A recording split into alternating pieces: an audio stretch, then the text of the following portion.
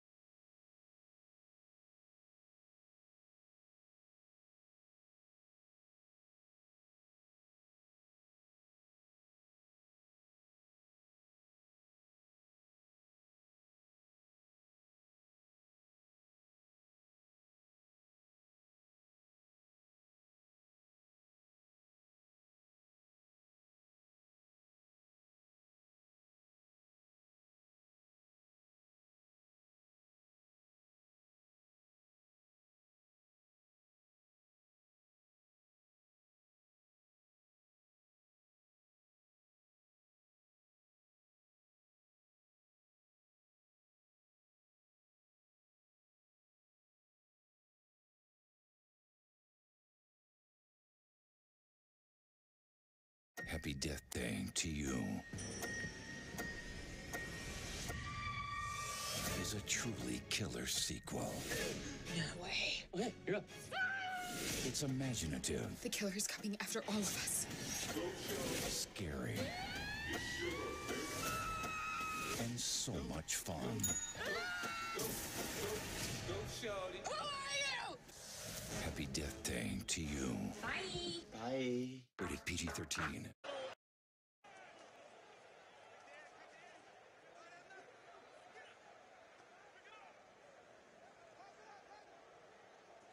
After the incompletion, here now, 3rd and 2.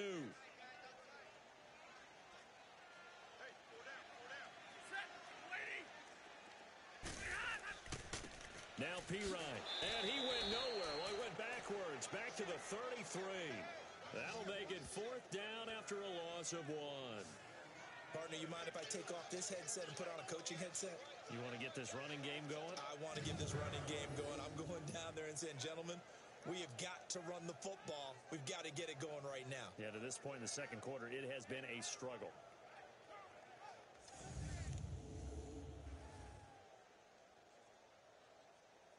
Here's Pat O'Donnell now as he's on to punt for L.A.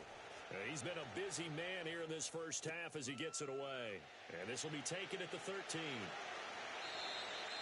Well, he wasn't too far from breaking that. Officially, give him 15, and the Bucs will get ready to go on offense. Now the Buccaneers offense gets ready to head back onto the field. And last time they got 3 points, but it was a chip shot field goal. And when you go to the sideline after a chip shot field goal, maybe the offense not too happy. It's a balancing act, isn't it? Because you're exactly right. They're none too pleased that they didn't punch it in for 6 points. But they also have to remember they did put points on the board. 3 points is 3 points. And in this league, you take points when you can get them. Not easily done. First down, Mayfield. Nowhere to go here. He lost the football. But it looks like a Buccaneer was able to corral it. Yes, the Bucs have it. Tampa Bay keeps the possession. On plays like this where the ball comes free, it's often unusual for the team that lost it to get it back. Because this is the quarterback. The ball gets away from him. Everyone else is trying to execute what they're supposed to do on offense. They're usually looking in the other direction, downfield, or have moved away from him. In this case, though, a teammate is able to come up with the ball.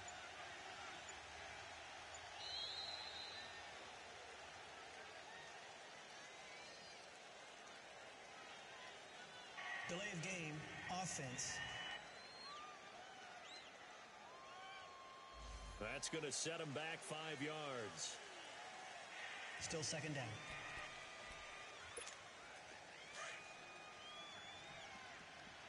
Detroit! Detroit!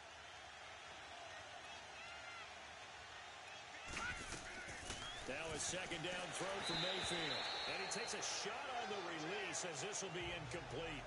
The pressure really ratcheting up. They get the sack on first down, then a near sack. They got to him there just as it was leaving his hand. Yeah, they might need to change their pass protection scheme a little bit. Maybe bring another guy into the backfield to help protect the quarterback, because that was awfully close. The Bucs on third down. They've been near perfect. 4 for 5 to this point. This will be 3rd and a mile. Throwing, Mayfield. He's got Fuller.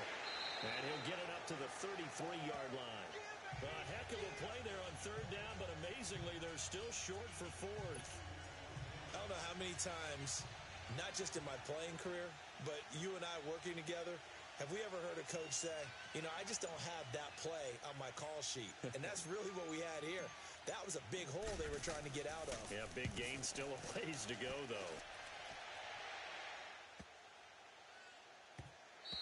And this is going to hit the goal line and continue on into the end zone for a touchback. DeAndre Hopkins and the rest of the offense heading back onto the field. You better believe that he's well aware he has 0 catches right now, and they're losing, so he's probably a little hungry. And you know the guys on defense are aware as well. And they're really excited that he has no catches, but they're also worried. Because a lot of times, that's like the ticking time bomb. The longer you hold him down, when he finally explodes, look out. Yeah, no catches, though, so far in this game. They'll run it now out of the gun. He'll get about 3 as he's taken down at the 23. They tried a quick hitter inside, but that one was swallowed up because what they're hoping, those big defensive linemen will take the bait and move laterally and open up a crease that they can run through. Didn't happen on that play. Now 2nd and 7 from the 23.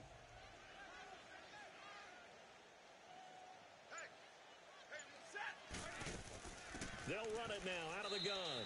Nowhere to go that time. Might have gotten a yard up to the 25. Well, we just saw a great example of what we talked about with his coach prior to the game. He's definitely one of the better linebackers at reading a play and flowing to make the stop before it turns into something big. The Rams on 3rd down. 0 for 3 to this point. They could use a conversion. This will be 3rd and 5.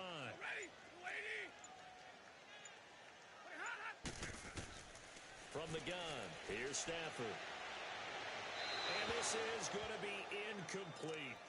Well, they've had a pretty frustrating first half here offensively, and then just continued there with that incompletion. Yeah, definitely frustrating for them, but heartening for the other guys. Those stop troops, they're enjoying things right now because they've made it very difficult for them throughout the half. A good return there, call it 13 yards. And possession will switch hands, 1st and 10. And Tampa Bay trots out there now. They're out in front. Last time they had to punt it away. We'll see if they can add to their lead now.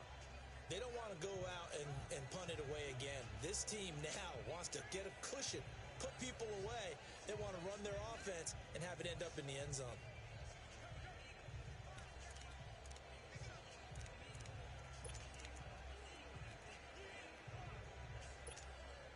The 4th down run successful. Now they look to pay it off on 1st down.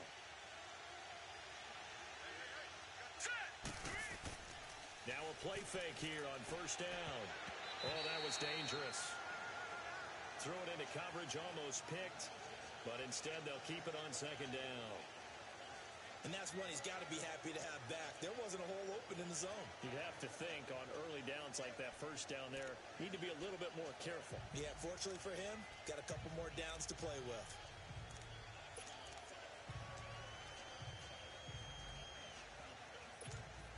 From the 30, they'll come to the line on 2nd and 10.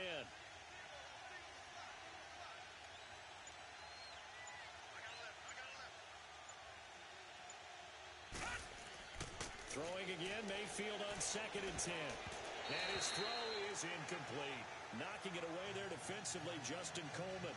You've always been very good about checking my math. Am I correct? That's the first time that it's been incomplete when they've thrown it to him? Yes, he had caught every other ball coming his way. So they feel like they've got something really good going there, and they're going to continue to go there until the defense makes an adjustment, takes it away. Well, they finally made an adjustment there. We'll see if they can build on that stop.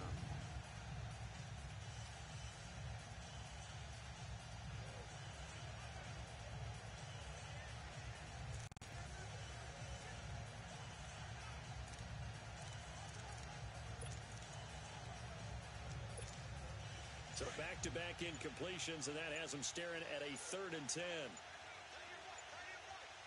All right, here we go. 3-19. And Mayfield just getting the play off. This is Riddick on the screen.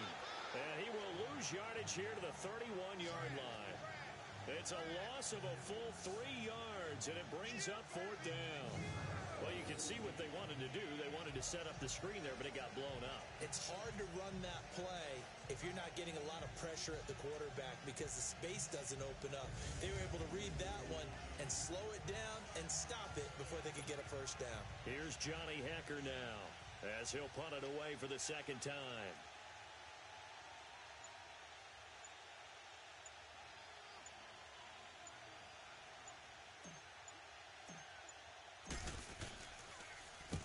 He gets this one away, and boy, it's another boomer.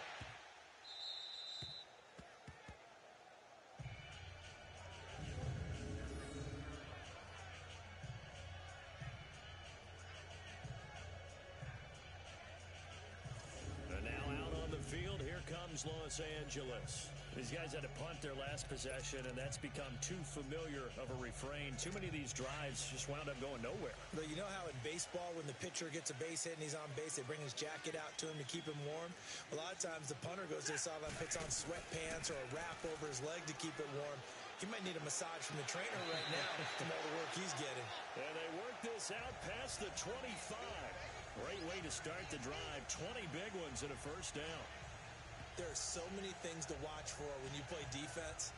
And reading your keys, you always hear about that, and having your eyes in the right place. Sometimes your eyes can fool you. How about that play action there? That sprang the big guy, didn't it? Able to dump it over the top to him.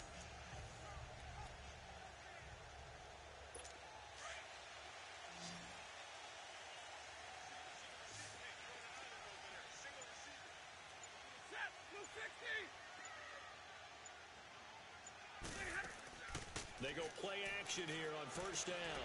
Quickly to Gronkowski. That's caught. And he'll maybe get back to the line of scrimmage, but no more than that. No gain there on the completion. 2nd and 10. The defense loves to hang their hat on that, don't they? You get a guy that catches the ball, but you stop him for no gain. Without a doubt, because they're also used to trying to catch people after the catch, and they miss. And that turns into what? A huge play. We've seen it so many times. In this case, though, catch was made, put down right on the spot.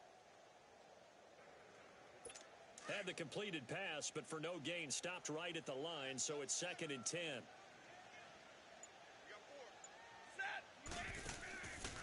They'll run it now out of the gun. And he will lose yardage here back at the 23-yard line. He lost 4 there, and it's 3rd down.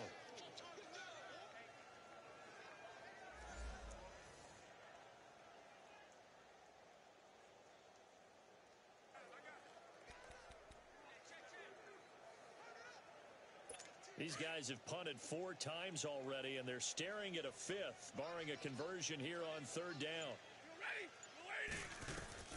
3rd and long. It's Stafford. Nowhere to escape, and he goes down. Myles Garrett with a big-time sack on 3rd down, and it'll be a loss of 7. That's a pretty darn good start to his season, huh? A sack in the opener, adds a second one here. That tells you about his offseason. He came in determined to have a big year, and it's paying off. So a change of possession here on the punt. And out will come the offense as they take over. And Tampa Bay trots out there now. The crowd may be losing just a little bit of the edge after back-to-back punts. They want some big plays. They want to see some offense. They want to see somebody break away, whether it's through the air or on the ground. Now it'll be interesting to see where the patience is on both sides. Each head coach, can you hang in there and not try and force something that could put your team in some jeopardy? And now Mayfield on the bootleg. And the Rams got it. They bring him down. K'Wan Shorn coming up the middle, gets him there for a loss of about 9. The amount of sacks that they've absorbed in this game is absolutely extraordinary. Let's just face it. This offensive line, flat out, cannot handle this pass rush. It's been demonstrated time and time again.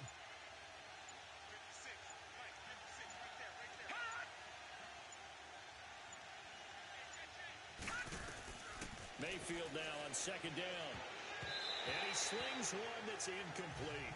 Greg Olsen was the intended target. And that takes us from 2nd to 3rd down. And Charles, got to like what this defense has been able to do these last couple of plays. Yeah, they get the sack on 1st down, then they force the incomplete pass. Now they're just a play away from getting the football right back, but it's a big play. They've got to hold up. The Bucs on 3rd down. They've hit 4 of 7. This will be 3rd and 19. Working out of the gun, Mayfield. He finds his target, Fuller. He's exceeded his receiving yards from a week ago, and we're still in the first half. It's a 1st down. So in the 2nd quarter, he's already up over 100 yards receiving now. And isn't 100 the magic number for a really good game for a receiver? So he got a chance to really shatter that and have a profound effect on this game. Now let's go! Blue 90! Blue 90! They just do get the playoff as he'll look to throw. And he'll be hit as he releases it, and that'll fall incomplete. Kind of a fine line when you're setting up the screen. You don't want to throw it too early and have the defense react too quickly. And you definitely don't want to throw it too late, and that way it's not formed perfectly. Got to make sure you hit it just right. After the incomplete pass, here now is 2nd and 10. They'll throw again. Here's Mayfield. And incomplete there. A nice hit. Jars the ball free and brings up third down. Didn't have a receiver open downfield, and as it turned out, couldn't even find his outlet man because of the coverage. It was way too tight, unable to find anyone open. Now they face a 3rd and 10 after back-to-back incompletions. Mayfield with it once more. Incomplete. He had his hands on it but couldn't pick it. But it's now 4th down. Not only was the call spot on, how about the execution of that defense right there? The zone was absolutely locked up tight. He was trying to force it in there on 3rd down. But if there's a time to force it, he felt like he needed to make a play, right? Yeah, exactly right. 3rd down, you got to try and find something. There's nothing available there for him. So make some room next to Tom Dempsey on the NFL's all-time field goal distance leaderboard. That's going to go down officially as a 63-yarder. Let's not forget about David Akers, Jason Elam, and Sebastian Janikowski, too. So now Matt Prater at 64 has got a little bit of company up near the top spot. That was one heck of a kick right there.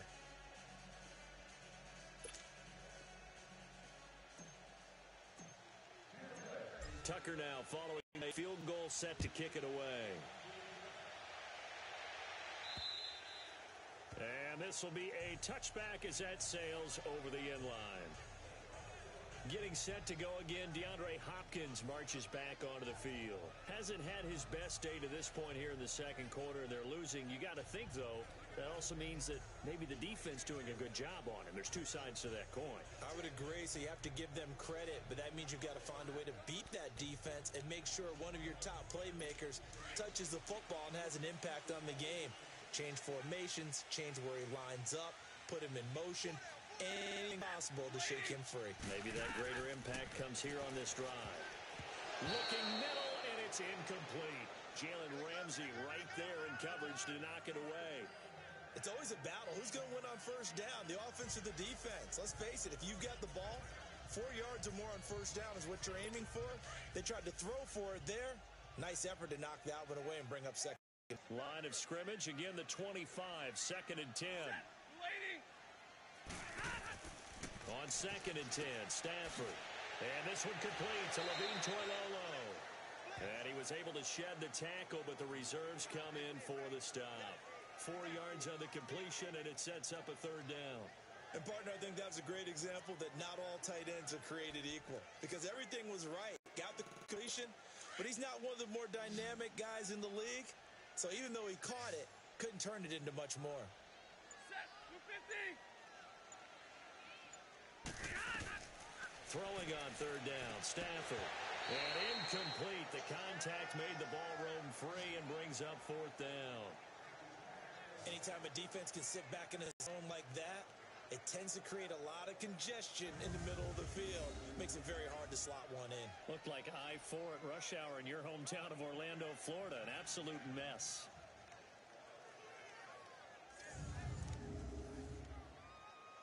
Here's Pat O'Donnell now. He's been terrific so far. Averaging over 50 yards a punt so far as this one's away. This will be fielded at the 17. So possession goes over here on the punt. And the offense will take over with a new set of downs. As the offense comes out, we put our Madden spotlight on Baker. Play of the drive, let's give credit all around. Excellent blocking. But the guy carrying the ball, he was the finisher. A really nice run.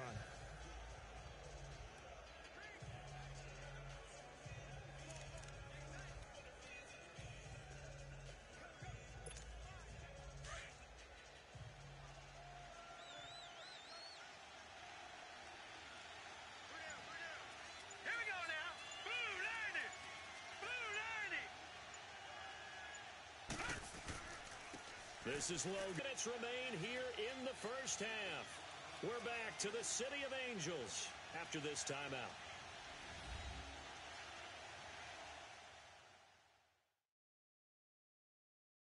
A reminder coming up at halftime, we'll head to Orlando. Standing by there, Jonathan Coachman. He'll have stats and scores from around the NFL in his 2nd week of the regular season.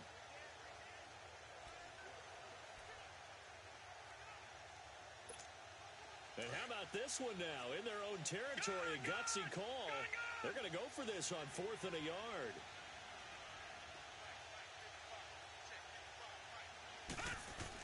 They'll run with a big man. This is Adams. And he's got the first down yardage as he takes it down to the 49. A big roll of the dice on 4th and 1, but it pays off. They convert. Oh, man. 4th down and 1, and you're on your own side of midfield? That takes a little bit of courage to pull off, but they went ahead and snapped it, and it'll work out for them as they get the first down. The 4th down run successful. Now they look to pay it off on 1st down. Let's go! Blue 90! Blue 90! A first down throw for Mayfield. And incomplete. Crisis averted. Almost picked. Instead, 2nd down. He's lucky to be getting that one back. After what they've done with him all day long, with all the targets trying to go after him, he's obviously gotten smart, and his pride has kicked in. Made a terrific play. An incomplete pass on 1st down. That leads to a 2nd and 10. Here we go now. Blue 90! Now Mayfield.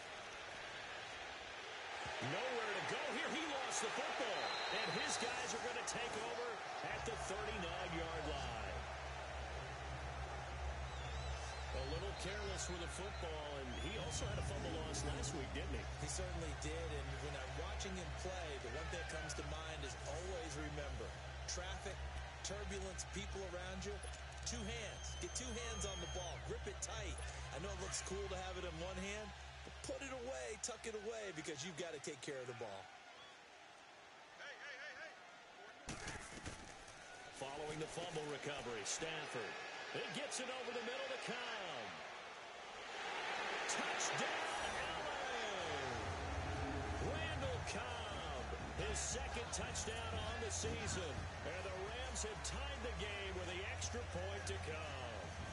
And that is the definition of yards after catch. They go short on the pass, and the receiver does the rest. Seems so harmless, doesn't it? To throw it underneath, a short pass like that. But boy, it gets dangerous in the hands of the right receiver as he makes a move and takes it the distance.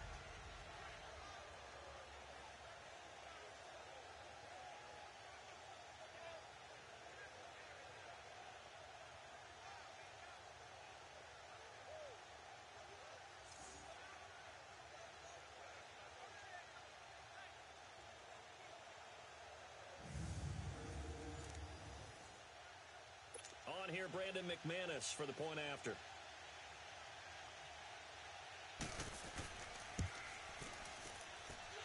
Extra point from McManus is good. And that will give him the lead here as we get on towards halftime.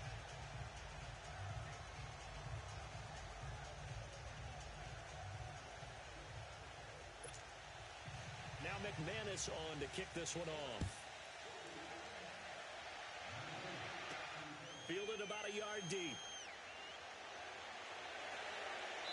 And the decision to come out is going to cost him 5 as he's taken down right at the 20. Now a look at Will Fuller as he and the rest of the offense gears up to get ready to go again. He's done his part, but so far it's been a losing effort, so they've got to fix something. But that doesn't mean changing anything, the way they're throwing the ball around and his catches and production. Keep doing that. They're going to have to fix some things likely on defense to try and slow down their opponents. But so far, he's north of 100 yards receiving. On 1st and 10, Mayfield. A hit as he throws there, incomplete. The one thing that I've liked defensively is that they've shown him a lot of different looks here in the first half. They've come after him. They've sat back. I think that's what you need to do to keep an offense guessing. And they certainly have kept them on their toes. That's why they haven't had much success on the scoreboard. After the incompletion, here's 2nd and 10 from the 20. A 2nd down throw for Mayfield. To the right side, and he's got more complete. 17 yards on the pickup there. The drive will continue. It's a 1st down. When you see zone defense and you know you've got a drag route on as your primary call, you've got to be really careful as a passer about how far you let your guy go because he might wander into some tough coverage.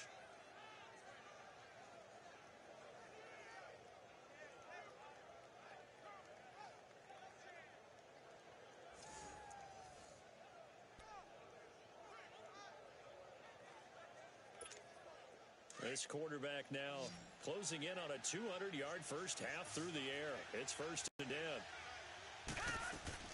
From the shotgun, it's Mayfield. And, he took that in one-handed. What a grab. 15 more there, and they're on a roll. It's another first down. First down now, but that clock rolling. Mayfield on first down.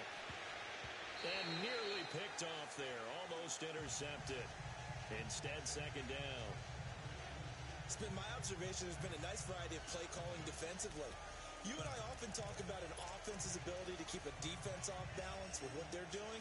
I think the converse has been true in this game. Yeah, I think you're right. They seem to have gone off tendency quite a bit, but only the second quarter, a lot of time to change things.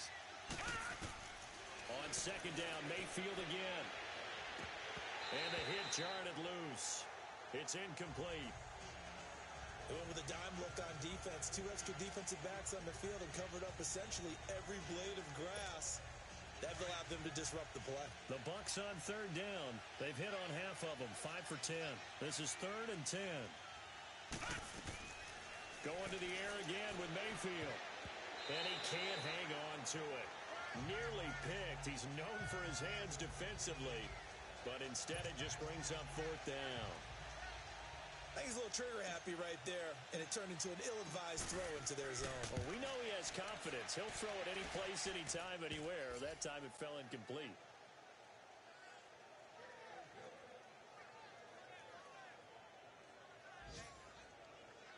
So you had to figure that sooner or later someone was going to top Matt Prater's record of 64, and officially this one will go in the record books at 65. You saw him lining up for this, and you just thought to yourself, you know, he couldn't make this. And sure enough, to be here to see it, that's pretty darn awesome. And they will not get a chance to return this one as it's through the end zone for a touchback. Getting set to go again as we look at the back, heading onto the field again. He's just been looking for some space. Yeah, I'm not going to pin it on him or the offensive line, but they need to get this run game going better. Sometimes you just have to credit the defense. They came in with a plan themselves. So I think now you try and mix things up a little bit. Get the ball in the hands of some other people, find some other playmakers, but always let the defense believe that he's still a threat. I was going to say, don't forget about it. No, don't take him totally out of the game. It's a loss of a yard there, and now second down. I like the strategy. Extra tight ends, extra beef. They want to run the football, but that means they probably want to run it inside. If you get strung out on the perimeter, you're in peril. Yeah, we saw the result, negative yardage.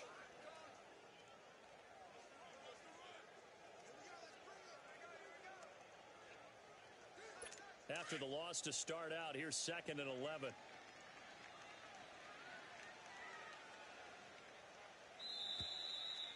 So we have reached halftime here with the visiting Buccaneers out on top. As we send you cross-country to Orlando, Jonathan Coachman is there and has our EA Sports halftime report. Okay, Brandon, we'll get you back to you and Charles in a bit, but first it's time for a trip around the NFL following an eventful opening weekend. Let's see what's happening in Week 2. We'll get started over at the Mercedes-Benz Superdome in New Orleans, where you see the final score there. Willie Snead, well over 100 yards receiving with 3 touchdown catches. From there, we head over to the West Coast. Check out the Niners at home at Levi Stadium. And you can see they trail the visiting Cowboys.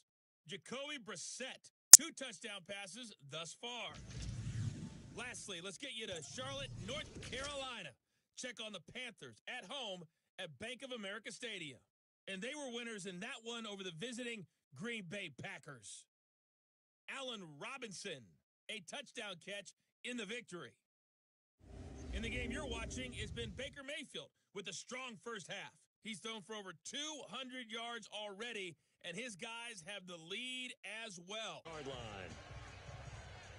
As the offense comes out, we put our Madden spotlight on.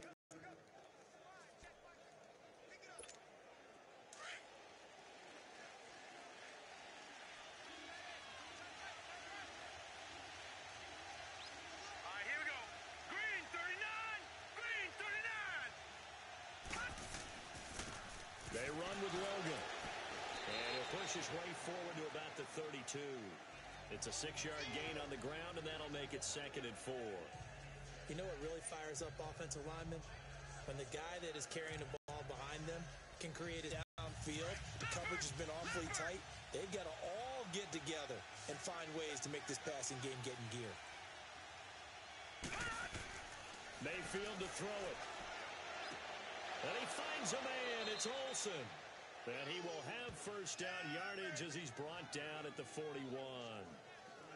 9 yards on the pickup there, and it keeps the drive alive. One of the advantages of zone defense, as I remember it, is being able to see the play develop in front of you. One of the disadvantages, when they find those levels where they can hit you with it. Sometimes behind the corner and in front of the safety, it makes it tough to defend.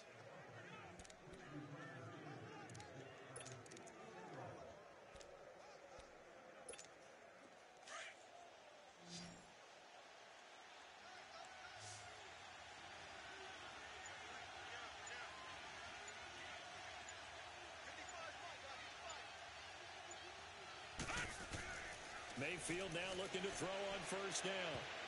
All incomplete. A turnover would have really helped there. Almost intercepted. Instead, it's just second down. We've seen these defenses make enough opportunistic plays to keep this one low scoring. Flying around, making plays on the ball, and we see yet another errant throw as a result. Here now is 2nd and 10, again from the 41.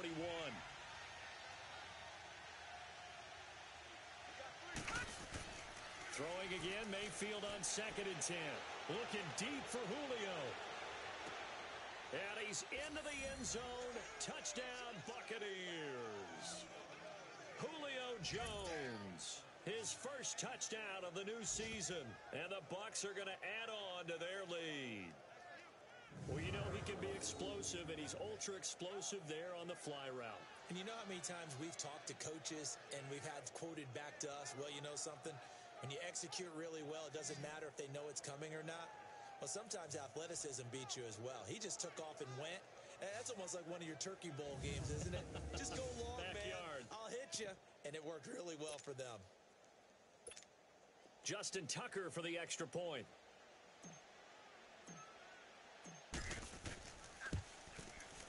Tucker able to connect on the extra point. And the decision to just kick the extra point winds up successful. 5 plays there on that drive. And it's all finished off with a touchdown by Tampa Bay.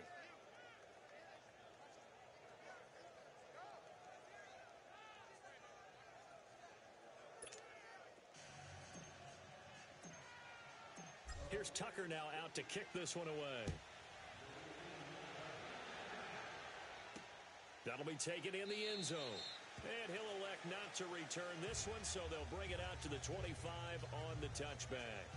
Now the attention turns back to the Rams offense as they get ready for their first possession of the second half. They're down in this game. A chance for the offense, though, to put something on the board, get some momentum here in half 2.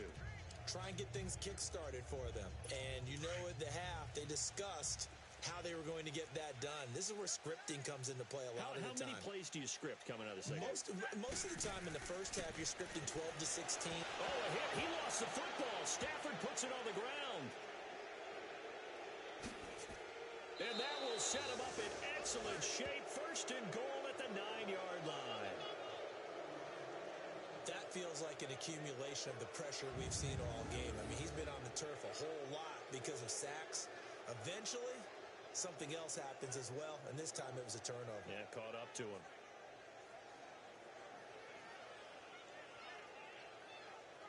Baker Mayfield leads the offense out for their next possession. He's been pretty solid, pretty consistent, just the one touchdown pass, but I think he's managed the game well, no? I would agree with you, and that's what you're looking for out of your field leader, making sure that you're playing well and not making any big mistakes. Oftentimes, that's how you're judged. How big a mistake and when it occurs. No interception so far. They'll like that. And he's into the end zone. Touchdown, Buccaneers. A great effort there. His first touchdown here of the new campaign.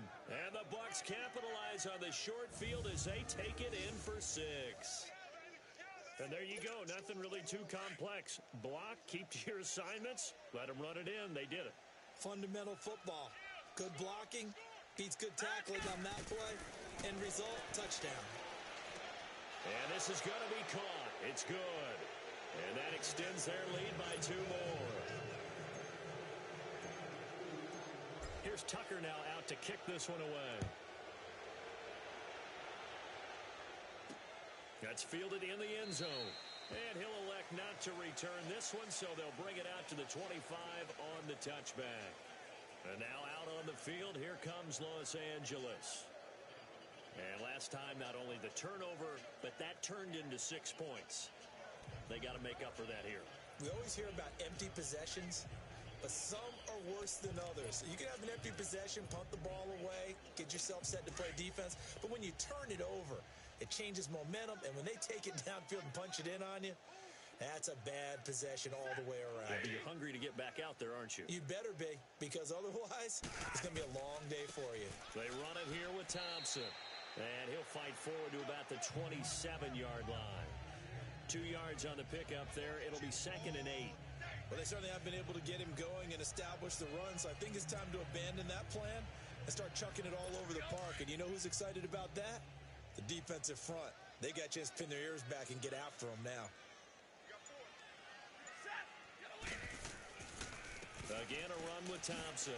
And he will lose yardage and be backed up to the 24. He'll wind up losing 3. And now it's 3rd down. But if these guys are going to chop into that deficit, they're going to have to do a much better job in the run game. Caught behind the line of scrimmage, no yardage to be found.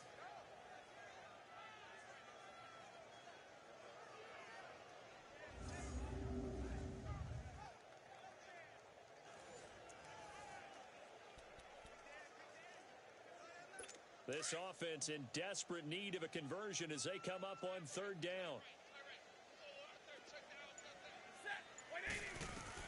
To throw on 3rd down, Stafford. And he's got an open man. It's Gronkowski.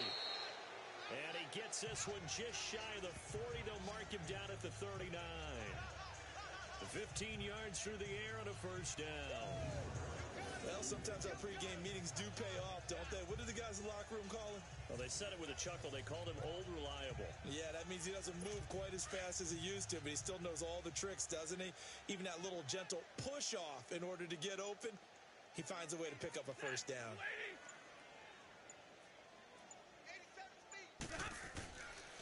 They'll run with Thompson.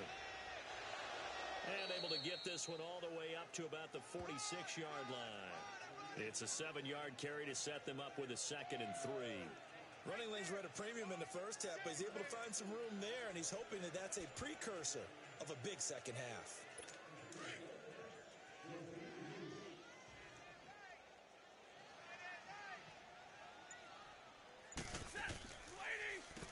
They run a draw here on 2nd down. And that didn't fool anybody. He's going to be dropped in the backfield.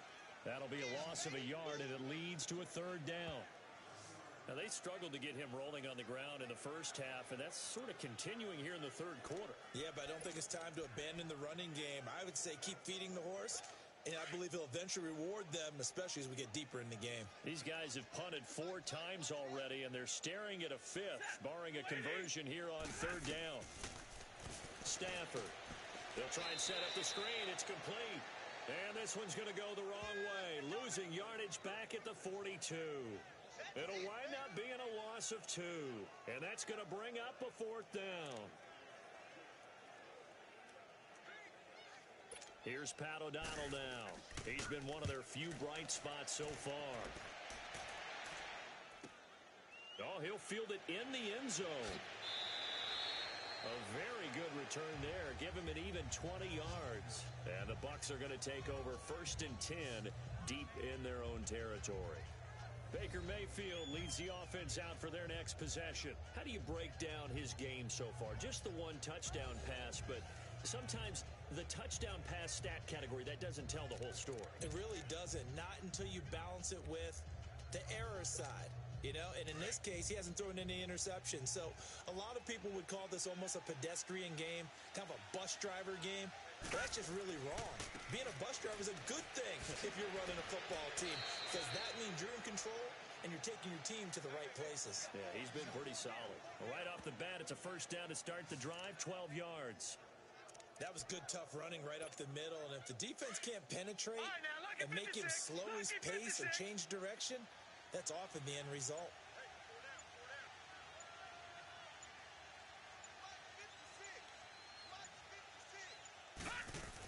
Right back to him on first down. He takes this for 3 to the 29.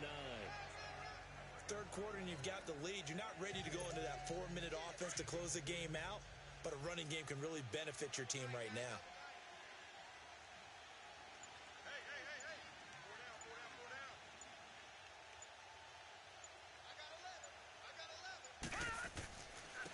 On the carry, it's Logan.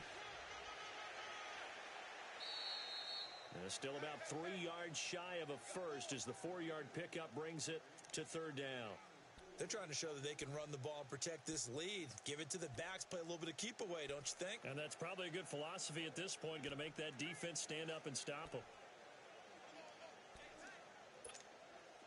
And on third down, a nickel formation here defensively. Set! Green 39! Green 39! Mayfield on play action. Oh, the ball comes out on the hit, but they'll say it's incomplete. I think he had to unload that one before he wanted to. He was right up in his grill. I think he was a dentist there without a license, don't you? Just not enough time for the play to develop. Just lucky it wasn't a fumble, really. On is the punter, Hecker, as he gets this one away. Oh, and what a play on special teams here. This is going to be down inside the 5, all the way down at the 2-yard line.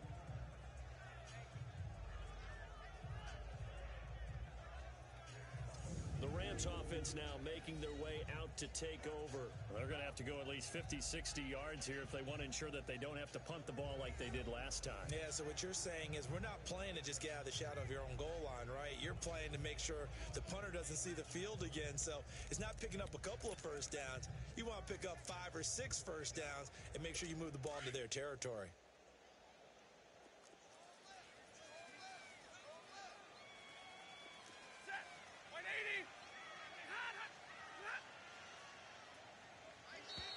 Now contact up front as penalty markers come in. Who is this against? Neutral zone infraction, defense.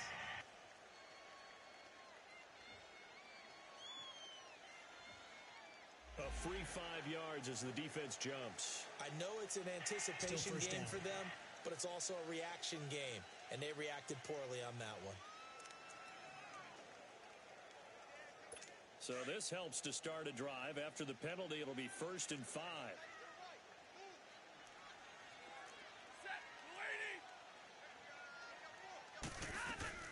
Out of the gun, Stafford. He gets it into the hands of Gronkowski, complete. And he gets it up to the 10-yard line here. The completion good for 3, and it's 2nd down. Well, they're unable to convert that into much, but it's never a bad idea to try to get the ball into a tight end of his caliber's hands and see what kind of disruption he can cause.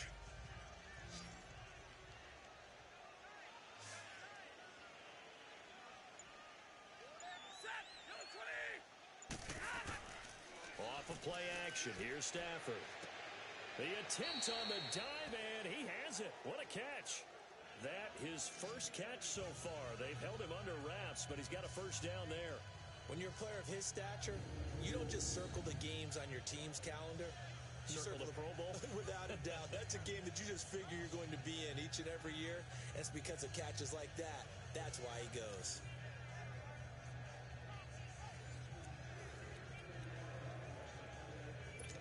Stafford now 11 of 15 through the air. Here's 1st and 10.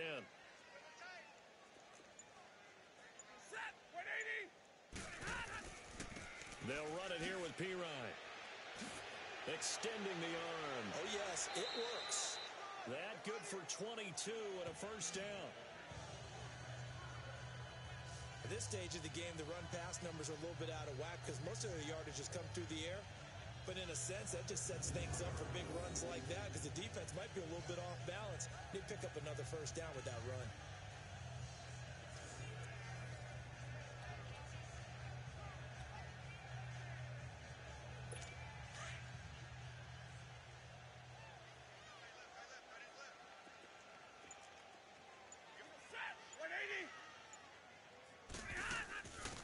run it now out of the gun. And a minimal gain here as he's up to about the 47-yard line. Give him a couple on the carry there, 2nd and 8. Sometimes with the running game, you've just got to stick with it. Look, it's the third quarter, no time to panic. But that also doesn't mean you just do it the same way you've been doing it the entire ball game. Maybe change up some blocking assignments or run a few different plays, but stay with the overall essence of the running game.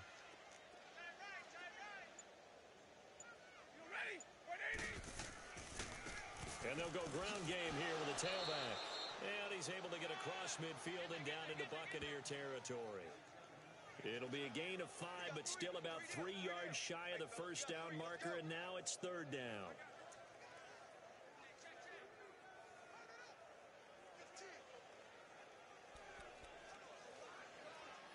This offense in desperate need of a conversion as they come up on 3rd down.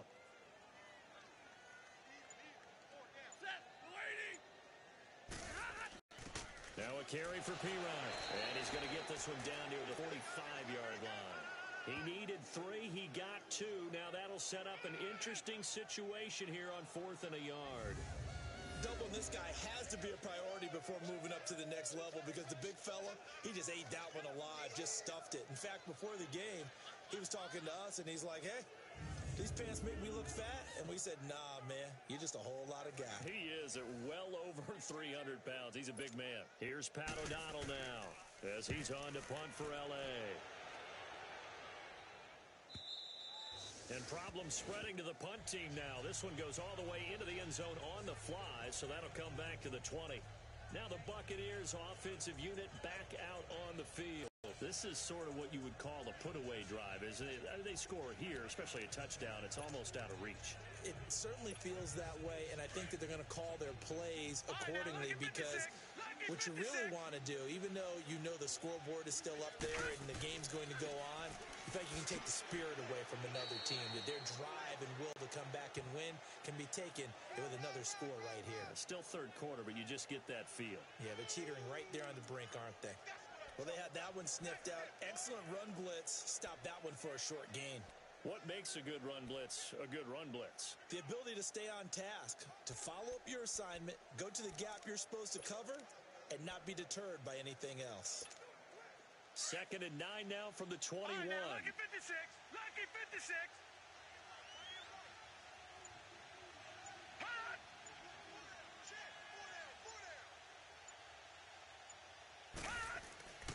Play fake. Mayfield. And he almost intercepted it.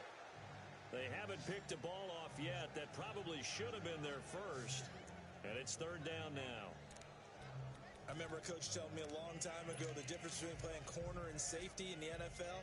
Corner is like the Autobahn. Everybody just flying by, and these corners have been really busy in this game, although they got it done on the last play. On the last play, yes, but there have been some good numbers put up against them offensively.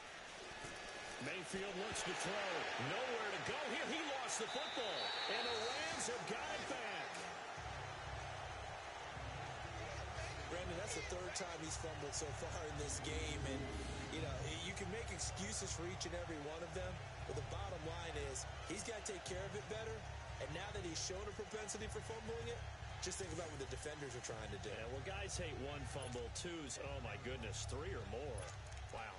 Just doesn't make any sense, does it? And the Rams now coming out on the field. They were forced to punt last time, and I doubt sincerely that they'll have to punt here because they're gifted with terrific field position. I don't even want to think about the idea that they would end up punting starting with this type of field position. Neither do they. Great starting. And a big loss here as he's taken down. Jarrett Davis in there to get him his 2nd sack now of the afternoon. Well, there's still time to rectify this situation because the silver lining, they took a sack on 1st and goal. But that close to the goal line, that still definitely hurts.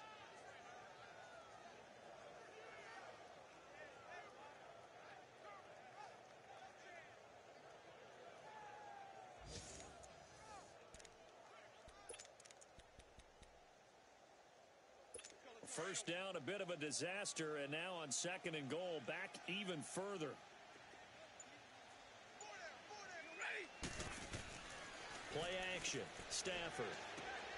Quickly to Gronkowski. That's caught. And he'll wind up losing yardage here back at the 21-yard line.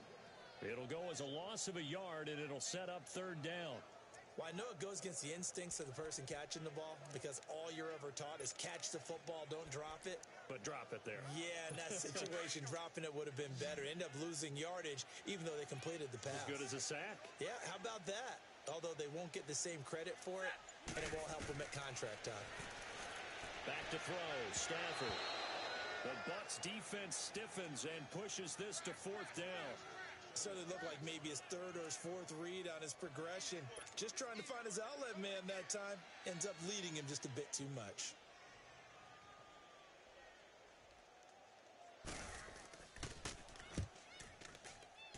And McManus able to put it through, and that will close the gap down to 14. So not sure how they feel about that. They had golden field position to start the drive after the fumble recovery, but they went backward and then got three. Well, let's go from gold to silver, because the silver lining is they got the three, right? You were talking about the golden field position. They didn't take advantage of it. That has to feel like a letdown. You always stand ready to pounce. Always. That'll be taken in the end zone. And he's up past the 20 to the 22-yard line.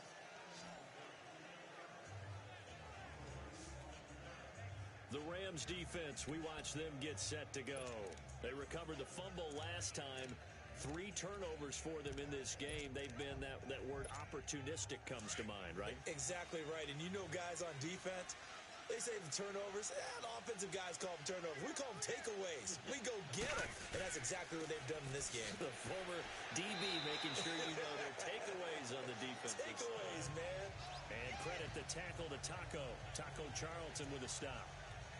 And as a defensive end, getting off the ball quickly, swarming to the football, making a tackle, that's what we saw right there. Yeah, that's what their job is. And really, a lot of the time, they have to throttle back a little bit in the run game because you know those defensive ends, they're like in a sprinter stance. They're just headed straight for the quarterback. That was good recognition on that play to hold them to no gain. They'll run again with Adams. And he'll go down right at the 30-yard line. 8 yards on the ground there, and now they're looking at a 3rd and 2.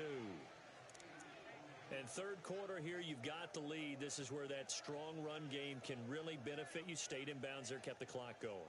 I like all the points you just made there. And if you throw the football and it's incomplete, now you've stopped the clock and you've helped out the guys on the other side of the ball. So keep it in the hands of those runners. Keep moving it. Keep grinding clock.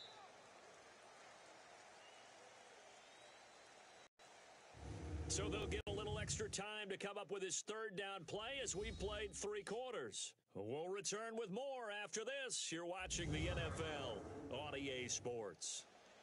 Back now in Los Angeles. It's the Bucs. They've got the football. They also are in front here on the scoreboard as we start the 4th.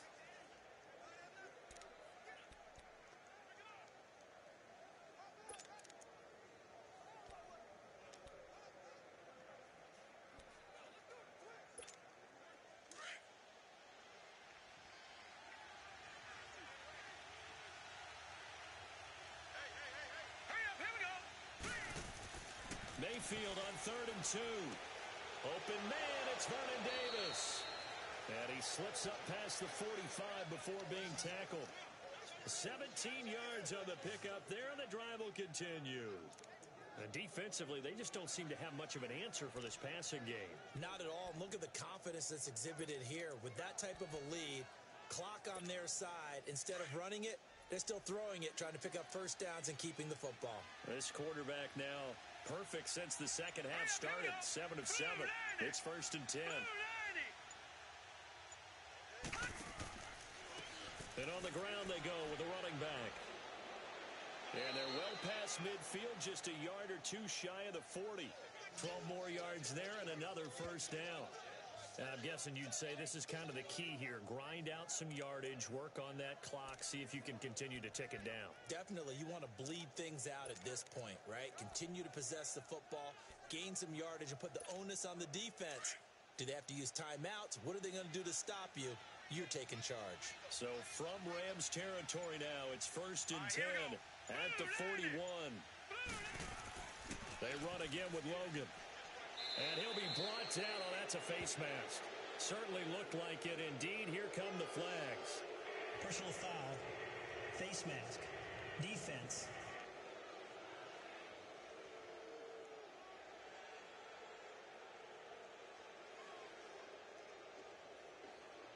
They're down here in the fourth, and that personal foul penalty is not going to help. No, in these types of situations, players will tell you that's extra intensity. From where we sit, it's actually frustration. Not a good play. After the penalty, a fresh set of downs. It's 1st and 10. Here we go now. Green 39. Green 39.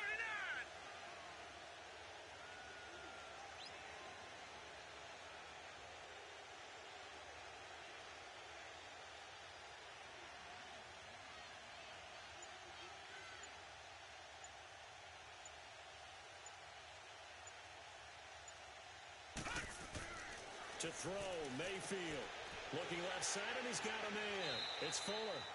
And he'll wind up losing yardage here back at the 21-yard line. That's going to go as a loss of a yard, and it'll be 2nd down. A pass for negative yardage, obviously no good. Maybe he shouldn't have thrown it, or maybe he shouldn't have caught it. And I think we were seeing it at the same time, weren't we?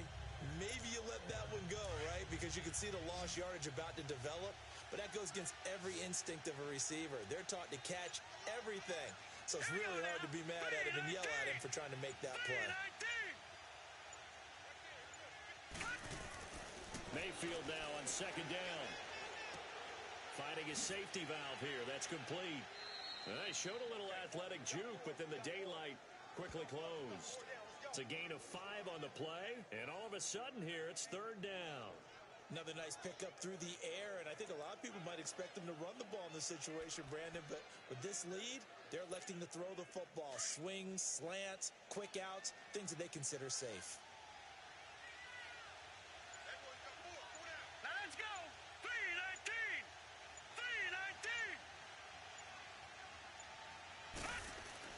On 3rd down, Mayfield. It's caught. Jones. And he can't quite get there. Tackled down at the 1.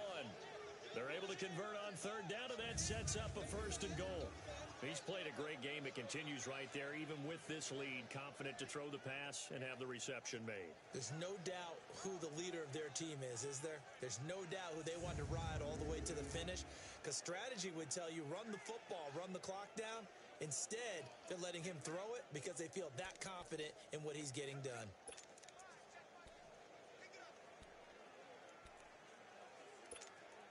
A good chance now to put this game on ice. This is 1st and goal.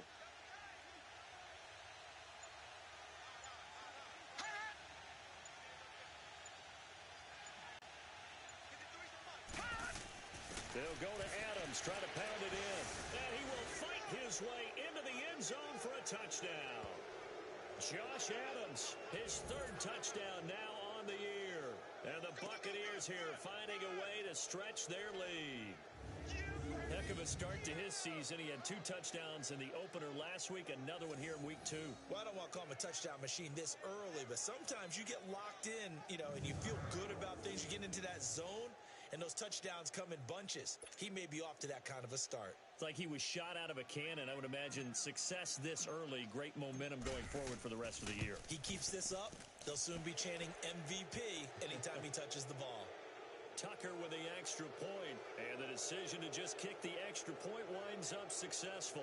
So that drive in total 8 plays, and it ends with a 1-yard touchdown run.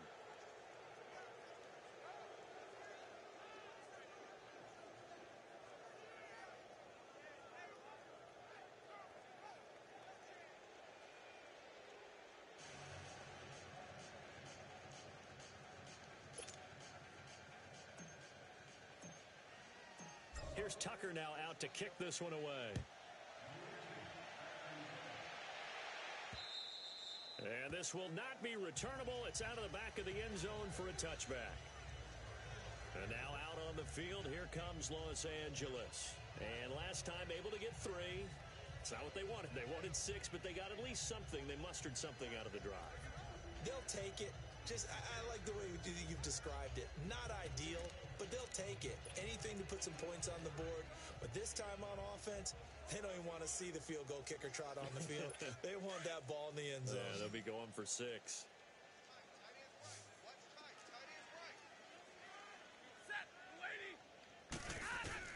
Stafford on first down. Gronkowski's got it on the crossing route. And he'll have it past midfield almost to the 40 before being taken down. A very nice pickup of 33 yards. You cannot write these guys off just yet, not with a quarterback like that under center. You mean it actually crossed your mind with him running the team that you could actually maybe write this game off? Not yet. Not a chance. Not with him. We've seen it too many times.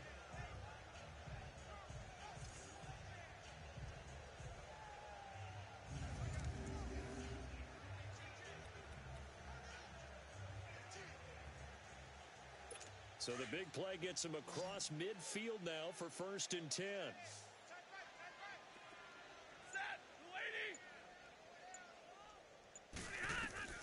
On first down, Stafford here. He couldn't quite hold it. Got hit. Ball pops out. Incomplete. Another wayward pass. You know, things started out poorly in this game, and to be frank, they just really haven't gotten much better. And all that does is embolden a secondary. They feel good about what's going on, and they just play better and better.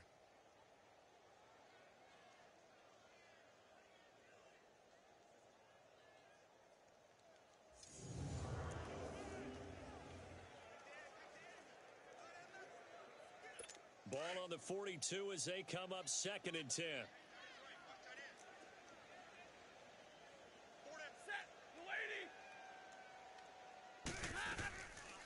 They'll run it now out of the gun. Absolutely nobody fooled there. He's going nowhere fast as he stopped behind the line of scrimmage. It'll be a loss of a yard, and that's going to lead to a 3rd and 11. And the trend continues here in the 4th like it was in the 1st, 2nd, and 3rd. He's had nowhere to run. And you're probably thinking to yourself, why do they keep feeding him the football? Well, they trust him first and foremost. They do believe that over time he might actually pop one of these runs. But bottom line is he takes care of the ball well for them, so they'll keep handing it to him. And he'll go down shy of the 40 at the 41. 2 yards is all they'll get on the completion. It's 4th down. You got the big lead defensively, willing to give him that underneath stuff, right? And this is why you work on your tackling. Tackle them after the catch, inbounds, keep the clock running. Just go ahead and bleed the game out that way. Desperation time for Stafford on 4th down. And it is incomplete. Boy, it looked like he had it and dropped it. And the Buccaneers defense holds and they get the football back. Well, that's another mistake there on the drop pass on 4th. And we've seen him do things like this all game. It's not hard to figure out why they're down by that deficit. They haven't made plays that are going to keep them in the game or win the game all game long. That's another example right there.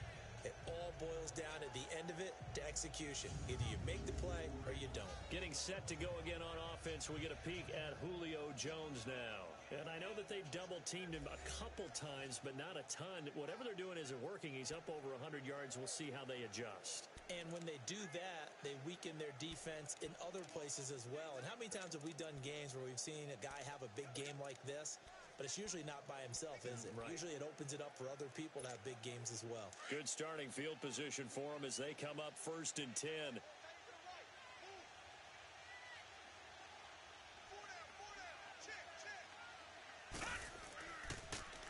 Now they'll run it on the toss. And he'll push this forward only to about the 42-yard line. 2 yards on the carry there. It'll be 2nd down. Well, Brandon, pace comes into play now because they've got the advantage. They've got the football, but they've got to be very careful about what speed they're going to play. You know, my music teacher back in New Paltz, Mrs. Bythema Bagley, used to say, don't go prestissimo when you really want to go largo. And what she meant by that is don't go too fast when you really want to go at a nice, slow, deliberate pace. I am speechless. I am without speech. 2nd down, Mayfield. To the sideline. Wow, what a catch. Doesn't get a lot out of it, but he is able to keep the feet in bounds. Only 3 yards on the catch. It's 3rd down. They should have gotten more out of that, though. He was wide open. I love how emphatic you are with that call because that's exactly what I was thinking. Wide open in the flat. Give him a ball that he can use to get upfield with, not just catch and go over the sideline. They cost themselves some yardage there. All right, here we go. Green 39, green 39. Mayfield from the gun on third down. And down he goes on the pressure from the Rams defense. Oh, free safety blitz. That can be a gamble, but it proves fruitful there. Yeah, you're exactly right about the gamble because oftentimes the free safety is the last line of defense against a long pass. And when he comes at the quarterback, he'd better get home and make the play. Otherwise, a big play could result for the offense. Here's Johnny Hacker now as he'll punt it away for the 4th time today.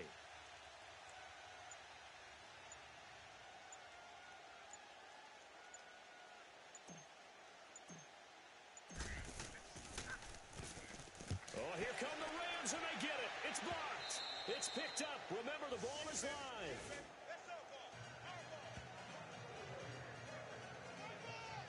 Applaud the play. That tells me the effort is still there. They have not folded 10, decided this game is over, but they're in a really precarious situation even after that big momentum swing. Yeah, I think the 10's pretty much folded, but like you said, they haven't given up yet, right?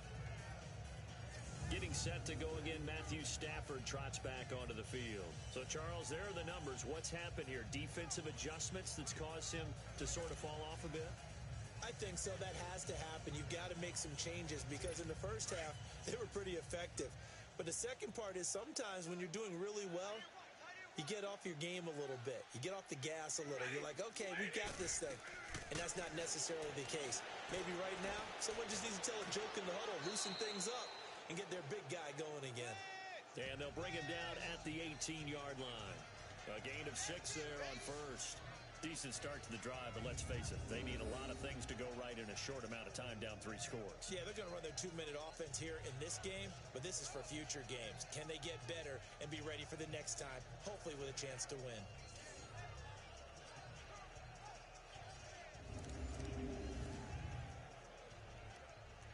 Six yards was the pickup on the last completion, so here's 2nd and 4.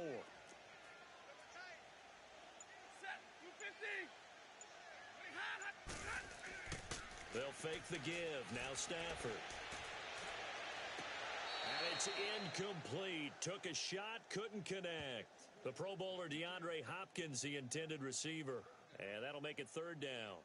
This defense is continuing to contest every deep ball that is thrown downfield. And look, it doesn't matter whether you're playing man or zone. Eventually that becomes man on man, and you've got to trust yourself and go up at that moment of truth and make a play on the football. The Rams on 3rd down. They've been stymied left and right. Converted only 1 time. This is 3rd and 4. From the gun, here's Stafford. And that is incomplete.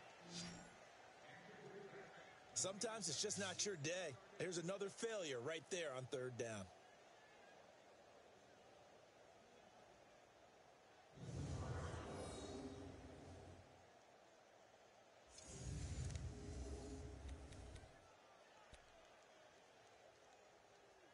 They're already slim hopes are going to ride on this one. They'll go on 4th down. Set. Blue 60. As expected, they're going for it to keep the drive alive. And this is incomplete. No luck for the Rams as they fail here on 4th down. And the Buccaneers defense holds and they get the football back. And he'll have a tough time living that one down. It's one thing, Charles, to drop a pass. It's quite another to drop it on 4th down. And so many teams work on that in terms of locking in on those key downs. You know, you and I both been to practices where we've seen, hey, 3rd down situation, big 3rd down alert, lock in here, 4th down play, make sure you focus just a little bit extra. It didn't pay off in that situation.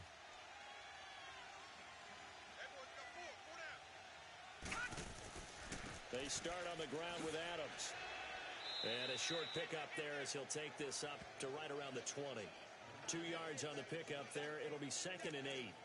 Bottom line, they want to keep this clock rolling, so they'll take that one right there. They just want to keep falling forward, and they want to put the onus on the big fellas up front in order to bring this one home.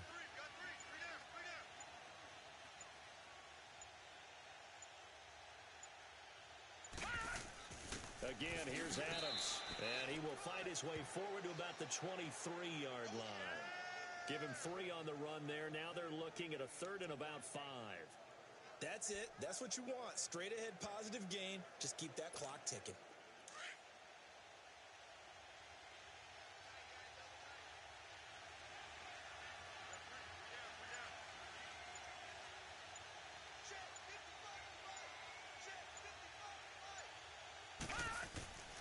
On 3rd down, that's Adams. And he takes this up to the 40-yard line before being corralled. And give him 17 yards that time as that'll move the chains. Brandon, when a defense just simply can't get off the field on 3rd down, and we all know how important that down is for both sides of the ball, you often feel like you're just a step behind whatever they're doing offensively. And one of the differences in this game, no doubt, 3rd down conversion, and that is going to be a story they'll talk about after this one.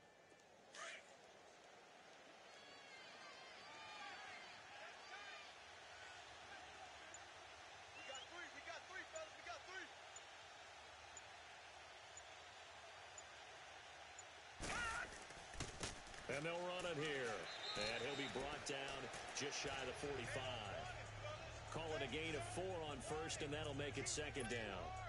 Looks like they're establishing a pretty good pattern here because they've been very heavy in the running game on the last 4 plays. Yeah, you took the words right out of my mouth. So far, 4 plays in this drive, all 4 on the ground.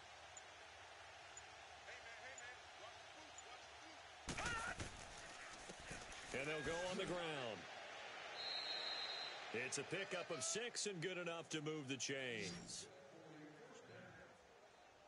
I have to chuckle to myself a little bit, Brandon, because right now I could be in that huddle with that offensive line. I know exactly what they're saying.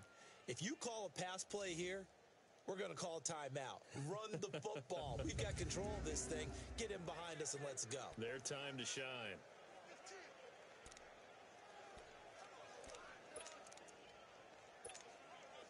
Not totally home free yet, but it's looking good as they come up 1st and 10.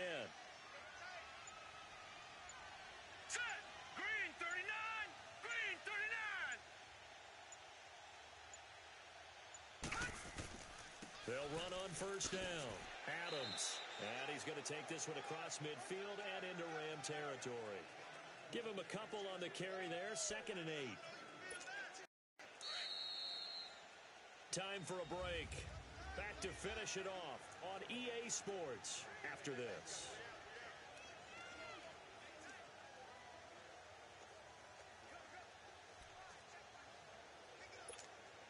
So it's Buccaneer football as we welcome you back.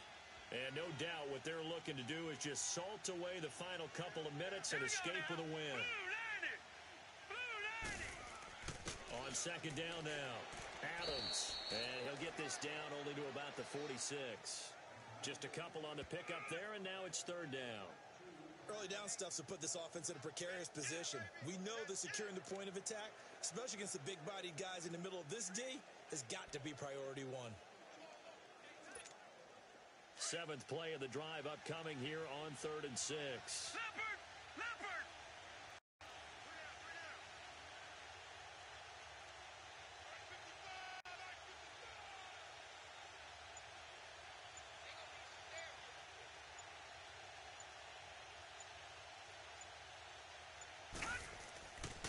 They run the counter. Adams. And he is going to lose yardage here. A loss of a yard, and it brings up 4th.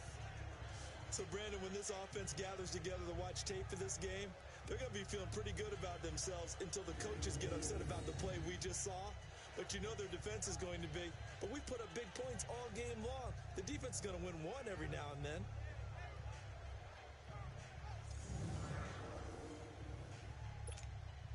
Now Justin Tucker. He has hit from 61 in his career, so he has the leg for this. This was the old NFL record distance for decades, a 63-yard attempt.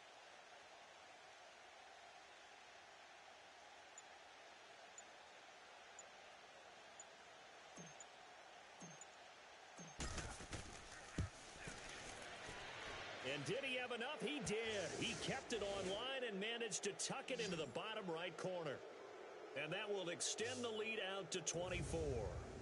So it's 3 more points, and that widens this thing out even further here in the fourth. And you know in this league, you can never have enough points, but this widens it out, as you said, and now it's all about ball control, isn't it? Tucker now following the made field goal, set to kick it away. Here comes Cobb. And a good return as he'll be stopped just shy of the 30-yard line. They're all through now, by the way, in Santa Clara. And the Cowboys have wound up winning that one. Jacoby Brissett, 3 touchdown passes to help lead the way. And now out on the field, here comes Los Angeles. They've lost this one. Their offense has struggled. Do they try to put together something here at the end just to take into next week? Yeah, sometimes teams want to do that, and coaches want to. I remember one time I was on a team, and we were losing late in the game like this, and you knew it was lost. It was over, right? And the coach called a running play and pretty much said to everyone, I want to see something executed well before we get out of here. And that was the message to the team. Just something. Maybe we can look at that and say, we'll get better as we go forward. Able to get 7 on that first down pass play. 2nd and 3.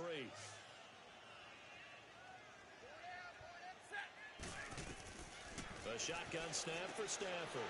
And Gronkowski's got it. Complete over the middle.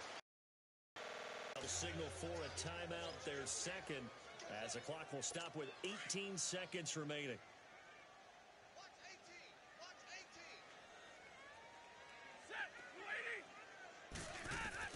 On 1st and 10, Stafford. Looking for Benjamin, but it's intercepted. Picked up by Jalen Ramsey. And the possession is theirs at their own 43-yard line. This spot in the fourth quarter with that deficit had to throw the football. Unfortunately, there's the risk of big turnover.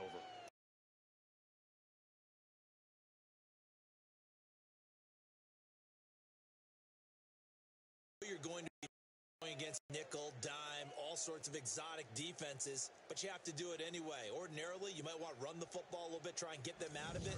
But as you noted, this time of the game, this point on the clock, to throw it.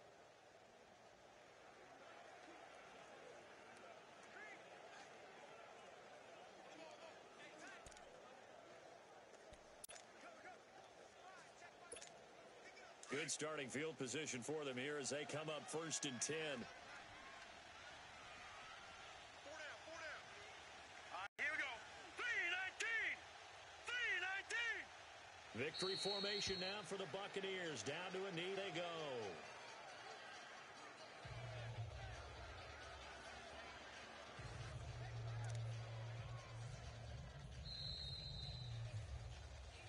A road win in the National Football League. Charles, you never take that for granted no matter who you're playing, no matter where you're playing. You take it and you run with it. And you know you prime the pump all week in your own home facility. No one thinks we can do this. Only people who believe are right here in this room. And then you go on the road, band together, and get it done. So for the Buccaneers, it was a great all-around performance as they come out of this one with the victory. And they will head home next week to take on the Minnesota Vikings. Meanwhile, for Los Angeles, they will fall to 1-1. And they will be at home next week to take on the New York Giants. Thanks for tuning in, everybody. Alongside Charles Davis, we thank our entire crew. I'm Brandon Gaudin. This is the NFL on EA Sports.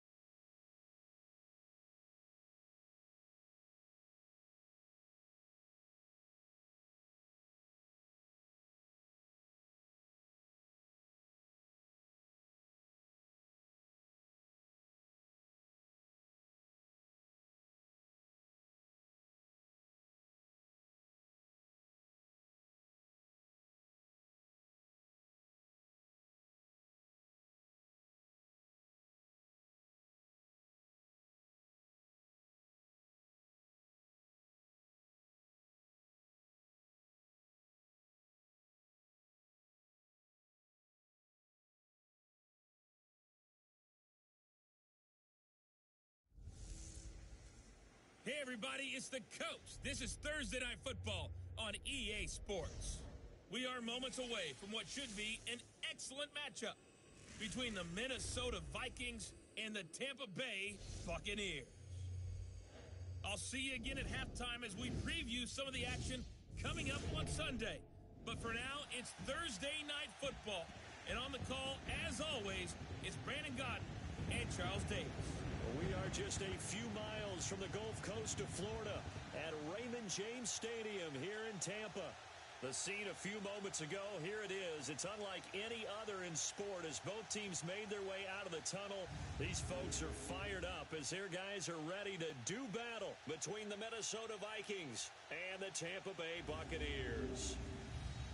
Hi again, everyone. Brandon Gaudin alongside Charles Davis. And Charles, you take a look at this Buccaneer ball club. They were winners last time out, so they'll be looking, Charles, to make it 2 in a row. And what I enjoyed when I watched their game tape and their victory last week is they put it together in every phase. Good offense, good defense, and some key plays on special teams. Let's see if they can get that second win in a row. Meanwhile, for our visitors, the Vikings, they come in at an early crossroads here, facing a tough opponent on the road where a loss would make them 0-3. And when you start that way, doubts really start to creep into a locker room, and guys start to battle each other instead of worrying about winning games.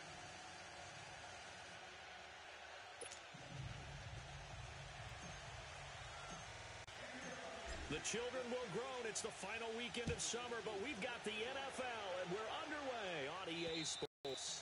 And that'll carry over the back line of the end zone for a touchback. So here's the Viking offense making their way out. Orchestrating the offense will be their versatile quarterback, the Hawaii native, Oregon Duck product. Of course, that's Marcus Mariota. And frankly, this is the type of game that a great quarterback relishes because 0-2 on the road, everything's against him and his team. No one can expect them to win. Sometimes you band together real tight in that situation, and if he plays really well, they've got a chance to get that done.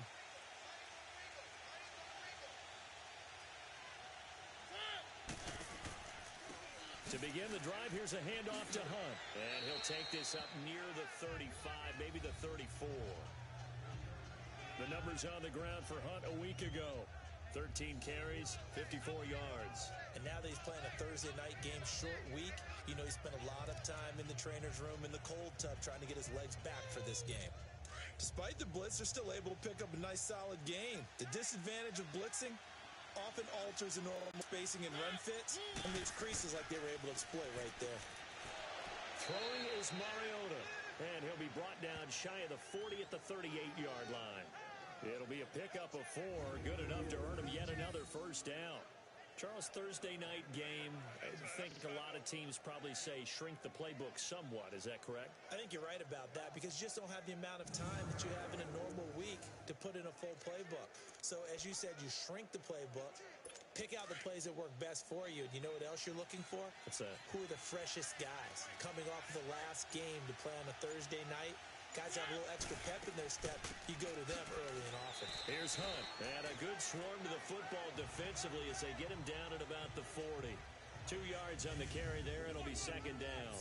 And this O-line, it is the lifeblood of the offense. They establish the tone. Mean, nasty, physical. They can't wait to get after people. That allows the rest of the offense to feel confident.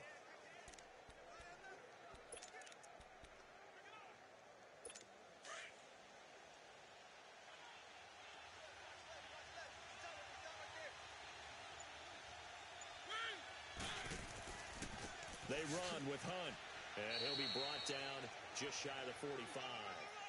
The tackle made there by Jared Davis. A look at the Buccaneers starters now on defense.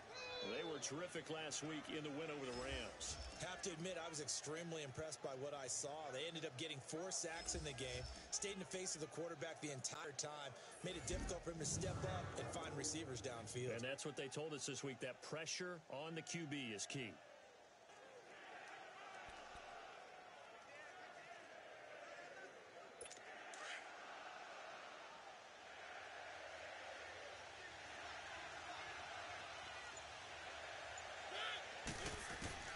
Mariota from the gun on third down.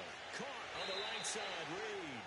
And he'll get it out a couple yards shy of midfield at the 48. They get only 4 that time as that leads us to a 4th down.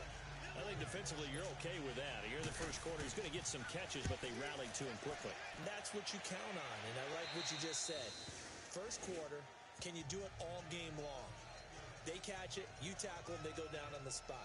Because when you're able to do that and you don't give up big chunks of yardage after the catch, now you put the offense in a position where every series they have to work hard to pick up first downs, and you tend to stall them out when you do that.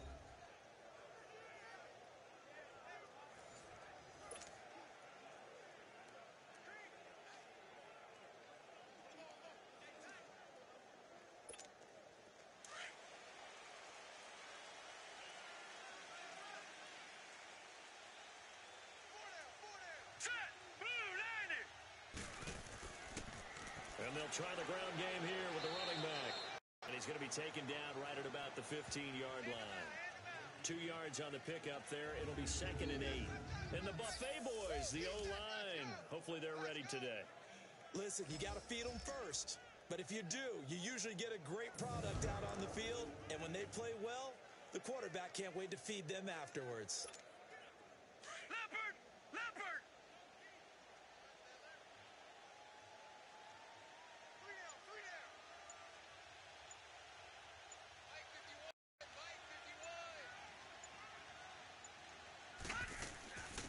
They'll run it now out of the gun. And a short gain across the 15 to the 17-yard line. Just a couple on the ground there, and that's going to bring up 3rd and about 6. This is how they will line it up defensively for Minnesota. They come into this one down at the 27th position in the league, Charles, against the run. And being able to set the tone early in this game, because when you get down to it, it's that sign that we saw in their football facility when we visited with them. The one that said no explosives, no big plays, no chunk plays. That's what they've got to take care of.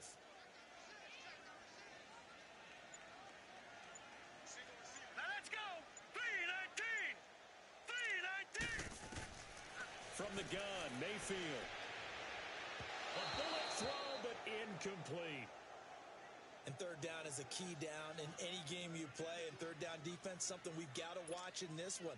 Got to be effective on the passing downs. That's a pretty good first step right there. So on 4th down, here's Johnny Hecker to punt it away.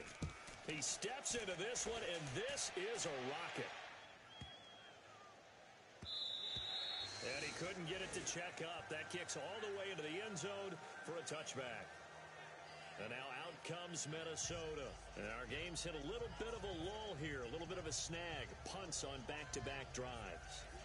And old school coaches don't necessarily mind that. Didn't turn it over, right? Didn't create a big play for the other team. Right now what you're looking for is, can you gain an advantage in field position? And that's what both teams are seeking right now. Yeah, they'll be seeking to gain that advantage here on this drive. They'll begin the drive with Hunt. And he finds some space past the 25 to the 27. A solid run on 1st down. Gain of 7 leaves him with a 2nd and 3. You often say that sort of opens the playbook now, 2nd and short. What do you think, early shot here? I like where you're going. Obviously, we've been together for a while because you know me. I want to take that shot early and loosen things up.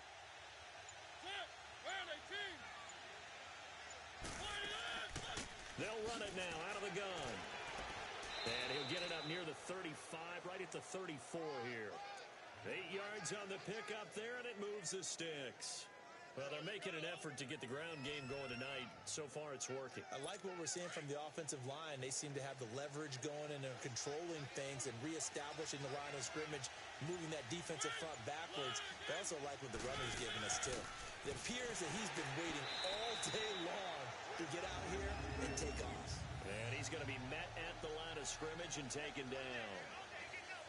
Big boys down there in the trenches, and a nice play to stop them. Hold, nothing there. Yeah, when you talk about big boys, you're talking about those defensive tackles, those nose tackles.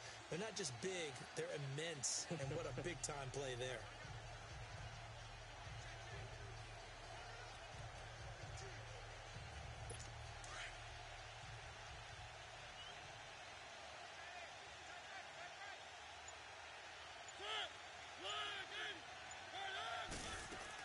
They'll run it now out of the gun. And here's another tackle made at the line, so they're converging well on the football now. Sean Lee, the Pro Bowler, there for the tackle. Well, that didn't appear to be a run blitz. He just darted in once he saw the run develop. That appeared to be a case of see ball, get ball. Mariota. He's got his man, Boyd.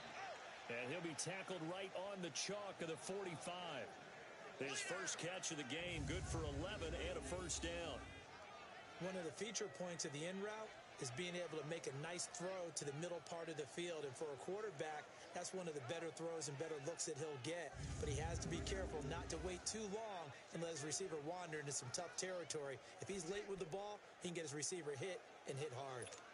So after 2 first downs, they get another here. 1st and 10 at the 45.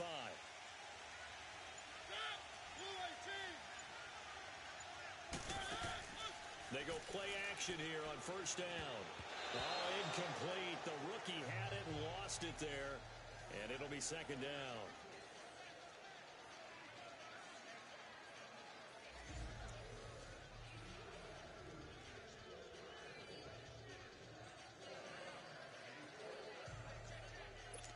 So now 2nd and 10 after the incompletion on 1st down.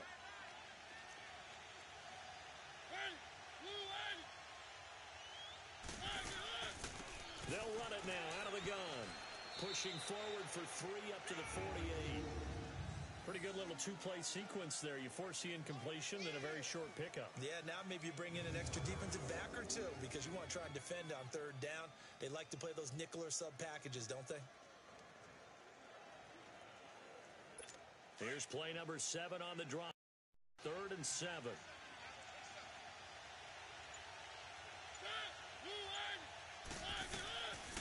Working out of the gun, Mariota. And down he goes, a Buccaneer sack. Sean Lee with a big-time sack on 3rd down. And it'll be a loss of 7.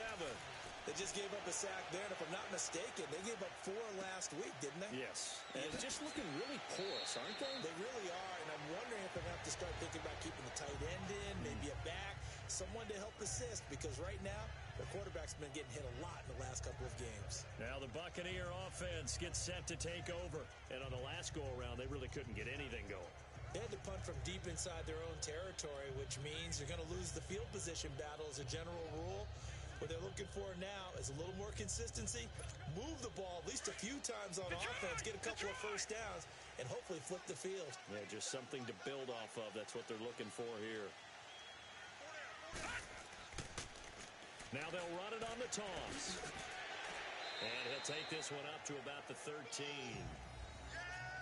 The numbers on the ground for Logan a week ago.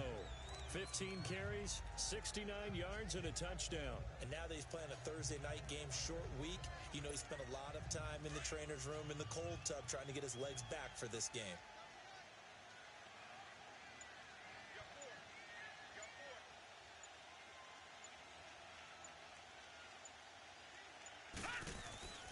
Now a 2nd down throw for Mayfield. And incomplete there. A nice hit. Jars the ball free and brings up 3rd down. Nice play there to force the incompletion. And to me, one thing's for sure. When you're the underdogs and you're playing on the road, you absolutely have to get takeaways. You've got to get the ball from them. Yeah, win that turnover battle to be key. They didn't get one there, but you get the feeling they keep making plays like that, they might just get a few. Yeah, once you get one, defensive teams think they come in bunches. Throwing, Mayfield, and he can't hang on to it. Nearly picked. He's known for his hands defensively, but instead it just brings up 4th down. I think the punter might start to get into a pretty good rhythm here if he keeps getting opportunities. But that's the last thing his team wants to have happen, right? The last thing you want to see is your punter feeling pretty good because he's out there all the time. Yeah, first quarter only, but they're 0 for 2 on 3rd down conversions to start this thing. And a nice job here to down this one right on the 5-yard line.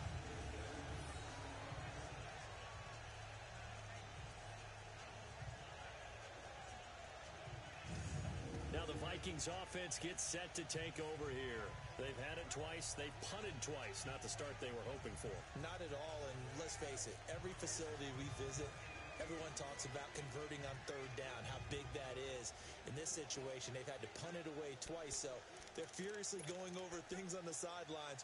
What do we need to do to pick up a first down and change our momentum?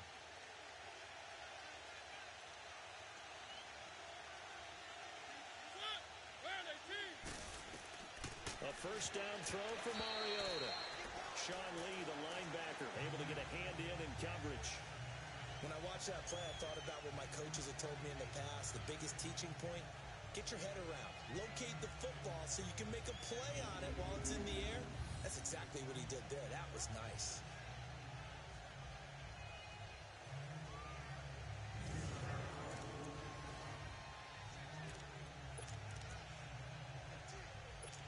So after the incompletion on first, now 2nd and 10.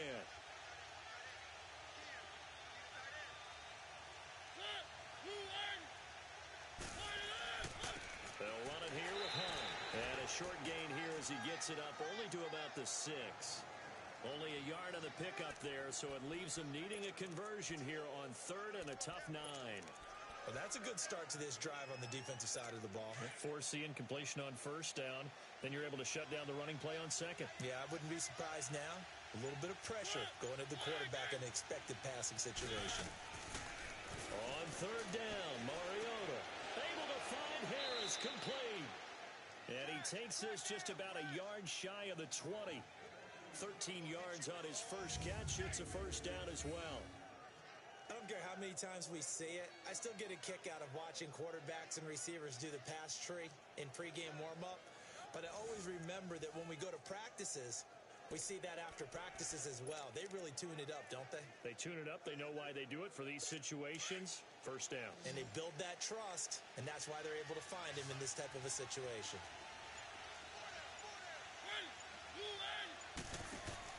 Now a play fake here on first down. Big hold of the 30. And he finds his target. It's Marquise Goodwin. 11 more yards that go around. A first down as well. One thing I can say pretty safely, that route is not called if you don't have a guy who can throw the ball and put some mustard on it. Because if you're going to lollipop it in the middle of the field, bad things usually happen. It takes a strong-arm guy who can rifle it in there, and they were able to successfully complete that one.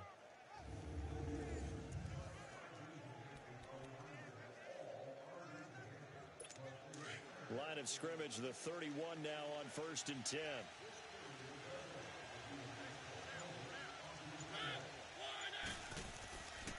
This is Hunt. And he'll be tackled just past the 35 at the 36. 5 yards on the carry. Good pickup on first down. I call that play a success. A nice inside run sets up a very manageable 2nd down. A very solid gain on that play.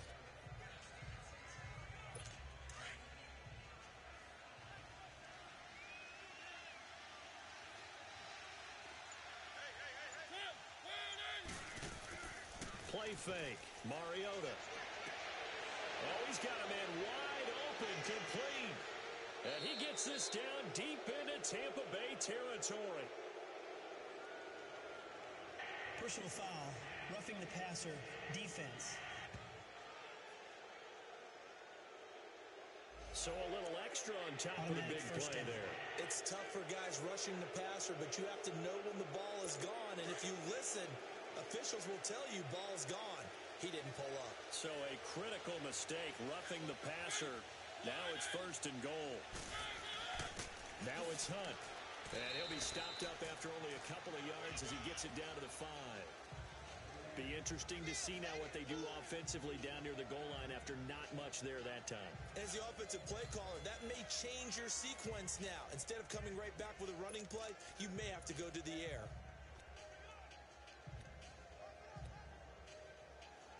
And the ball smack dab on the 5-yard line. Here's 2nd and goal.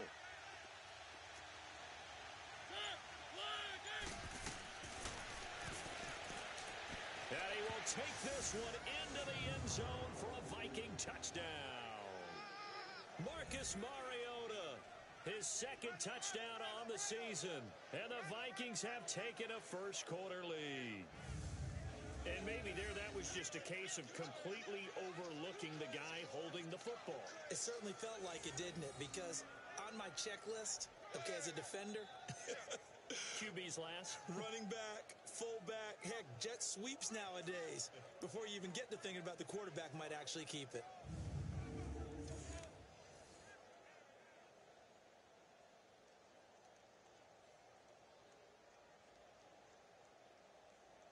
Here's Chandler Catanzaro for the extra point.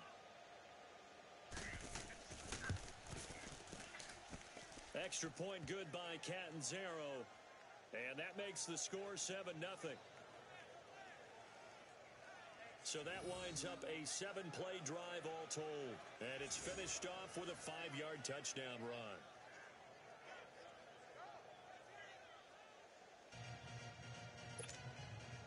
Morstead, the punter, out to kick it off. To return it is Corey Grant. And he'll take it past the 25 and up to the 28-yard line. So out come the Bucs now. This is their third drive. Right now, maybe not about points, just about getting something. They haven't gotten a first down yet in this game. It's a mental barrier you don't think about until you go a couple of drives without getting a first down. Then all of a sudden it looms big. It gets harder and harder to actually attain that first down.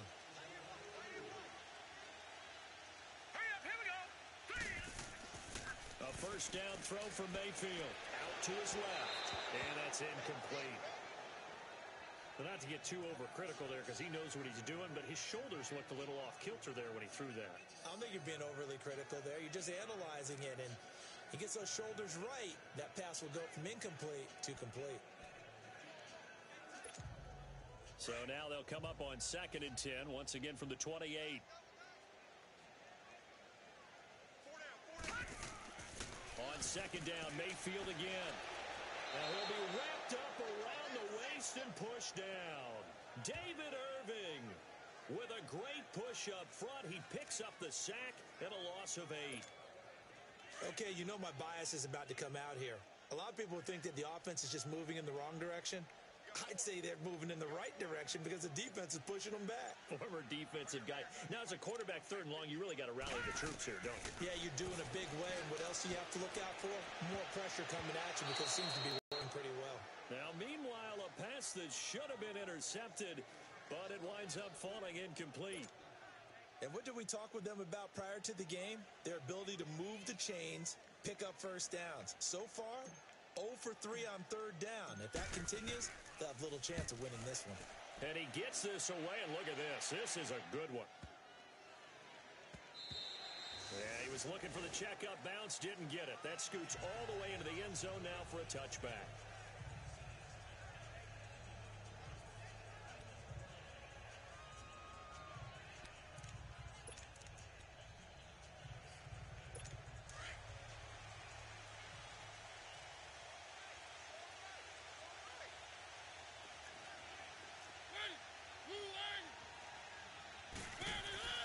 They'll start with Hunt on the ground. Fights forward for only about a yard up to the 21.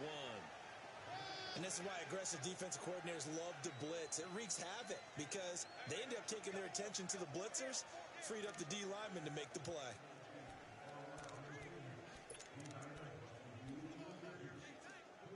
Second and 9 now from the 21.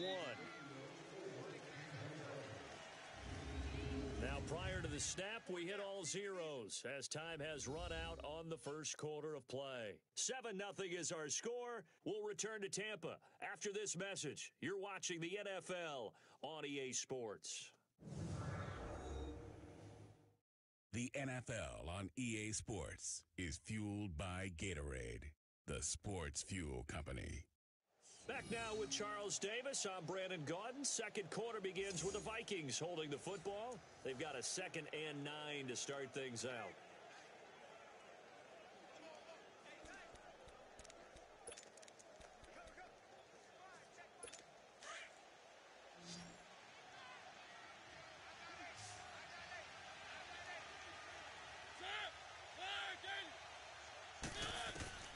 From the gun, Mariota. And Reed with it over the middle. And he's able to get up here to the 26. That catch good for 5. It's 3rd down. The completion was given up, but that's why you play zone defense, so that you can have people around the ball when it's caught, and you don't give up much run after the catch.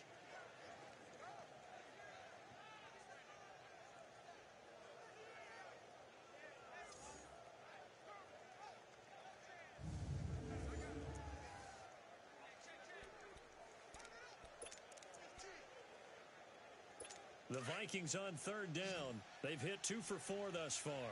This is 3rd and 4.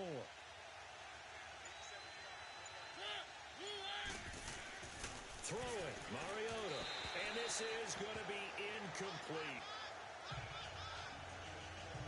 I know coaches tell us all the time that having a powerful arm isn't the number one thing they look for in a quarterback. But when you're trying to throw inside routes and you need to put some heat on it, it helps have the big gun. In this case, just a little bit too much.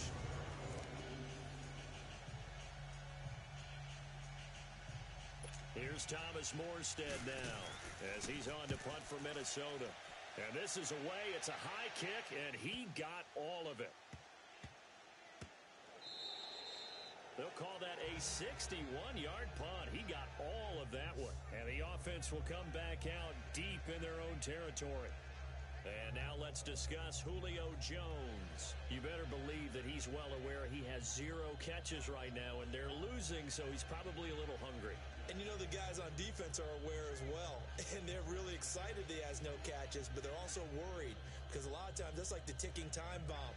The longer you hold him down, when he finally explodes, look out. Yeah, no catches, though, so far in this game. The 4th down run successful. Now they look to pay it off on 1st down. Mayfield on 1st down. And this is caught. It's Greg Olsen. And able to break one tackle, but then quickly brought down. But a nice little gain. A good pickup there. 8 yards on the 1st down completion.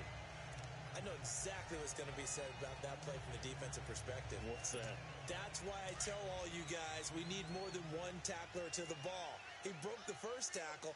Luckily enough, there were more people there to get him down. 3-19!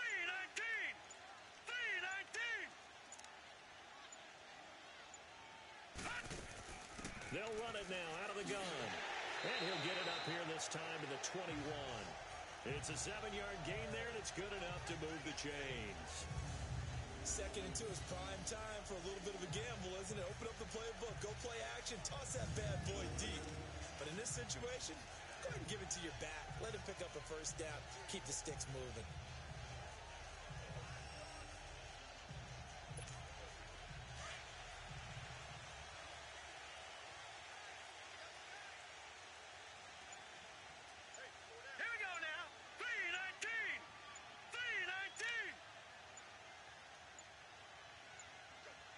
And Mayfield just getting the play off.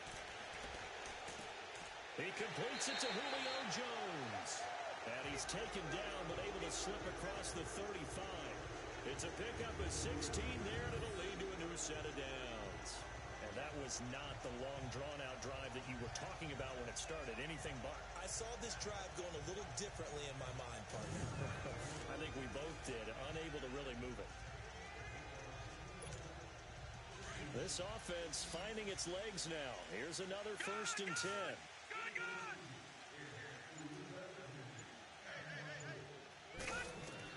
On 1st and 10, Mayfield. And Olsen over the middle. And he'll get it out near the 40 to the 39. Give him a couple on the catch. It's 2nd and 8. One thing you're hoping for when you run drag routes, you're able to hit a receiver in stride, and he can pick up a lot of yardage after the catch. But in this situation, the defense was effective, able to stop him before he could get a good head of steam going.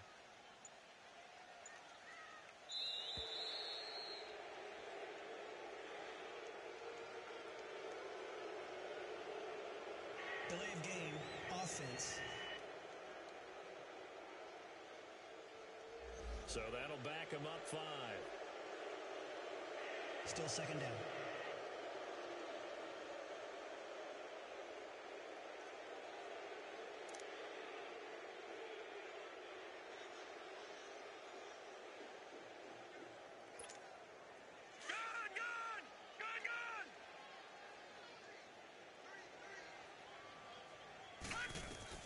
Second down, Mayfield. Throw left side complete. It's Fuller. And he'll bring it up here to right at the 40-yard line. 6 yards is the pickup, and that'll lead to a third down. The Bucs on third down. 0 for 3 to this point. They could use a conversion. This is 3rd and 7.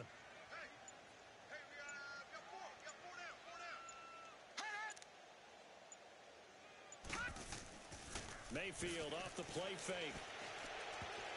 And almost picked off. I guess the good news for them now, it's 4th down. Oh, man, that was close. The opportunity to change momentum, big play, right in his hands, unable to come down with it. A sigh of relief, no doubt, on offense that fell harmlessly to the ground.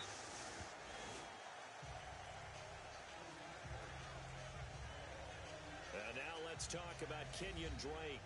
He's had his chances in this game. He just hasn't been able to find any daylight so far.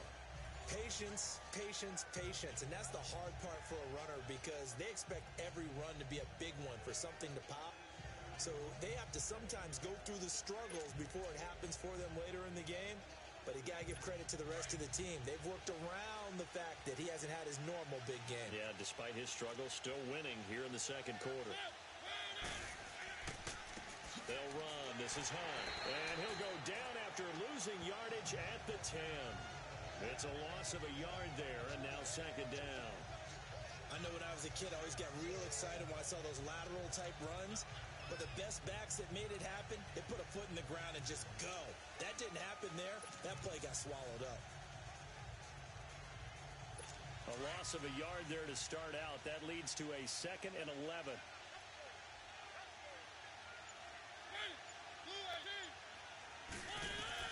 Mariota now on second down. Looking right sideline, but it's incomplete. The intended receiver, Marquise Goodwin, and it'll bring up third down. Personally, I think they've got to go somewhere else with the football. They've got to bracket it out there in double coverage. Makes it hard to fit it in time after time. It would have had to have been an absolutely perfect pass and not good enough. The Vikings on third down, 2 for 5 to this point. This is 3rd and 11.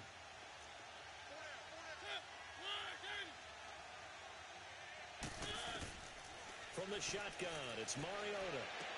Goodwin able to haul it in. It's a foot race. The 40, past the 20. Touchdown, Vikings. Marquise Goodwin, his first touchdown of the new season. And the Vikings are going to add on to their lead. So from back deep in their own territory, all the way into the end zone. You think they expected to score on that one? I'm not sure they expected to score, but they also showed that they're not averse to taking a little bit of a risk there, right? Taking a chance because the normal call is take care of the football, run it, be safe. Instead, they put it in the air and took a gamble, and it paid off in a big way. That wasn't an analytics call. That wasn't a fantasy guy's call. That was like a video game call right there. It was a little bit of a video game call, but it worked. Point after now from Catanzaro.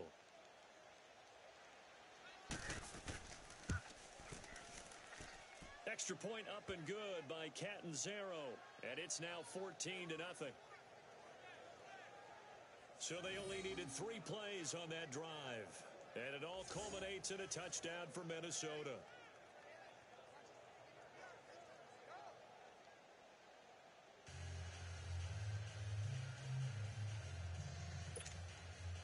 Morstead, the punter, out to kick it off.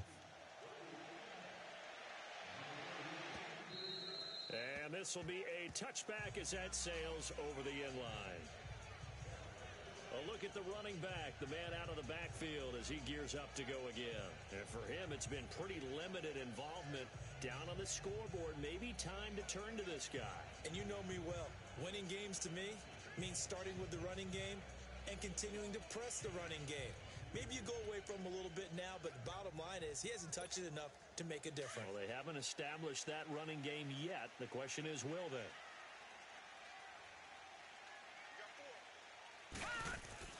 First down, Mayfield. And they've got the hook up. This is Olsen. And he'll get it up near the 35, right at the 34 here. Give him 9 there on the first down completion. Now that's staying ahead of the chains. Really good pickup on first down, hitting the tight end there. Now brings up a second and manageable. Just found a hole in that zone. Maybe a good spot to take a shot. Here's second and a yard from the 34.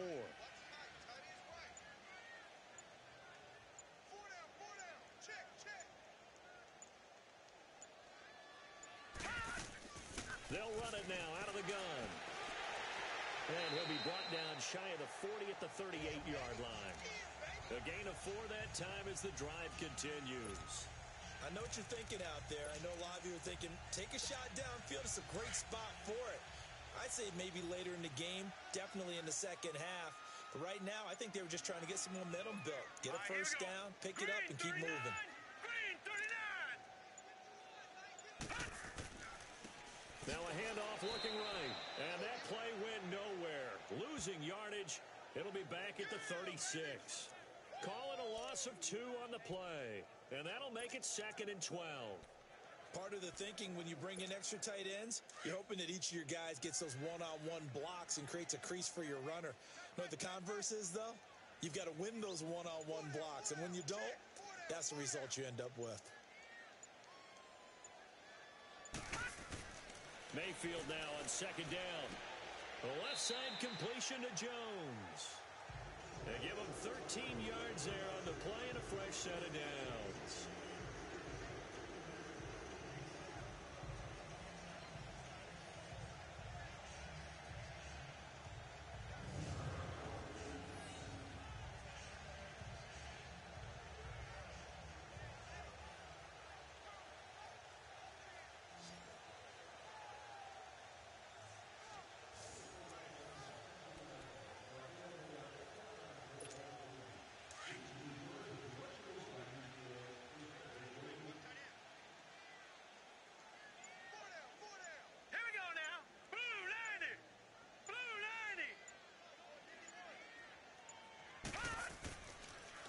Now they'll run it on the toss. And he'll lose yardage here. Back at the 47. It's a loss of 2 there, bringing up second down. We just saw another example of how the defense is winning this game. Really at the point of attack, the offensive line's just getting pushed around. I think now as a play caller, you've got to give them a little bit of help. Maybe you keep your tight ends a little bit more. Maybe the running backs help you a little bit with the pass blocking. But you've got to help them get some confidence because you can't abandon the play calling right now.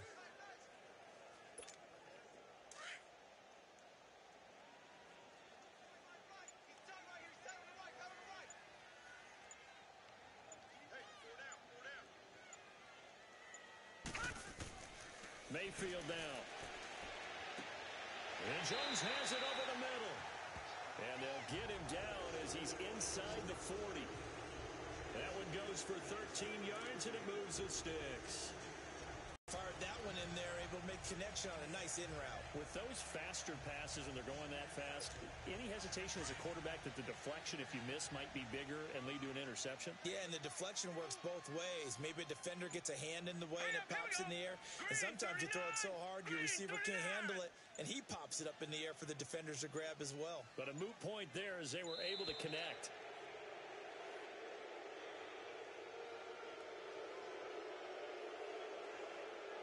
Delay of game, offense. So this will be accepted as it moves the offense backwards. Still first down.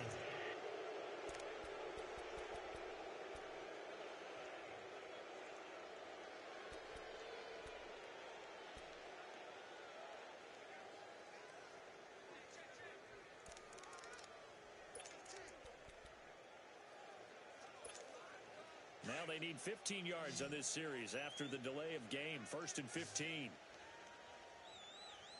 Hurry up, here we go. 319. 319. Let's make these babies cry all the way back home, yo. Let's make these babies cry all the way back home. From the shotgun, it's Mayfield. There he goes inside the 30. And he's got a man on the crossing route. That's Moore. He goes for 18 there as the drive will continue. I know many people like to throw to the tight end, maybe in a little flexed out position because he creates mismatches with his size. But slot receivers do the same thing with their quickness, their speed, and their route running savvy.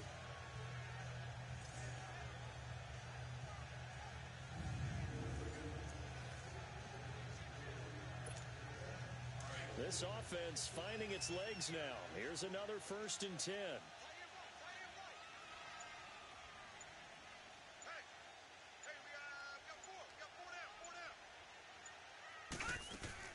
They'll run it now out of the gun. That's going to go as a loss of a yard, and it'll be 2nd down. With the struggles we're seeing up front for the offense today, they've got to think about changing up their play calling. Some screens, some draws, some quick-hitting plays in order to try and supplement the run game. You don't totally abandon it, but you try and give it a little bit of help.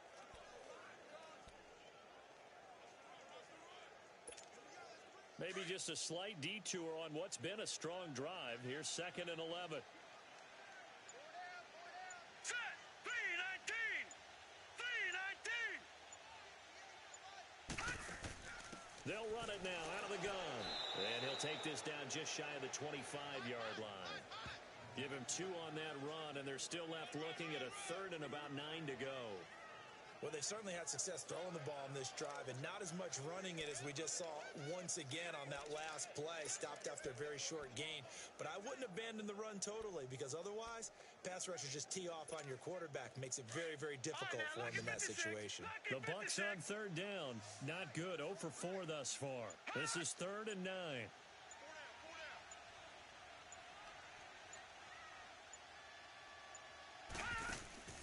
Mayfield on play action. And caught left side, Olsen. And he takes it down to the 10-yard line. They're able to convert on 3rd down, and that sets up a 1st and goal. Nice job, nice patience right there. Put him on the right side, let him work his way across, put the ball in his hands, and let him work his way upfield with a catch.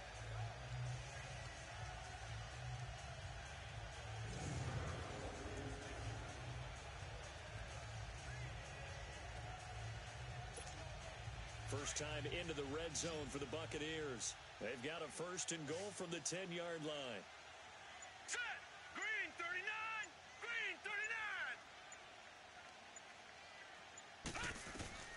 39! Mayfield looks to throw.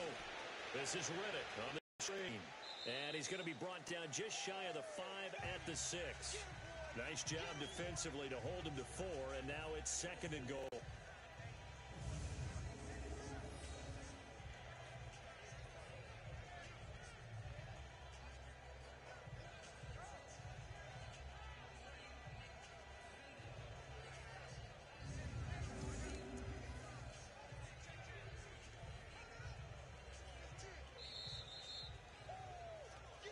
Two minutes to play here in the first half. We'll come back to Tampa after this timeout.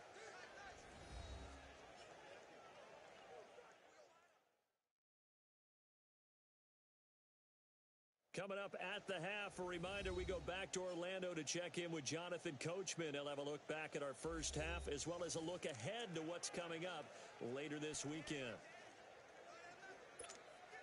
They come up here with another shot from the 6-yard line, and it's 2nd and goal now. They'll give it to him up the middle, and they'll get him down here at about the 5-yard line. And give him 2 yards officially, and now it'll be 3rd and goal. Defensively, I think they can smell a stop. Ball right around the 5 here, brings up 3rd. And I think what they've done is they put doubt in the minds of the offensive guys. What do we do? Because now you don't have a go-to play.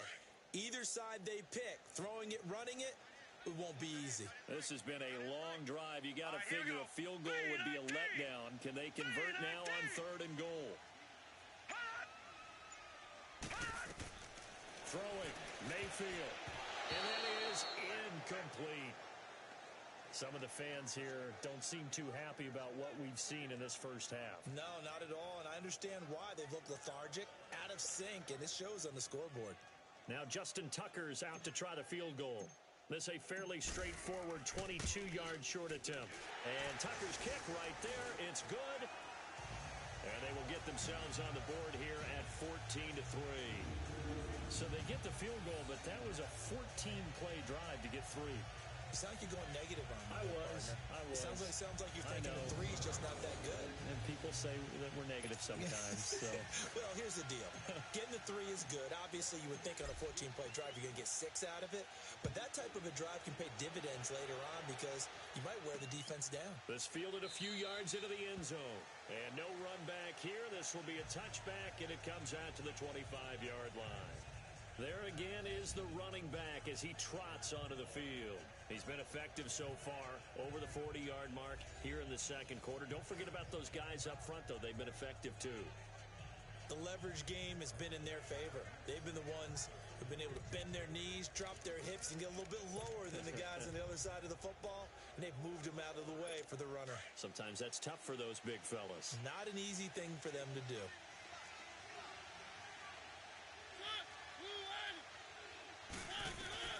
A first down throw for Mariota. He completes it to Boyd. And he'll get it up to the 33-yard line. A good pickup there. 8 yards on the first down completion.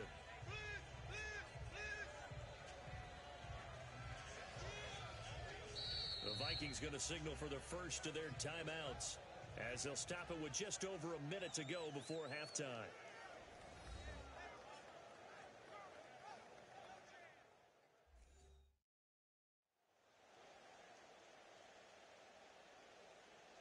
So the offensive unit called the TO, and now we are ready to resume play. Here's a 2nd and 2 now from the 33.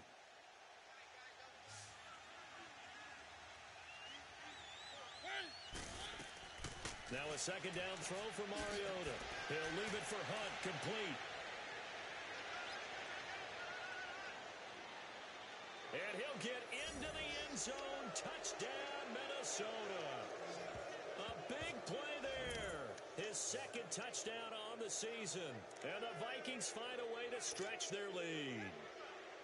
Heard a coach talk about those late-in-the-half scores, especially ones that give your team a pretty decent cushion.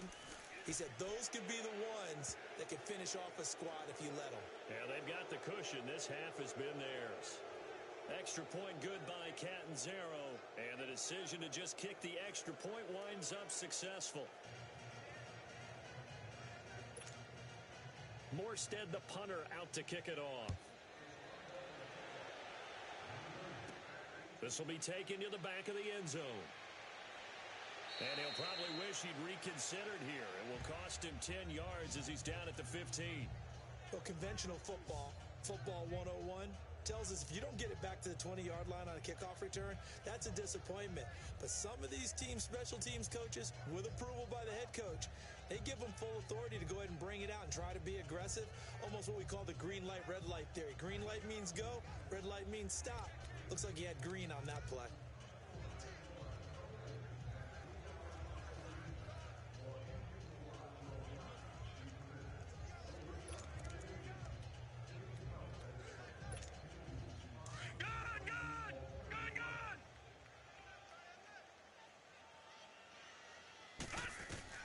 Mayfield now looking to throw on first down.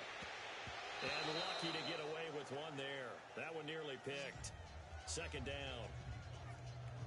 Well, he did almost everything right. Excellent coverage, breaks on the football, just unable to haul it in and take it the other way. So he dropped an interception. The key for him now, don't dwell on it. Just move on to the next play. Throwing again, Mayfield on 2nd and 10. And he fires one incomplete. I know our vantage point might be a little bit better way up here, but that looked like an ill-advised throw to me. I didn't see anything open, and this play just didn't look right from the beginning. It did not. I thought he might get outside and just chuck it away. Dangerous pass, incomplete. To throw, Mayfield. And that's incomplete. Well, it's looking like another 3 and out here, and at some point, got to be able to put together a drive to keep your defense from having to go right back out on the field. I feel like things are starting to unravel a little bit, and we're not even at halftime. Fielded at the 33. Well, he wasn't too far from breaking that. Officially Give him 15. And the Vikings will take over here 1st and 10. Time to look now with our spotlight at the quarterback, Marcus Mariota. And he's been effective in their winning, so it makes it a little easier to put a montage together. It really does, doesn't it? Because we can see him throwing it really well. But how about everything else that's going on? Protection has been excellent. And, of course, the guys catching the ball have provided some highlight reels themselves. Yeah, I mean, it's not always just one man. He's been good, but you got the guys catching the ball, too. Yeah, you name it. It's all coming together for them. What they call that synergy. Everything working together really well.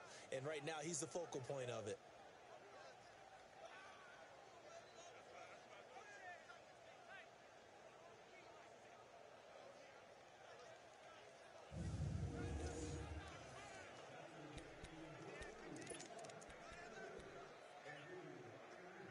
The 4th down run successful. Now they look to pay it off on 1st down.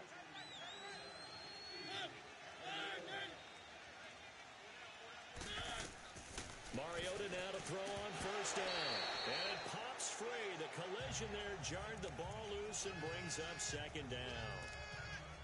So he can't hang on, and as I watch that unfold, I remembered an expression that I've heard, maybe from you, I don't know, but you're going to get hit anyways, might as well hold on to the ball. Well, you know a coach said that, right? Yeah. Not an actual player. Not a chance at all. Way easier said than done. Harris has it over the middle. And he is tackled inside the 40, not quite to the 35. A solid gain of 15 yards, and the sticks move.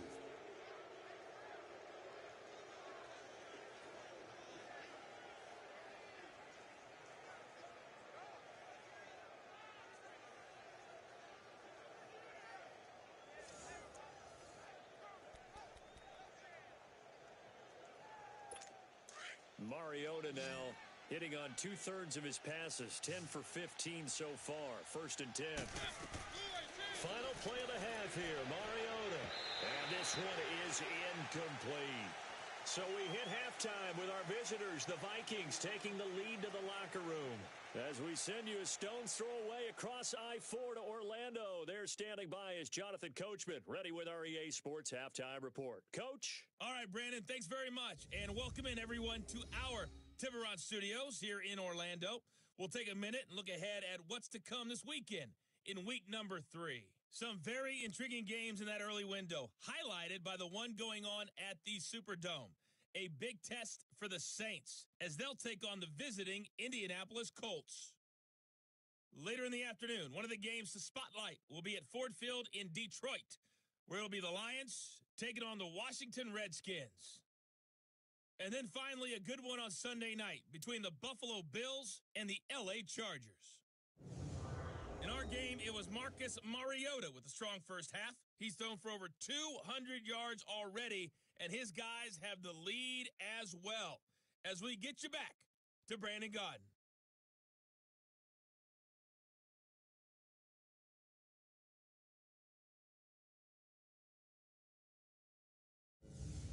All right, Coach, thank you, and we welcome everyone back for quarter number 3.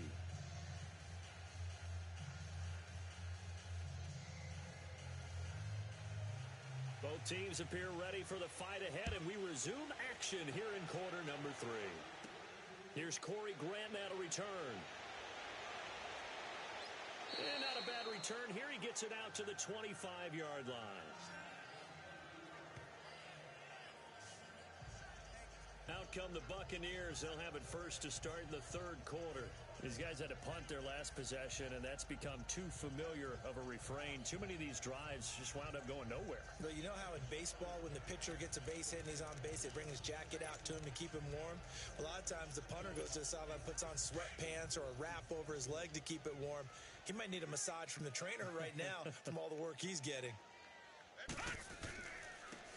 Now they try the right side here. And he'll fight forward to about the 27-yard line. Give him a couple on the carry there. 2nd and 8. Tough first half for him, unable to put up the numbers he's used to producing. But with a guy like him, you and I both know it just takes a couple of explosive touches for him to make an impact on this game and on the stat sheet as well. They'll break the huddle, come up on 2nd and 8 at the 27-yard line.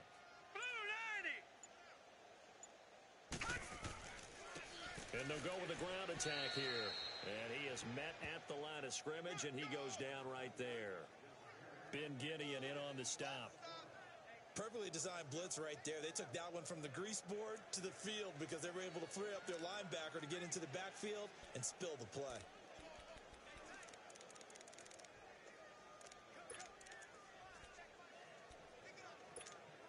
This offense in desperate need of a conversion as they come up on third down. Single receiver. Hey, you're on an island over there. Single receiver. And now Mayfield on the bootleg. And he finds a man. It's Olsen.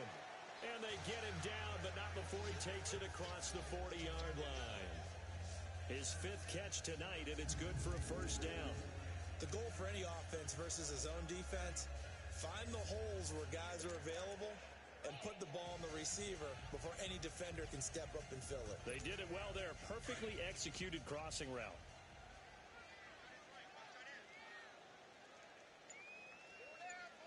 Leopard! 51 And they'll go ground game here with a tailback. And he'll be corralled out across midfield down to the 45. Another nice gain, 13 yards that time, and another first down. Sometimes it's hard to believe, but there are times this game is about patience, isn't it? Has had the game he expected, but that run there, that may get him going. I was just going to say, maybe that gives him a little juice, because you're right, he struggled, especially in that first half. Yeah, and I know the great ones always think to themselves, just hang in there. I'm just one big carry away from busting this open. That's a good start for him. Back-to-back nice plays, 12 yards that time, and a first down. Well, so much for him being bottled up throughout the day. Finally finds a way to break through and get a really nice gain. The defense had felt great about what they had going. Now they've got to turn their attention to getting it back in that direction. Can they bottle him up again? Because I'd say after that run, confidence is pretty high for him. Still in search of their first touchdown of the game, but they're on the move. 1st and 10.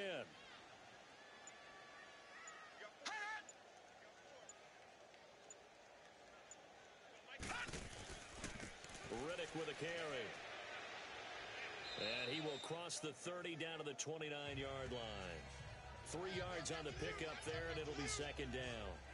He continues to struggle to find a crease to break off a big one and might need to just put that aside and just try and ram his way forward and get what he can. Leopard!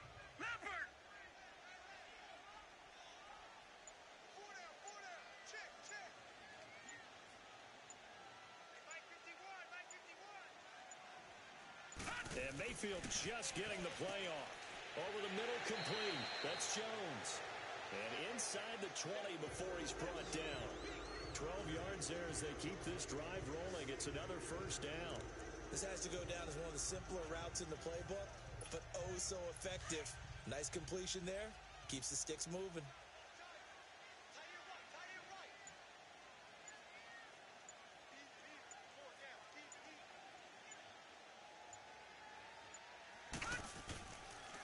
And on the ground they go with a running back.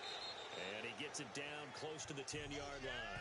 7 yards on the pickup there, and it'll leave him with a 2nd and 3. Not too many offenses want to turn down long drives, but when you're down what they are, they've got to pay it off with some points.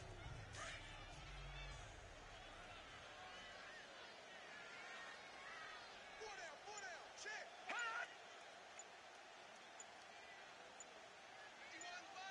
Mike 51. Second down, Mayfield. Throwing middle, but it's incomplete. He was trying to get it there to Vernon Davis, the tight end, and it's 3rd and short. Let's face it, if you want to get back into the game, these are the kind of throws you got to hit. He's wide open right there.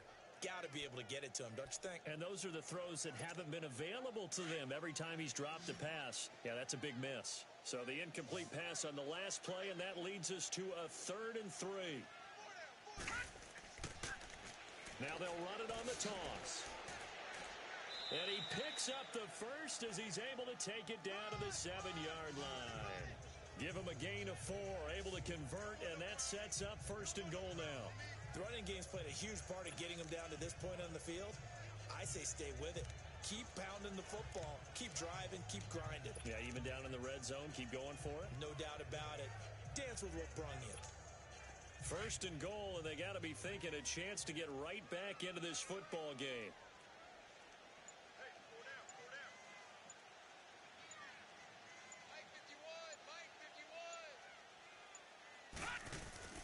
Here's Mayfield. He couldn't quite hold it. Got hit. Ball pops out. Incomplete.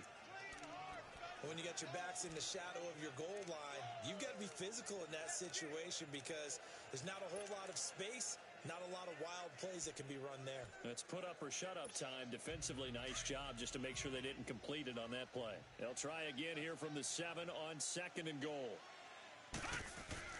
Play fake. Mayfield. And he takes a shot on the release as this will be incomplete. Well, Brandon, we see why it's a team game there because there's a sigh of relief that they just released defensively. If he's able to get that one away, that's likely a touchdown. But instead, that pressure from the front got to him and forced the incompletion. You're right. He had him open just a split second too late on the release. Now Mayfield on 3rd and goal. And he's got it. Caught in the end zone. Touchdown, Tampa Bay. Vernon Davis, his first touchdown here of the new campaign. And the Bucs are able to cut into that deficit. That's a score you felt they had to have here in the 3rd quarter to get back in this game. And you know that there was an emphasis on their side. Hey, we know this. We know where we are. But sometimes that binds you up so much that you try too hard, you don't get the score. A perfect combination of urgency, yet relaxed enough to get it done.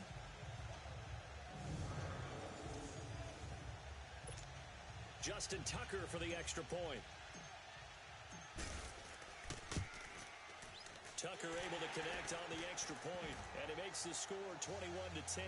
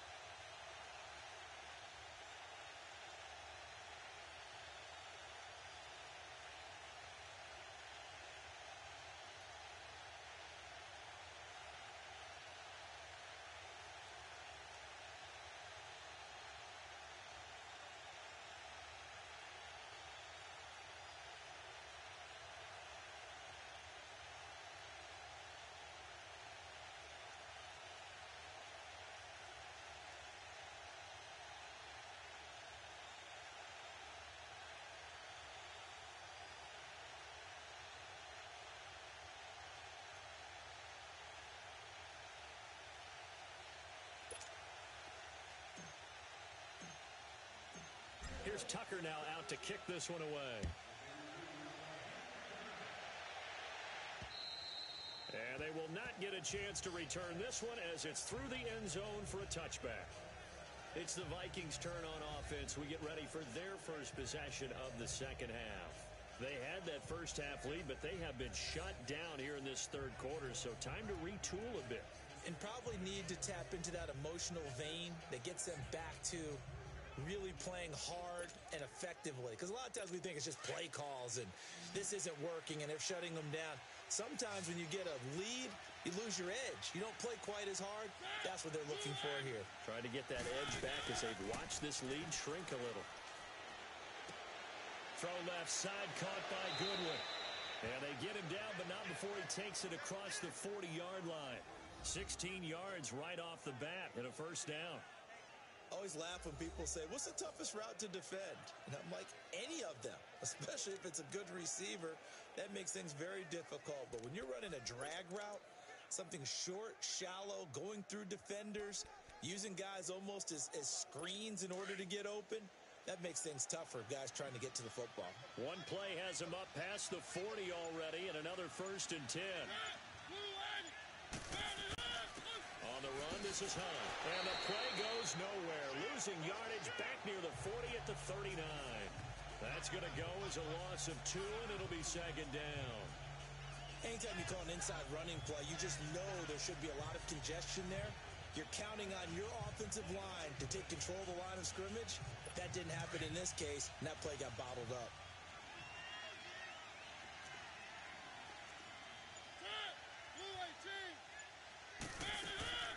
They stay on the ground. Again, it's Hunt. And this one also slow in developing as he's maybe getting back here to the line of scrimmage, but not much more than that. As usual, the hallmark of a good run defense, linebackers making plays near the line of scrimmage. Absolutely nowhere to run there. The Vikings on third down. They've hit it 50%, 3 of 6 to this point. This is third down and 12. From the shotgun, it's Mariota. Jordan Reed has it. And he takes it all the way down to the 3.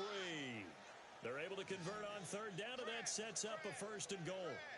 Well, partner, I'm not sure how this drive's going to end, but how about the way they flip field position there? A nice attacking play. They picked up a heck of a chunk of yardage.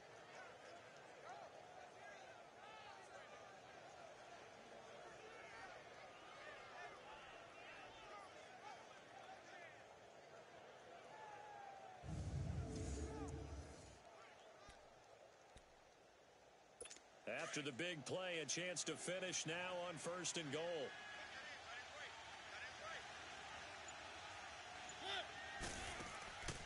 They'll try to run with Hunt, and he'll go backwards, losing yardage to the 5. It's a loss of 2 there, bringing up second down. It's real easy to say this running game needs to be better, but the reality is they've been given little time to actually find a place to run the football. It's almost like the defense is there on the handoff. Mariota now. And it's caught in the end zone. Touchdown, Minnesota. As two guys are in for 6, and the Vikings are going to add on to their lead. That drive that really increased their cushion felt very military to me. Very precise, methodical. That's one of the words you've taught me. And they just got it done. And slowly but surely now starting to pull away a little bit. Things looking good for them here in the third quarter. Not only pulling away, but you mentioned that slowly but surely. You also drain clock, too, with a drive like that. So you really give yourself an advantage. Extra point up and good by Catanzaro. And the decision to just kick the extra point winds up successful.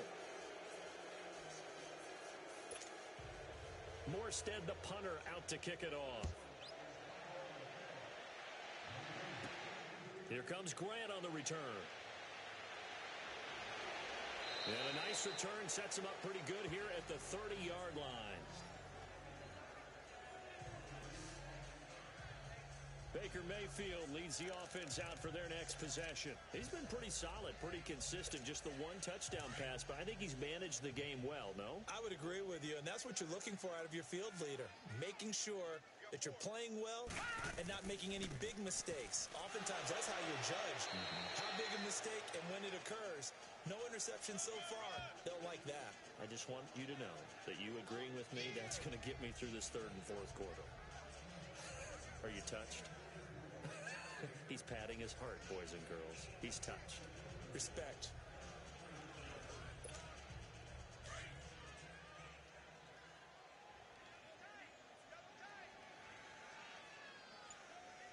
Hurry up, here we go. Green 39, green 39. Now a handoff looking right. And he'll get this only up to about the 35. Give him 3 on the run there. Now they're looking at a 3rd and about 5. You know that old expression, it's not my night? It hasn't been his so far. I don't know if the legs are a little bit heavy. Sometimes having to hang out all day and play doesn't exactly play to your advantage, but it's been a tough go for him. And every time he looks up, somebody's there defensively. That was the same case on that play. These guys have punted 4 times already, and they're staring at a 5th, barring a conversion here on 3rd down.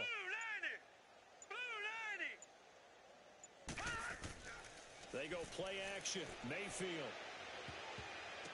And he can't quite pick it. No interception so far. That probably should have been their first, but at least it's 4th down. This has kind of been the story all night long, hasn't it? An inability to really get much done on 3rd downs, and it's costing them.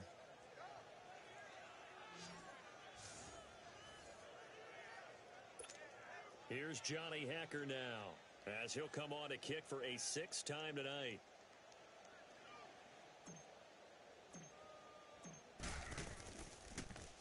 He gets this one away, and boy, it's another boomer. And that'll hit in the end zone. Much too much leg there. That'll be a touchback. Marcus Mariota and the offense heading back out for their next possession. And you think he personally is evaluating his game so far? He was pretty good in the first half, been good so far here in the 3rd quarter. He's got to like it, right?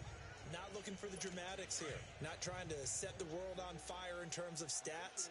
It's almost like you're driving. Hands at 10 and 2, alert for anything out there, watching for trouble on the road, and making sure you get the team home. The bus driver. See if he can drive the bus here again on this drive. 5 yards is the tally on 1st down. That brings up 2nd and 5. Partner, I think from our experience together, we have learned that most offensive coordinators are going to tell you, if I'm going to run the football on 1st down, I've got to get at least 4 yards. They got 5 here. They've got to feel pretty good about that one. Here's a 2nd and 5 now from the 25. They'll run again with Hunt. And not a whole lot doing there as he'll get it up to about the 28-yard line. Still a couple yards short of the first as the 3-yard gain brings up a 3rd down. Brandon, all things considered, they have to feel pretty good about getting that type of a gain considering the blitz that they just had against them.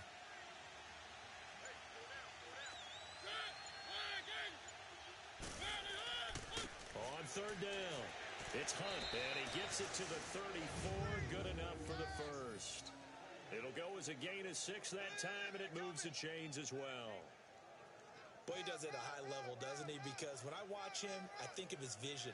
Straight ahead, peripheral, also has that sense of where holes are going to be before they actually open. I think that helps set him apart from many of the other backs in the league.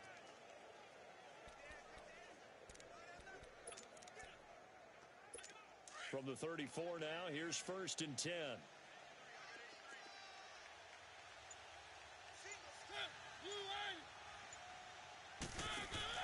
On 1st and 10, here's Mariota.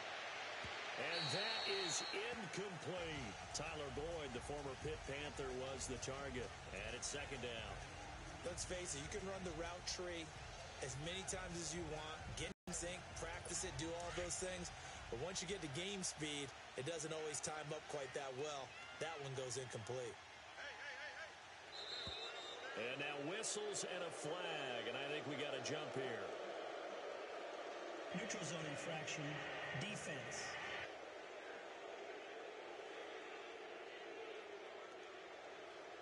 So a jump there defensively. And it's a killer. Watch the football. Still 2nd down. Don't move across the line of scrimmage until the ball moves.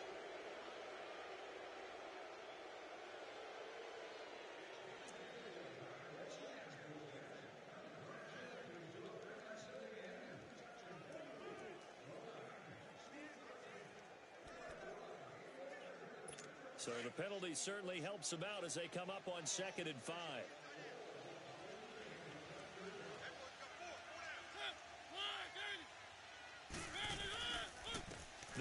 it now out of the gun. And that play went nowhere. Losing yardage. It'll be back at the 36. It'll be a loss of a full 3 yards there, and it also brings up third down. This was boxing. You think maybe they would have thought about stopping this one because this defense has been bruised, it's been battered, but this is why they keep the fight going, right? They just got done with a really nice play, showing they still got a little bit left, don't they? Haven't had many plays that they can clip, put in the film room, and smile about, but hey, there's one. Clip and save. They'll go over the middle to Reed, complete.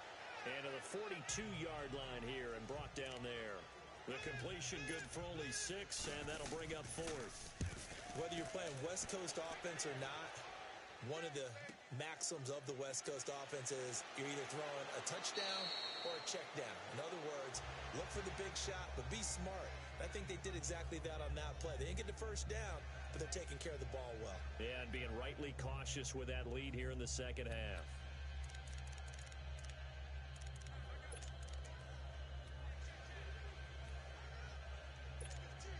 The fourth down run successful. Now they look to pay it off on first down. Hurry up, here we go. Green 39. On first and 10, Mayfield.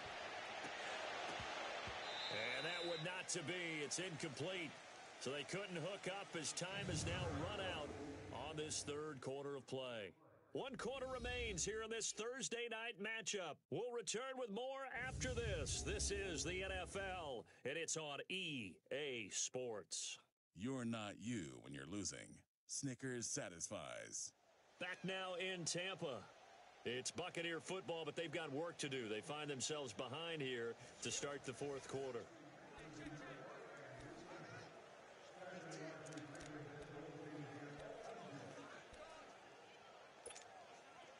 After the incomplete pass, here now is 2nd and 10. Working out of the gun, Mayfield. Fuller brings it in over the middle. And he'll be taken down, but they've got this one up to the 35-yard line. And a nice gain of 21 yards. Now a play fake here on first down. He's going to let this one go deep. And a scary incompletion, almost picked off. It would have been their first INT of the game. Instead, second down. This defense was definitely alert to the possibility of the deep ball, and they were more than ready for it. They've got the lead, fourth quarter. Maybe can expect more passes like that downfield. A second down throw for Mayfield. And he almost intercepted it. They haven't picked a ball off yet. That probably should have been their first. And it's third down now. He started out having some troubles back in the first half connecting with his receivers. Really hasn't gotten a whole lot better. Yeah, he's at less than 50%, and you and I both know that just won't do. So I would think about spreading things out, putting it on the receivers, make them win those one-on-one battles on the perimeter and find their way open. So back-to-back incompletions, and that has them staring at a 3rd and 10. Going to the air again with Mayfield.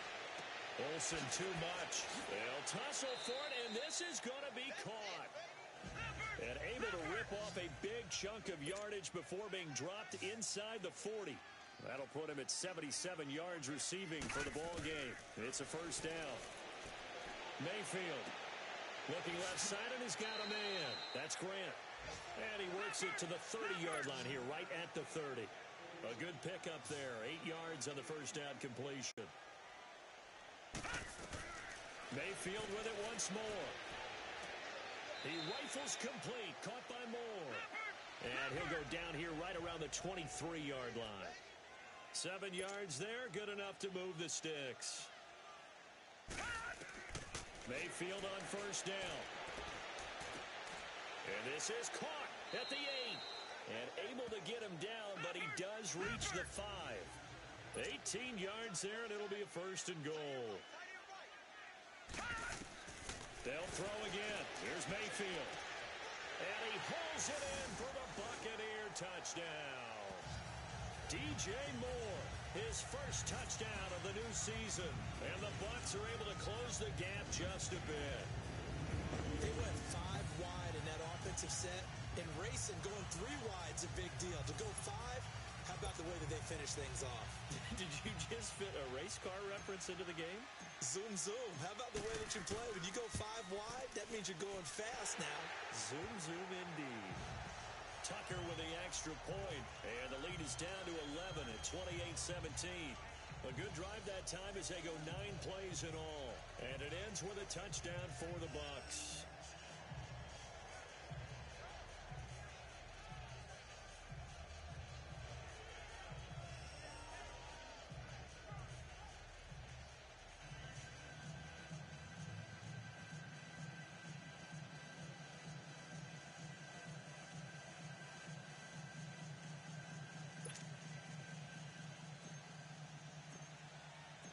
Here's Tucker now out to kick this one away. This fielded a few yards into the end zone. And no run back here. This will be a touchback, and it comes out to the 25-yard line. Now the Vikings offense works their way back onto the field. Certainly want to avoid what they had to do last possession. That was punt the football, because this game's starting to tighten up. In a basketball sense, you think about taking a little bit of the air out of the ball, right? Maybe milk some clock, limit the possessions. In this case, they might want to do the same thing, but control the game offensively. Put together some first downs, put together a drive, and keep it away from them.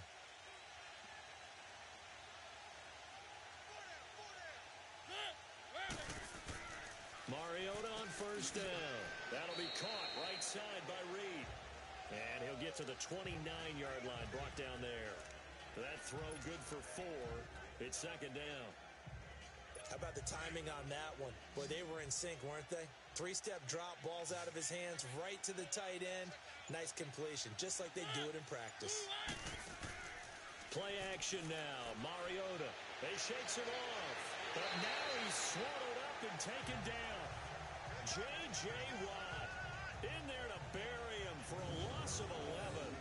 Brandon, if I'm an offensive coordinator and I see an all-out rush like that, I file it away because I'm going to use their aggressiveness against them as this game goes on. I'm going to hit them with a screen soon.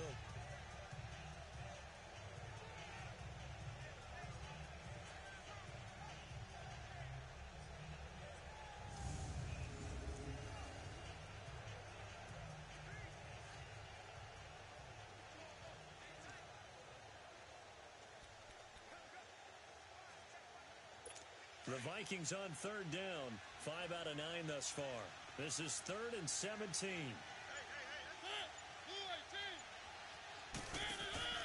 They go play action. Mariota.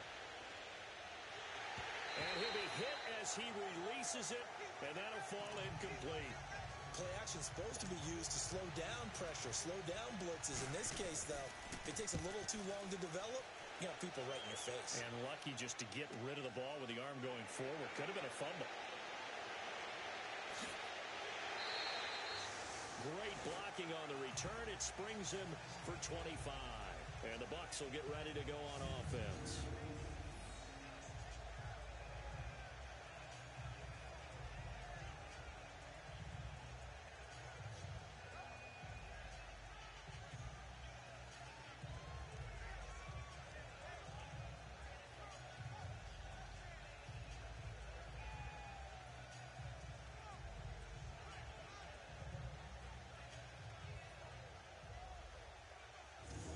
Tampa Bay trots out there now.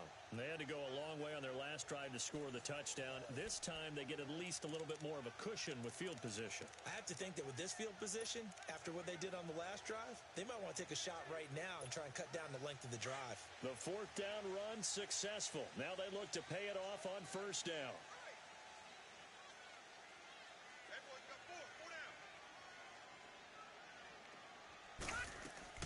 Mayfield now looking to throw on first down. And a diving grab. I think he got that. Yes. A really good pickup of 28 yards. And that's how you throw for a whole heap of yards in the game. You get efforts like that from your receivers. How about him laying out for that catch? Yeah, excellent. Makes the quarterback look a whole lot better. To throw, Mayfield. And Olsen over the middle. And down inside the 15, shy of the 10. They call it a gain of 19, and it moves the chains. They go play action here on first down. And a scary incompletion, almost picked off. It would have been their first INT of the game. Instead, second down. I guess they're in a situation now, fourth quarter, where they're forced to take some chances, but I don't know that that was the type of a chance you want to take. And that one could very easily have been intercepted. And if it does get picked off, that could possibly seal this one. Throwing again, Mayfield on 2nd and 10. This is Riddick on the screen. And they go the wrong way on this one. Losing yardage back at the 12. That'll be a loss of a yard, and it leads to a third down. I thought that wasn't a bad time to call the screen. I thought late game, down on the scoreboard, had to figure they were expecting a pass downfield. Yeah, so the edge rushers, they're coming. That could have hit big. You're right. Good recognition defensively to snuff that one out. Now the throw on third down, knocked away and incomplete. If you're a defender, one of the fun things about playing zone defenses, especially in today's football, is that it's not as static as it was in the good old days, meaning you just drop to a point and reacted to the football. Now you end up with a lot of man-to-man principles once you get into your zone defense. In other words, get to your assignment and then locate a guy coming into your area, and then you end up covering him almost man for man. That allows him to make more plays on the football like the one we just saw there. Tucker now following the made field goal, set to kick it away. Now to return it, here's Kenyon Drake. And a nice return sets him up pretty good here at the 30-yard line.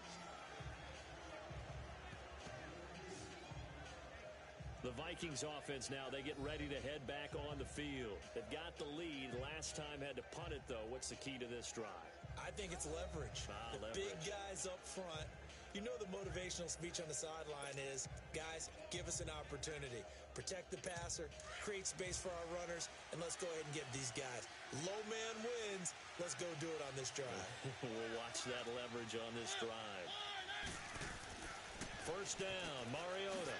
And Reed with it over the middle. And they get him down, but not before he takes it across the 40-yard line. 10 yards there to start the drive, and just enough by about the length of the football for a first down. Well, how about this aggressive approach? Got the lead, fourth quarter, continuing to throw the football. Are you thinking about Super Bowl 51? Atlanta had the lead against New England, and they ended up giving it up? I was going to say, don't say it, but you did say it. I did, didn't I? Yeah, anybody watching Atlanta, our apologies. And the tip there altered the ball flight, and it falls incomplete. It'll be second down. Anytime a ball's thrown in the middle of the field that's popped up in the air, I expect someone to catch. It doesn't matter whether it's offense or defense, because there's usually a great amount of bodies in that part of the field. In this case, no one came up with it.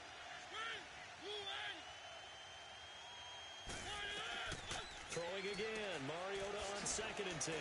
Caught on the right side, Reed. 6 yards is the pickup, and that'll lead to a third down. Let's not quibble about the gain there on second down. That was a positive play because that was a take-what-you-can-get situation. Got out to the tight end. Now it gives them a much better opportunity to convert on third down. 3rd and 4, and this crowd urging on their defense. They're up and making noise. Again, it's Mariota. He's going to loft one deep left side here. Oh, incomplete. Nearly the pick they needed. They would have loved one there, but at least it does get them to 4th down.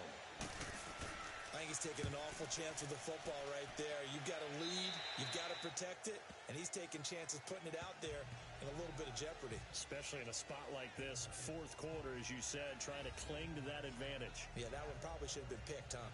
And Tampa Bay trots out there now. And they had 3 points last time, but they didn't want 3 points because they were well within range of scoring a touchdown. We'll see if they can do better now. I'm with you on that one. Let's just go ahead and be frank about the whole thing. The only one happy about the 3-point? The kicker. Exactly. He put it through the post. That's going to help him in contract time. But that offense, they're thinking, let's get in the end zone this time. I don't know if that helped him in contract time. You could have kicked that one through. I don't know about that. I don't know about that. Super toe. They'll run it here with Adams. And a nice run past the 30-yard line there. A good run there on first down, and it'll leave them with a 2nd and 2. Some runs are blocked so well, you almost forget that someone has to carry the ball to gain the yardage. The leverage by the offensive line to create space up front, really well done. And he'll get it up near the 35, right at the 34 here. Only 3 there on the pickup, but that's enough to move the chains. On first down, Adams. And able to use his blockers to get this up over the 40. It's a 7-yard carry to set them up with a 2nd and 3. But no matter how they phrase it, staying on schedule, staying ahead of the sticks, whatever you want to call it, 7 yards on first down, that fits the bill. They'll try to throw here. Mayfield. The left side completion to Jones. And he'll be taken down, but not before he gets into enemy territory. 12 yards there as they keep this drive rolling. It's another first down. They'll run it here with Logan. He'll get about 4 here, down to the 43-yard line. I call that play a success. A nice inside run sets up a very manageable 2nd down, a very solid gain on that play.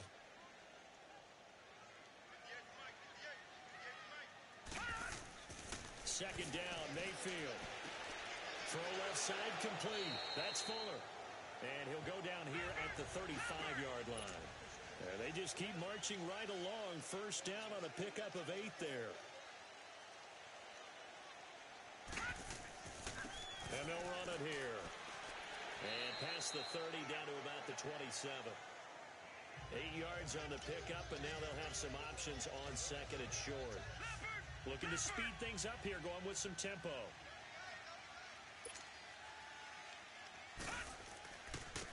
Now they try the right side here. And he'll be a couple yards shy of the red zone here at the 22-yard line. They get 6 on the pickup there as the drive will continue. First down, Mayfield. Now a leaping catch, he's got it. And they'll get this down to the 10. It's a nice pickup of 12 yards, and it gives him a 1st and goal. They'll try and run for it on 1st and goal. And only about a yard there as he takes it from the 9 to the 8. Defensively, pretty good start there with their backs against the wall. That's a win for the stop troops right there. And if I'm them, I get a little bolder now. They won the first battle. Keep coming after them. Put the pressure on them. Here's 2nd and goal, operating from the 8-yard line.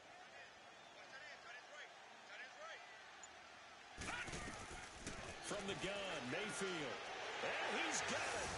Caught in the end zone. Touchdown, Tampa Bay. In for the score. And the Bucs are within a 2-point conversion of tying us up. Well, that's about as quick of a passing touchdown as you'll ever see right there. Everyone has a section in their playbook called the quick game. That was a super quick game. Out of the hands of the thrower, bam, right to the receiver, successfully for a touchdown. How in-depth is that quick game part of the playbook? It's pretty in-depth because people want the ball in the hands of the quarterback into the playmaker's hands downfield as fast as possible. There are a lot of plays, a lot of options involved with that.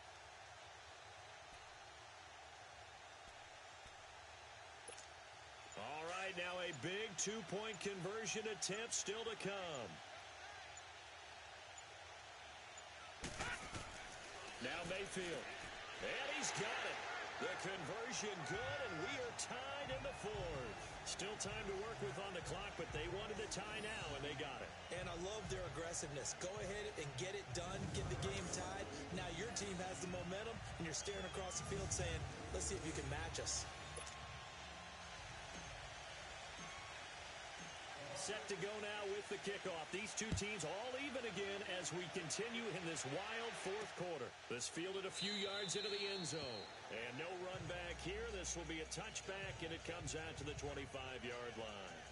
Now the Vikings now heading onto the field. And right now these guys, they're shuffling a little bit, maybe doubting, because 3 straight drives have ended with them punting the football away. Yeah, so you start pointing fingers at each other a little bit, asking a lot of questions. What are you seeing? What are you getting?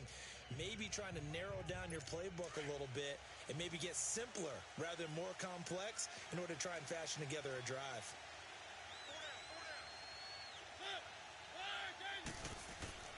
On 1st and 10, here's Mariota toward the center of the field, but it's incomplete.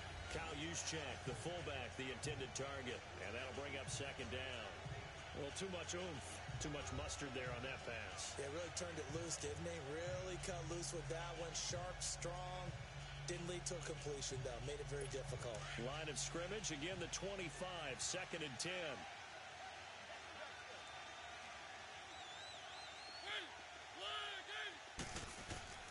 On 2nd down, Mariota again.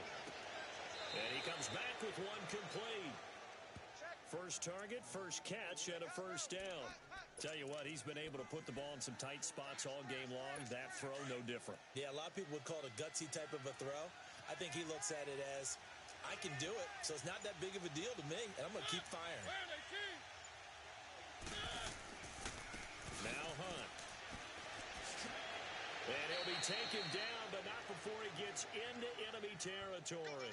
Another nice gain, 16 yards there, and a first down again.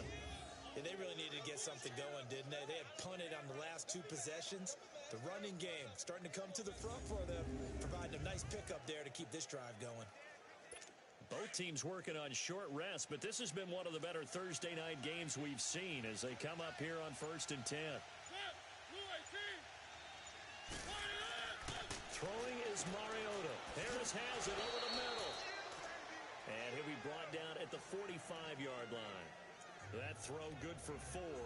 It's 2nd down. 4 yards on that last completion, so that sets up 2nd and 6.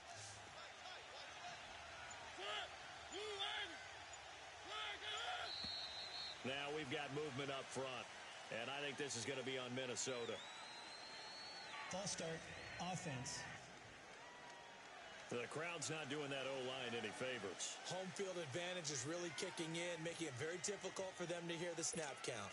And that false start penalty certainly not helping their cause here. 2nd down and long.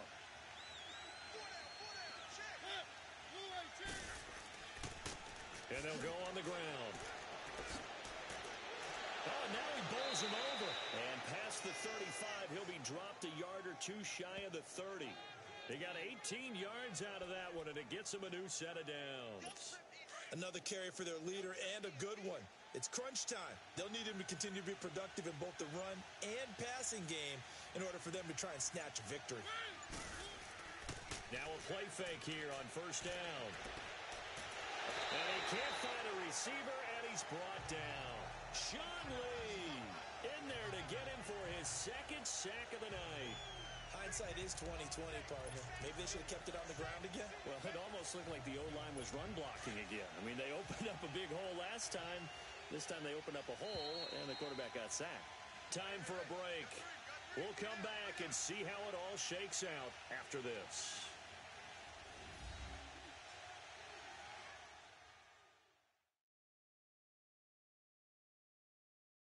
So the Vikings in possession of the football as we get you reset. And let's see what they've come up with offensively after having time to talk it over. So that complicates things a bit here. 18 yards to go now on 2nd down.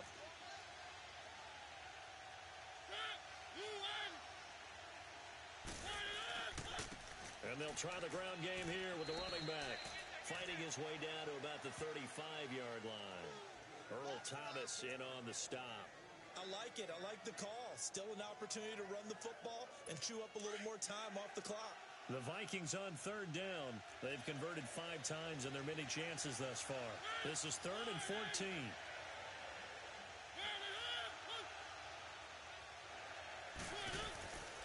They run again with Hunt. And he'll get nothing out of that one. No gain there on the play, and that's going to leave him with a 4th down. They're making steady progress, but I see your face. You're worried about that clock. I'm worried about the clock, and at some point, you have to have a splash play in there as well.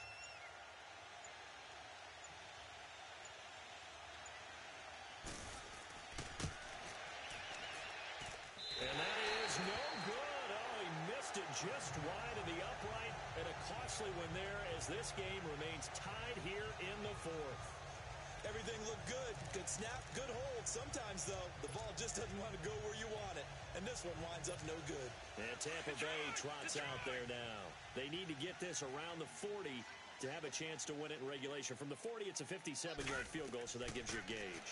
And all they're trying to do now is pick up yardage in good chunks and get out of bounds to stop the clock. If they end up running a play and get tackled in bounds, they're worried the clock may run out on them and finish the game. And they'll have to be careful how they handle this. Ball on the 42 as they come up 2nd and 10.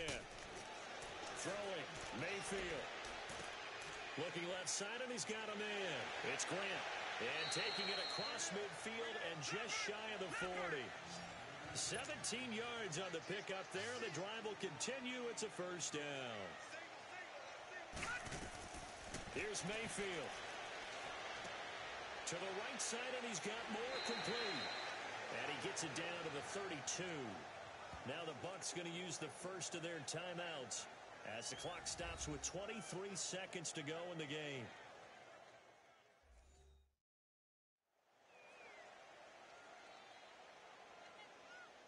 So the offense took the timeout. Looks like they're ready to go as we get set to resume the action.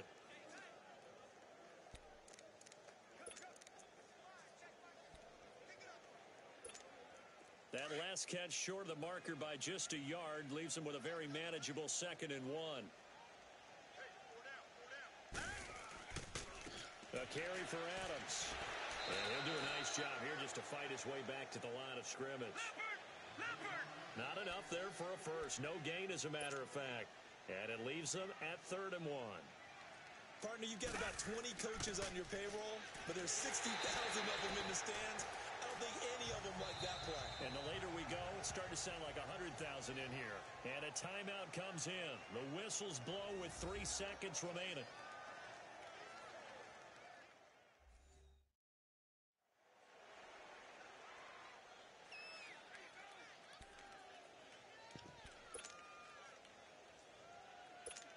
So it's up now to one of the most accurate kickers in NFL history, Justin Tucker. And a timeout comes in. The whistles blow with 3 seconds remaining.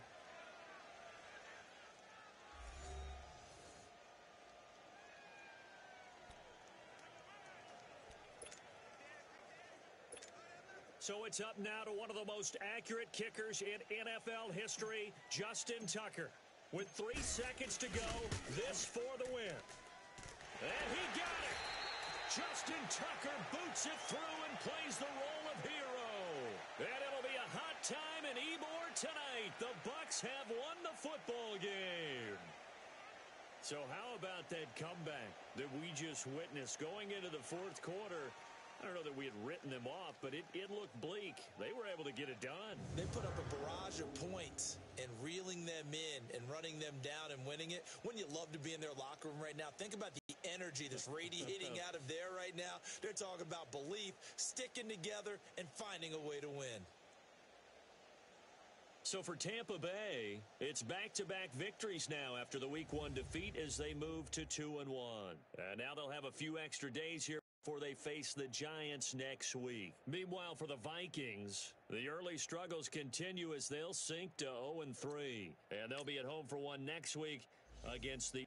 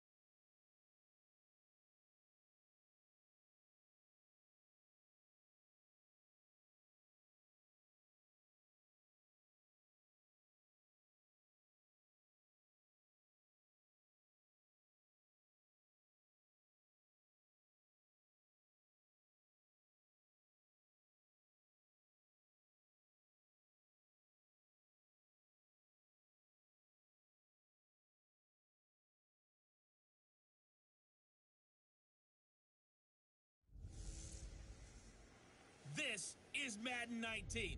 I'm the coach. You're locked into the NFL on EA Sports. We're just about set to get started, and this ought to be a good one between the Tampa Bay Buccaneers and the New York Giants. I'll have scores around the league for you at the half, but it's time for a little football. So we'll hand it over to our broadcast team, Brandon Godden and Charles Davis.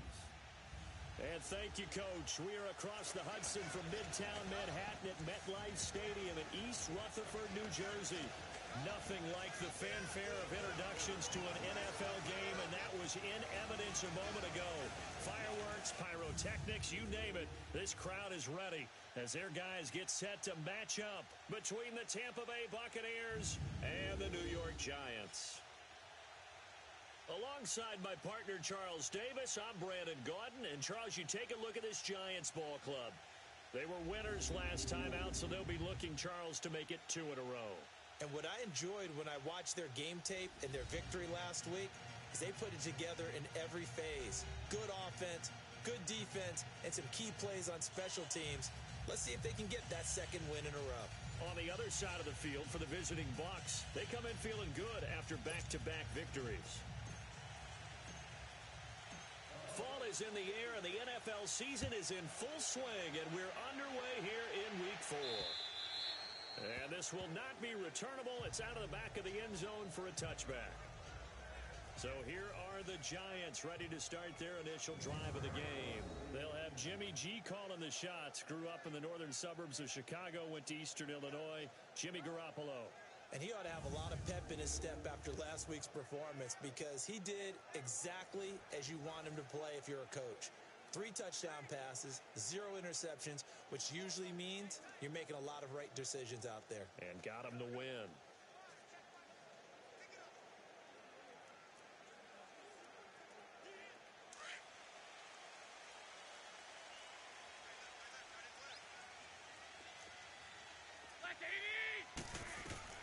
Garoppolo now, first down throw.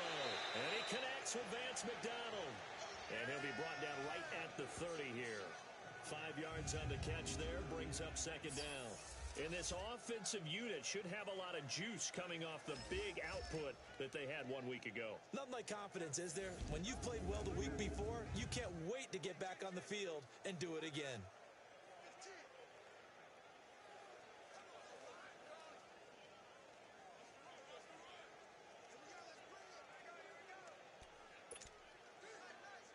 Ball on the 30. They'll come up with a 2nd and 5.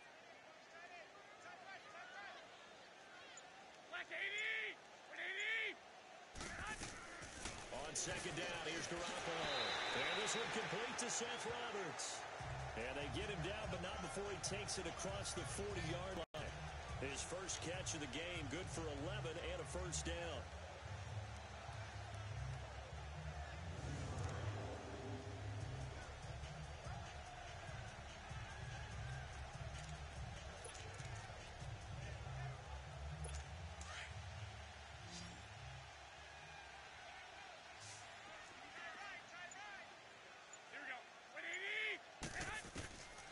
First down, Garoppolo. It's caught right side, it turns. Touchdown, Giants. Allen Hurns, his first touchdown on the year. And the Giants are going to take a first quarter lead. Well, that's how they envisioned to get the football to start the game and score. And I don't know if that was scripted. Was it an audible? Or was it just a play call that they had in their pocket? No matter what, they had the right call on against the right defense, and they end up in the end zone.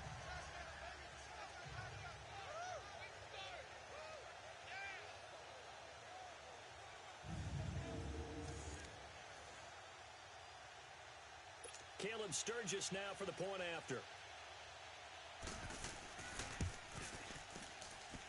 Sturgis adds the PAT, and it's now a 7-0 game. Scoring summary, 3-play drive, and it was polished off by a Giants touchdown.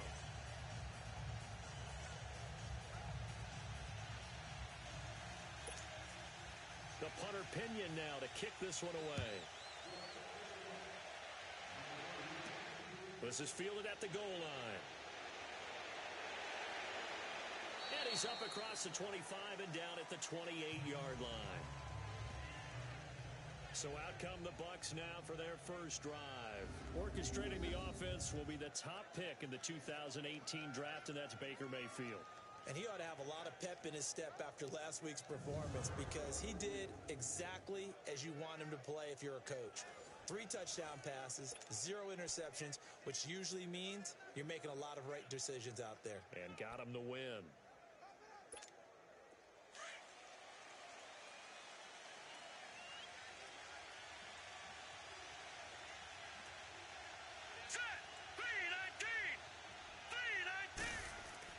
Mayfield on first down.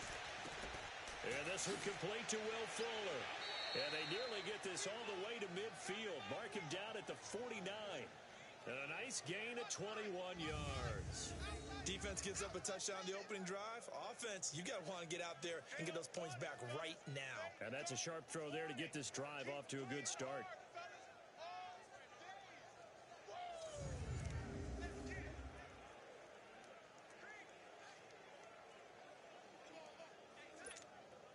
So one play, and they're already just shy of midfield. Now let's go! Blue 90! Blue 90!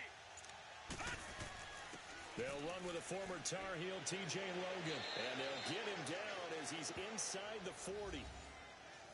The numbers on the ground for Logan a week ago. 16 carries, 65 yards. They've won 2 straight games. They have done it with the running game as the focal point of their offense. So in this contest, I don't think about doing anything else. I continue to ride the hot hand that I've established and lead with the runners. Tremendous blocking by the interior of the offensive line. They didn't just gash him there. They blasted a gaping hole for him to gallop through. I think if he comes back to the huddle, he better be giving them a whole lot of credit and thanking them for that much space to rumble. Mayfield now. He completes it to Julio Jones. And he works it to the 30-yard line here, right at the 30. Give him 9 there on the first down completion. One thing we do know, he's going to get his catches. So as they move forward defensively, got to continue to focus on not giving up the big play when he does catch the ball in the secondary.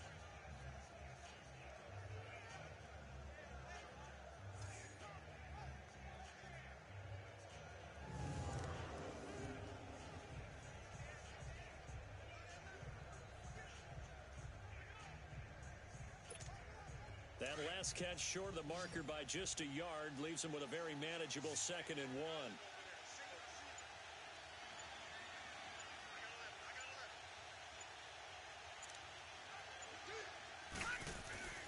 Mayfield. And caught left side, Olsen. And he'll go down here right around the 23-yard line. That good for 6 as they keep this drive right on rolling. That's a staple of this offense. Drag route to the tight end. Yeah, he was unable to use his size to break off much more yardage after the catch, but still an effective gain nonetheless.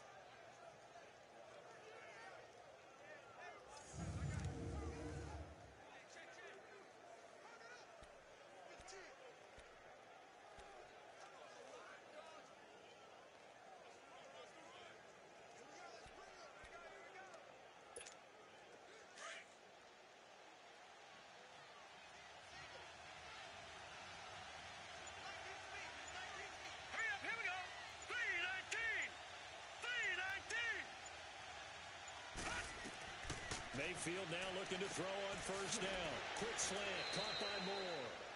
And down inside the 15, shy of the 10.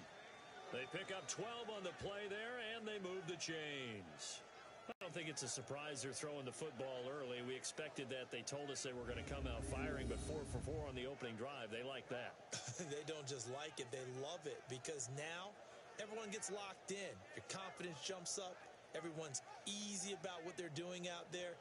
And by the way, they're looking at the sideline thinking to themselves and expressing, let's keep throwing it. We're doing pretty well.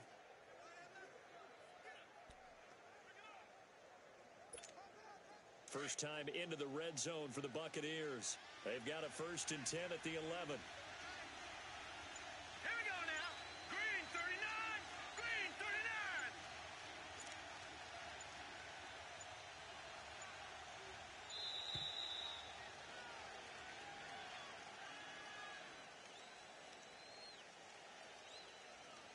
delay of game offense.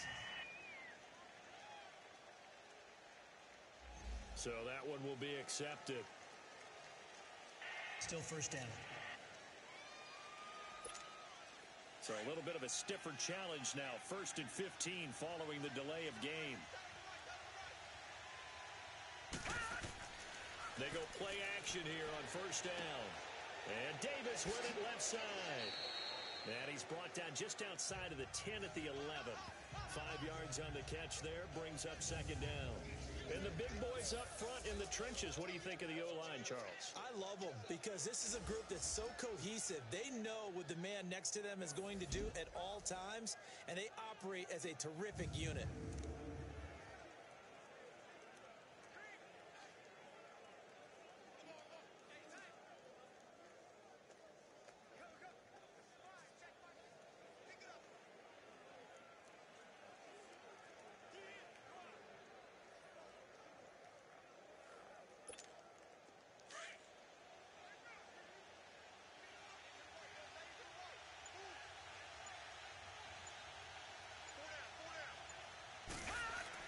And now Mayfield on the bootleg. And he can't corral it. Maybe a big missed opportunity there defensively in the end zone. And now third down. A look at the starters now on the defensive side of the ball for the Giants. It's a unit that has had all sorts of issues against the pass. Dead last in the NFL, number 32 in the league. That was a nice play right there, but overall this season, it's been an absolute disaster. A total lack of communication on the back end. They need a leader who can put this team, this unit, on his shoulder pads and carry them to the right spots. Here comes the 7th play now of this drive as this is 3rd and 10. Going to the air again with Mayfield. Hard throw, incomplete. That's a good job there creating the contact to force the incompletion. And now since it's 4th down, that should set up a field goal situation. And a nice sigh of relief defensively to be able to hold them to 3. And Tucker's kick right there. It's good. And they are on the board, but still trailing. It's 7-3. So, yes, it's only 3, but at least they're able to answer back after giving up the touchdown to start the game. Yeah, I like the observation there because getting some points on the board, very positive for them. Feel a little bit better about things because if you don't score, you potentially have opened the door for them to score again, and then you're down 14.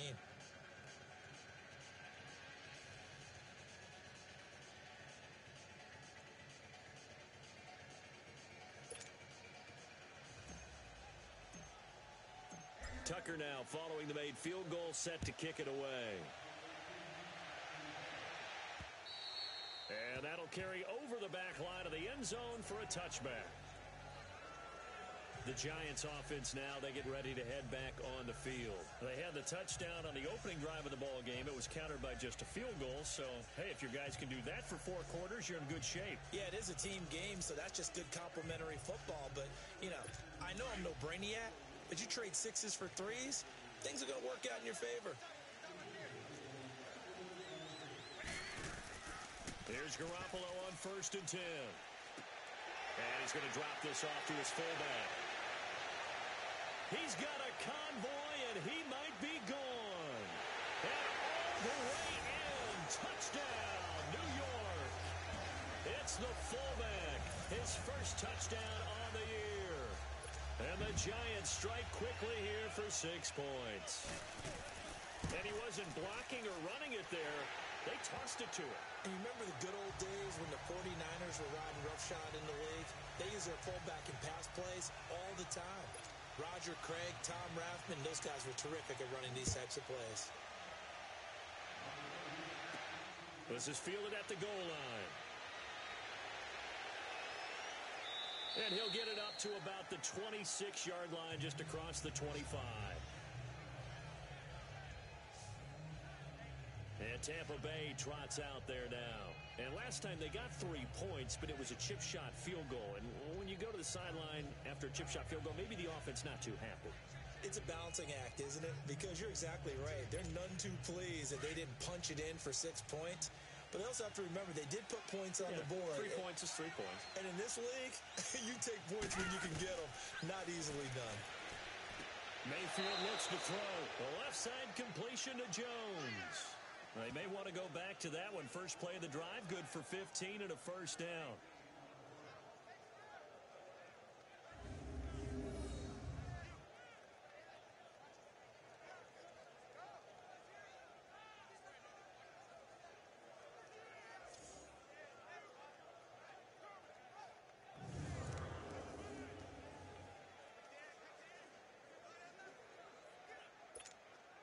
One play has him up past the 40 already, and another 1st and 10.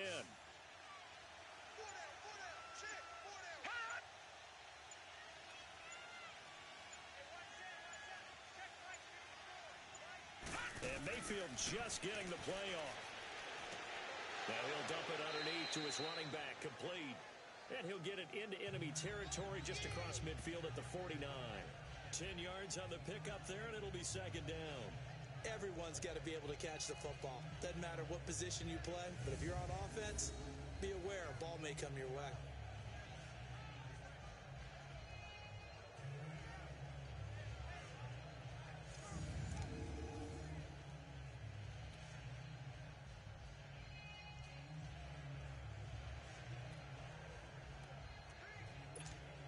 Counting down toward the midway point in quarter one.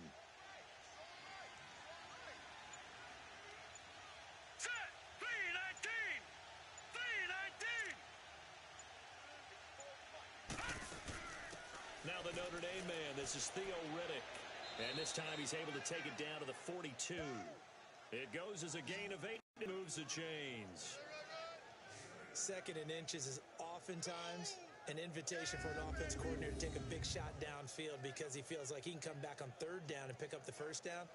But sometimes you just don't want to break tendency. Stay with what you are, stay with who you know, and go get the 1st down. That's exactly what they did.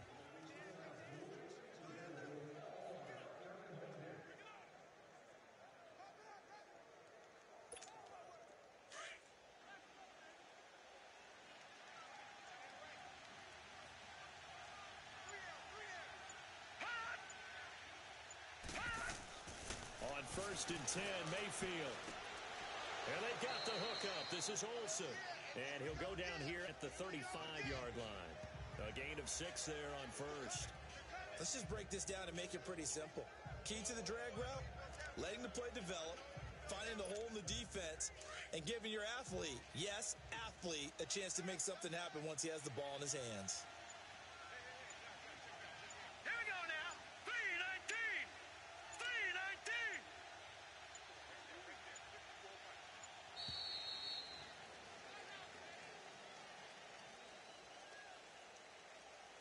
Delay of game, offense. Now the play clock hits 0 here, and we're going to get a delay. Following the delay, here's 2nd and 9.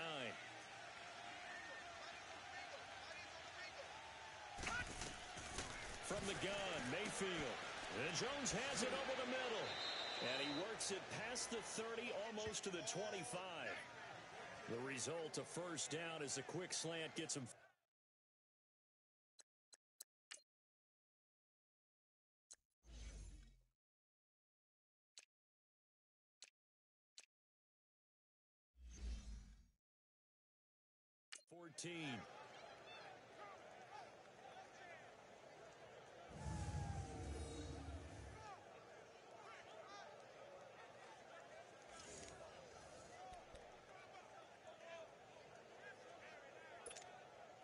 This quarterback now 9 of 11 passing in this first half. He's got his guys a 1st and 10. Hurry up, here we go. Green. Working out of the gun, Mayfield. Out to the left, it's complete to Dodson. And they'll be inside the 25 now at the 24. Give him a couple on the catch. It's 2nd and 8. So 2nd and 8 here after the pass play for 2 yards on 1st down.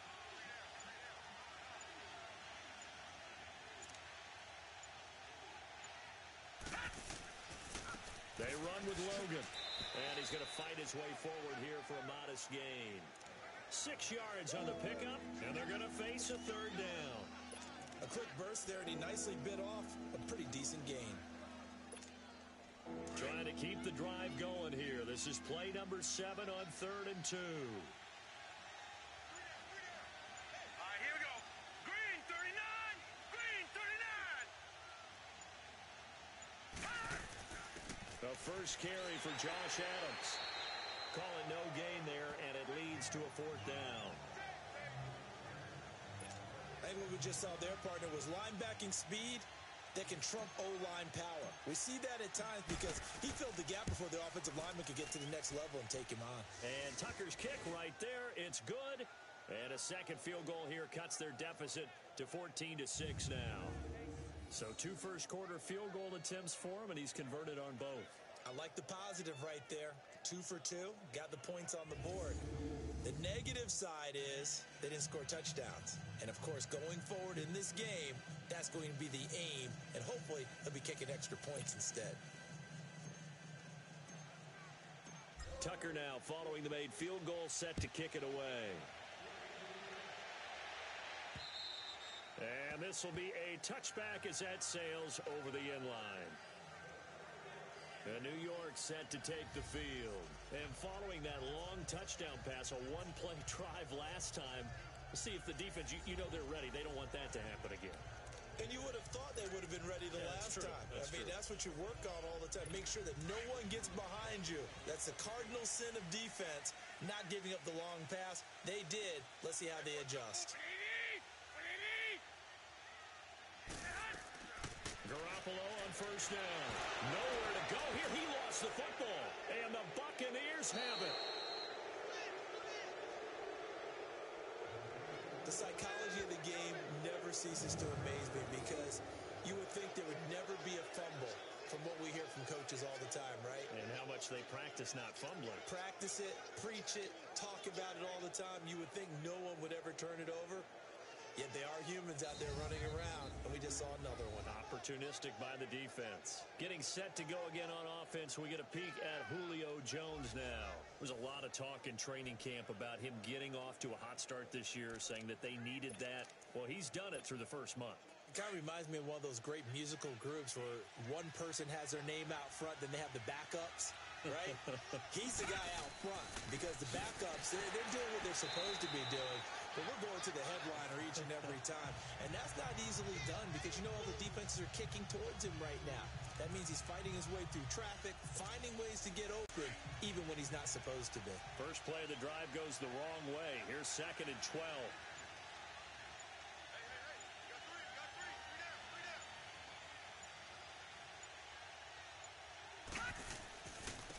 This is Logan.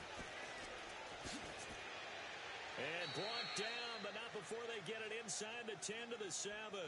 It's a nice pickup of 12 yards, and it gives them a 1st and goal. Well, after getting the ball in prime position to score after a fumble recovery, you think you're in a great spot. But the defense on the field is saying not so fast, and they've held firm on the first 2 plays.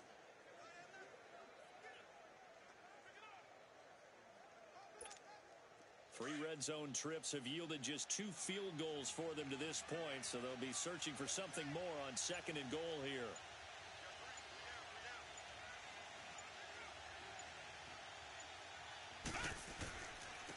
On the carry, it's Logan, and he goes backwards on this one, losing yardage to the 7.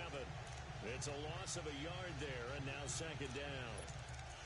While we know that the identity of this offense is to throw the ball, they've got to run it every so often, and for no other reason than to tamp down the pass rush. They can't let them just tee off and get to their quarterback.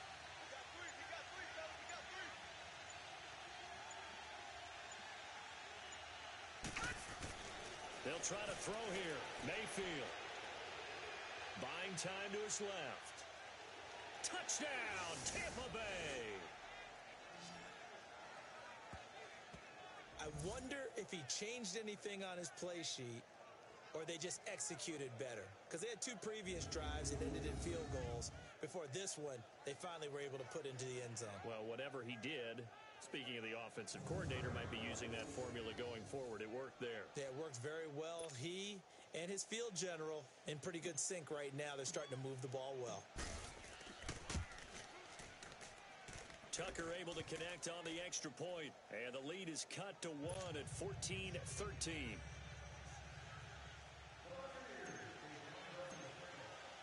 Here's Tucker now out to kick this one away. And they will not get a chance to return this one as it's through the end zone for a touchback. And New York set to take the field. And last drive, obviously not what you're looking for. You've got the lead. You got to protect the football. So in other words, someone got lucky because they've been moving the ball really well and wearing them down. In this case, though, giving up the football doesn't make them very happy. They can't wait to get back out there and atone for it. Yeah, try to atone for it here on this drive. Now the Georgia Southern man, this is Jerick McKinnon, and he'll get this one up to the 26. Credit him with a 1-yard gain there to make it 2nd and 9. Defensive side of the football, the starters here for Tampa Bay. They come into this one ranked number 5 in the NFL against the run. Most of their challenges have come in the passing game because against the run, they've been pretty darn good. Now you've got to figure out a way to slow down those receivers before they get downfield and maybe make a few more plays on the ball when it's in the air. The last play got just a yard. Here's 2nd and 9 from the 26. They'll run for the first time with Mark Ingram. Only a couple there as he'll be brought down about the 28. J.J. Watt makes another tackle there, and it's for a minimal gain. And let's face it, if that's all you're going to get running the ball, you're not got much success against him and his team. Or, yeah, you better find a way to go around J.J. Watt, which isn't easy to do. It's really not because you got to try everything. Can you go around him? Can you go by him? Can you influence him to get him out of position so maybe you can wall him off? He's a really sharp, intelligent player as well as a physical specimen. And before they can run another play, the clock hits triple zeros. And time is up on the first quarter. 14-13. That's our score. EA Sports NFL Sunday returns following this. Alongside Charles Davis, I'm Brandon Gaudin, and it's the Giants with the football here as we begin quarter number 2. They'll need to convert a 3rd and 7, though, to start things out.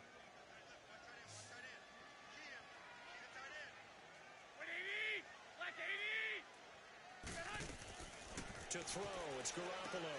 They go screen. This is Ingram.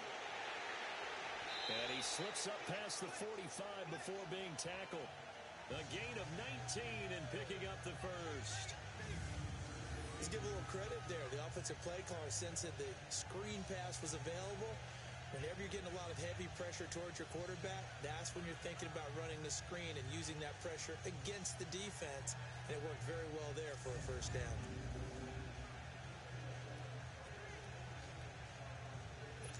Garoppolo in the offense with a 1st and 10. And he's a perfect 5 for 5 here to begin the game.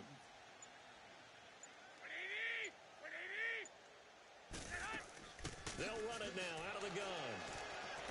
And nowhere really to go there. He'll take this up just shy of midfield.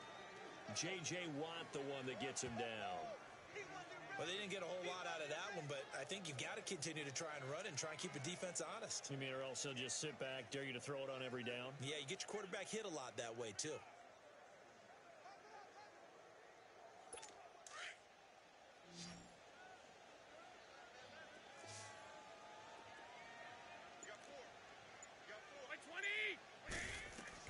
Garoppolo to throw on 2nd down.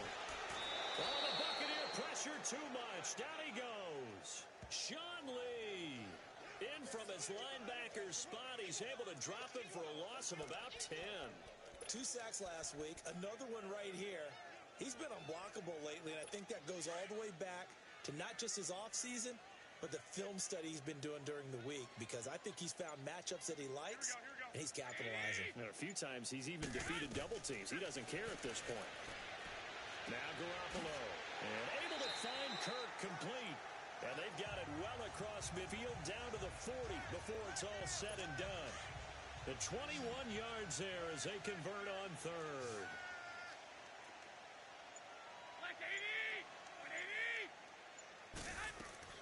On 1st down, Garoppolo.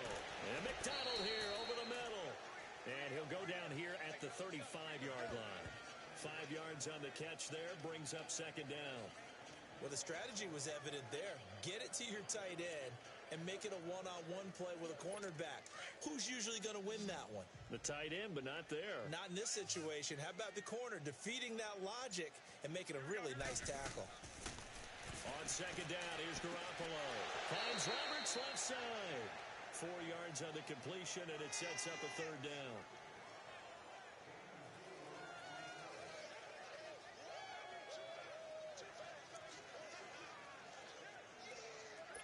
They'll look to make it 3 for 3 on third down conversions. They need a yard here.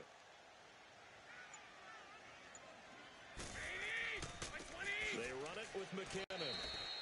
Call it no gain that time, and they're going to be left looking up at a 4th and 1.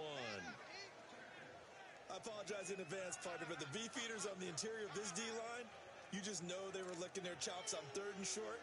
And yes, they were rewarded with a tasty dish, stuffing that one short of a first down. Well, we got beef eaters licking their chops and tasty dish in one fell swoop. I did apologize in advance, didn't I? Yeah, you did. That line's not eating tofu, I'll tell you that much for free. And Sturgis able to knock it through, and the drive will wind up yielding 3. So in the end, they had the ball for 10 plays, but the drive gets them 3, not 6. Is it okay if I give credit to both sides on this one? Absolutely. All right, let's start defensively. They hung in there. 10-play drive, but they stiffened when they got close to the goal line, made them kick a field goal. For the offense, 10-play drive. They might be a little disappointed they got a field goal, but they moved the ball down the field with dispatch and came away with points. That'll be taken in the end zone. And he's able to get it across the 20, but not by much, as he's marked down at the 21-yard line. Now the Buccaneer offense set to take over again. Looking back to that first quarter, they struggled, but now here in quarter 2, they seem to have some rhythm. And it really shouldn't be a surprise to us, because when we were in the production meetings, we asked a few of the players about, hey, what if things get a little rocky early? They all said the exact same thing. We're prepared, so we're confident things will work out, and so far, they have started to do so. Those 3 words we hear a lot: stay the course.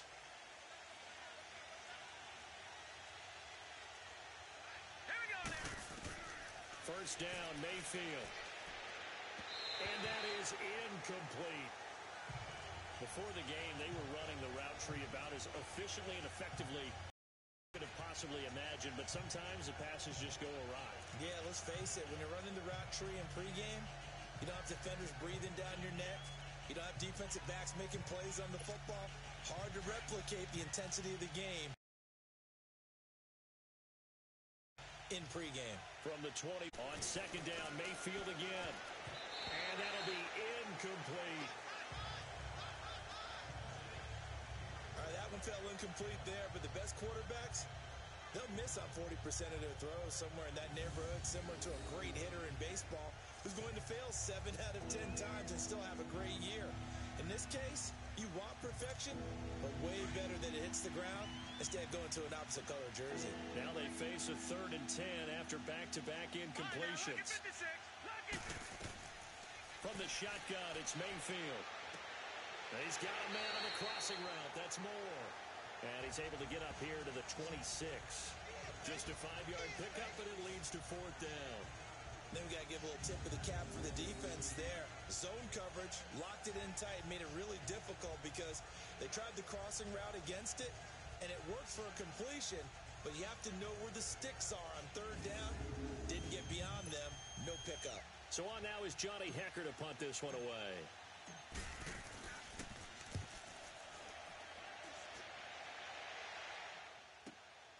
This is taken at the 15.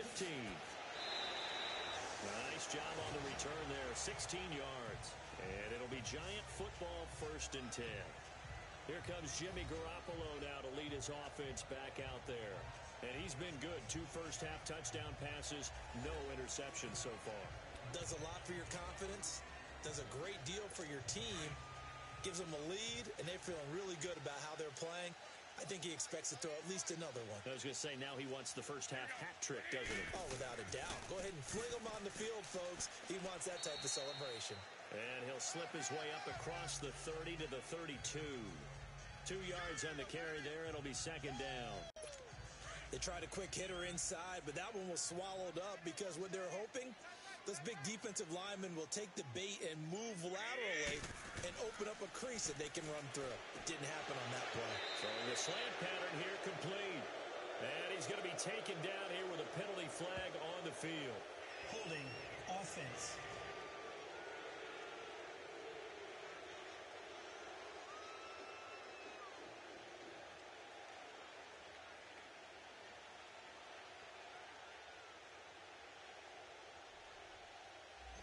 They were looking to throw, holding on the big right tackle.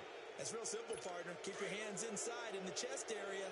You're probably okay. You get it out on the shoulders, get them wide. Usually got to pick up a holding call. Now Garoppolo throwing on second. Roberts with it over the middle. And he's able to take this one up to the 35-yard line. It's a pickup of 12, and that'll set up a third down. And with that completion, he's now north of 200 yards here in the first half. Boy, a tough start for the secondary defensively. It is, and it's got to put a dent in their confidence. And, you know, you always want to keep that up and feel like you can always bounce back after plays. But with the kind of numbers he's putting up here, it's starting to wear on them a little bit, I think. So they're looking at each other and trying to figure out what defense will work and how can they play better without getting beat deep for big passes. Now he's going to get this all the way down inside the 35. A gain of 32 that time.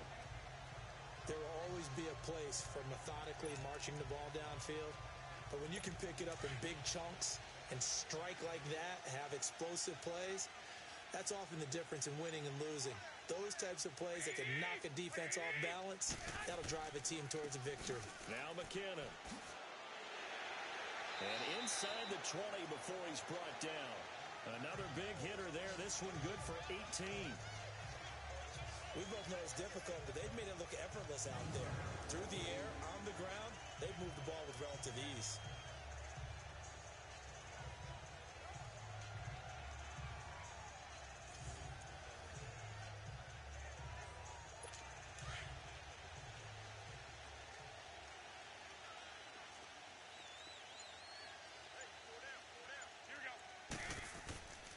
Running game working. They'll stick with it on first down. And they get to him quickly here as he stopped right around the 13. Give him 3 on first down. It'll set up a 2nd and 7. They went right back to him, but he pretty much had nowhere to go on that play. Yeah, the previous carry looked pretty good. That one, maybe he was a little tired. I don't know. Yeah, maybe he should have tapped out and had a second back come in and maybe make that run. Who knows? Garoppolo.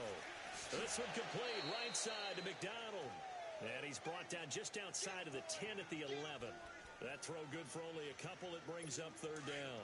This drive, it's been a good mix. 3 passing plays, 3 runs, hitting on all 3 of those passes, and the last one putting him in the red zone. So wouldn't you think play action right here? Because you've got the ability and had the ability to run it in, throw it, go play action and take your shot at the end zone. Oh, it's a screen pass. That's complete. And he's able to work it here to the 8-yard line. And the screen only good for 3 that time, and it'll bring up a 4th down. Instead of throwing it downfield, Charles, they just tried to dump it underneath there. You like the call? I do. I think it's a high percentage play because you get the completion, and what you're counting on is your back to use his legs and his elusiveness to make people miss and pick up the first down. In this case, it didn't happen.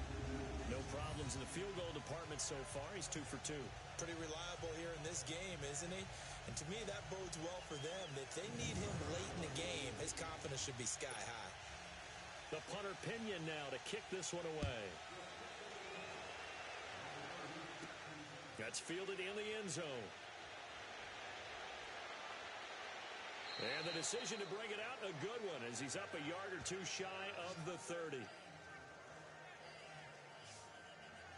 And Tampa Bay trots out there now. They punted last time they had it. What steps, Charles, you think they have to take to make sure they don't do that again? Well, let's just go to the football 101, the trade expression 101. Win first down. Make 5, 6, 7 yards on first down and make it a 2nd and 3, 2nd and manageable. Keep accumulating first downs that way. Keep moving the football. You don't want to get behind the sticks because then the defense has the advantage.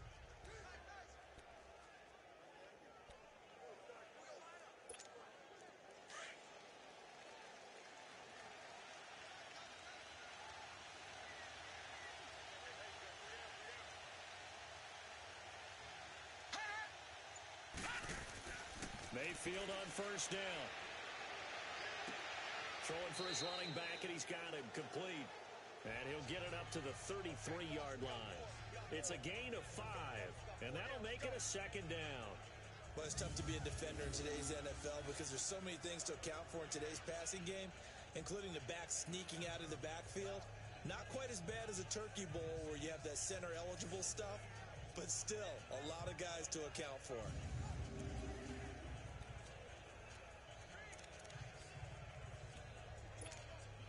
Second and 5 after the 5-yard completion on first down.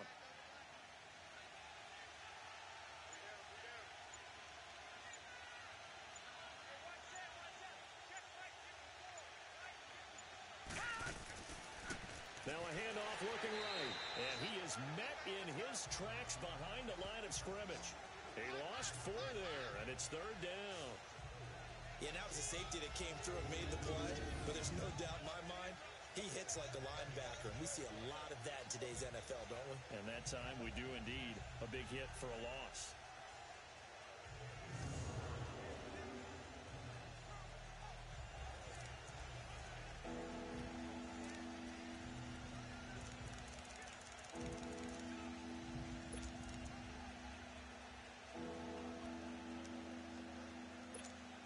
The Bucs on third down. 0 for 3 to this point. They could use a conversion. This is 3rd and 9. All right, here we go.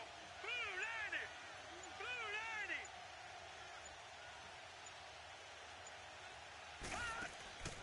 90. Here's Mayfield. And this is going to be incomplete. Let's go ahead and try and get into the body and the mind of the linebackers. Yeah, I know they're bigger and stronger than I ever was, but in this situation, they understood what was going on as much as the offensive guys, because the offensive guys are always taught, find the first down sticks and make the play. Well, on defense, what do you want to do? Guard the first down line. Make sure they don't get there and tackle them in front. They were able to drop in their zone coverage, figure out where the first down line was, and end up making the play, swatting it away so they couldn't get the completion. Yeah, the Giants ready to come out now. And they split the uprights last time for 3. They've got the lead. They're not going to play this conservative. They're not hoping for another field goal. They're hoping for a touchdown. I'm with you on that one. I like where your head is. I like the way you're thinking because you're exactly right. Trying to sit on a lead and play that way, that doesn't work too well for most teams. Run your offense. Run what you do best. Exactly. Put it all the way down and try to increase your lead in a big way. And the best way to do it, touchdowns. Brandon, one thing about blitzes, they really confuse offensive linemen at times. And what you have to do is lock in on the guy right in front of you. If you don't, you saw the end result. Defensive tackle ended up making the play. So the opening play of the drive goes backwards. Now they'll come up on 2nd and 12. Working from the gun, Garoppolo sheds off the tackle. Got his man, Robbie Anderson. 13 yards on his first catch. It's a first down as well. And now with that completion, he's north of 200 yards here in the first half. And he's going to break our statistician, Marvin, isn't he? Because Marvin right now is just tallying it up. Hope his hand doesn't hurt too much doing this, or he keeps hitting the calculator. But my goodness, what a start he is off to. By the end of this game, he could have monster numbers. He just wants to continue to be accurate. And we'll remind you that coming up at halftime, we'll join Jonathan Coachman and the gang in Orlando. Coach will have stats and scores from the early games going on here around the NFL.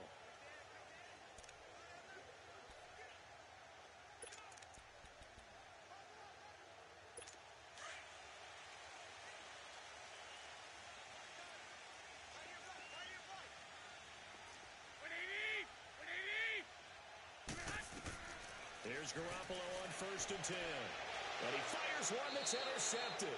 It's the former Seahawk, Earl Thomas. And to the 43. So down inside the 45 to the 43-yard line. That's where they'll take over. And Brandon, this is a real nice job defensively of getting inside a quarterback's head and figuring out, okay, where's he going with the football? Because you can make an educated guess defensively. Not all the time, but sometimes. And when you're right, you've got a decent chance of coming away with the football. Here comes the Tampa Bay offense now heading back out onto the field and hoping to do better than they did their last possession when they punted the football. Appeal to the vanity of your offensive line. Tell them that they control your fate. Leverage guys. Win the line of scrimmage. If you do that, you start to win first down. You win second down. And guess what? You start accumulating first downs, and that's what they need in order to not punt the ball again. Following the interception, Mayfield. Oh, that was dangerous. Throw it into coverage, almost picked. But instead, they'll keep it on second down. Well, so they just got the football on an interception. They almost gave it right back the same way. And, you know, when you look over to the bench after that type of a play, number one is pure relief. Didn't give it up. But it's not the coach you're worried about yelling at you.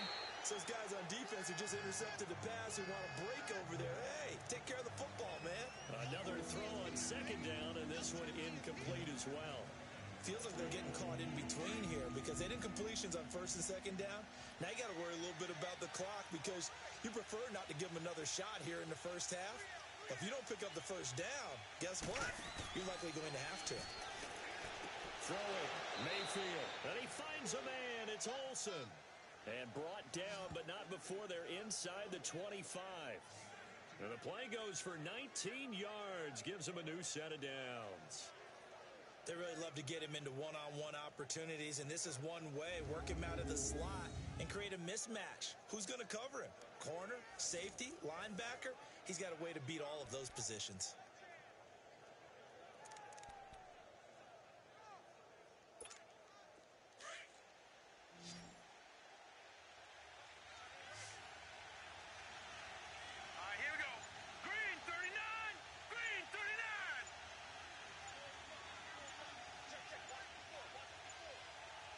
And Mayfield just getting the play off.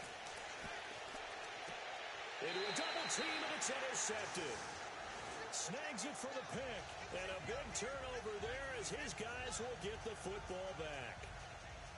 Well, that's a drive killer right there. Not a really confident throw either. This one was kind of up for grabs, and it's going to come down the hands of the wrong team. New York set to take the field. And following the interception, just any interception, are you a little bit more cautious when you start that next drive, or no, you just throw that out the window? I think you are. I don't think that there's any way you can run back out there and go, totally didn't affect me. Let's just go ahead and be loose with the football again. You're going to take care of it, but you have to be careful about being too cautious because now you can't run any offense at all. Still want to attack. We'll see how they attack them here.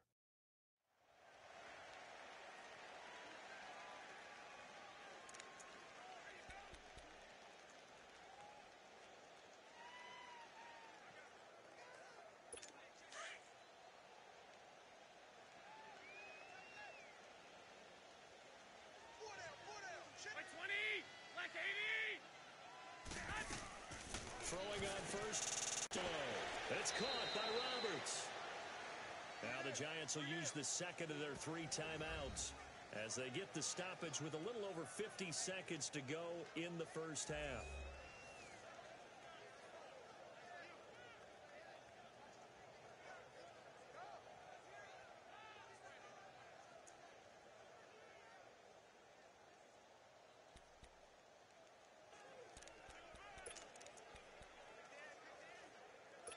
They only got a yard out of that last completion, and that makes this 2nd and 9.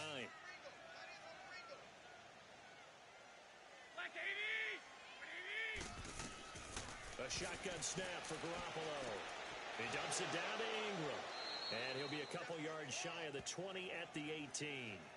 It'll be a gain of 4, and just like that, it's 3rd down.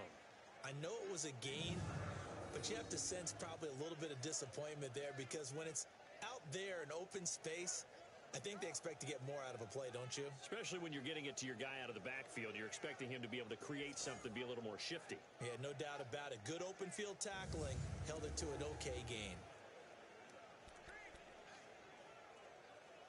The Giants on 3rd down. They've converted 3 out of 5 thus far. This will be 3rd and 6. From the gun, it's Garoppolo. Throw left side complete. That's Roberts. And he'll get it up here this time to the 21. And they're going to take a timeout defensively. So with 4th down coming up, they go ahead and burn it and say we'll see what happens.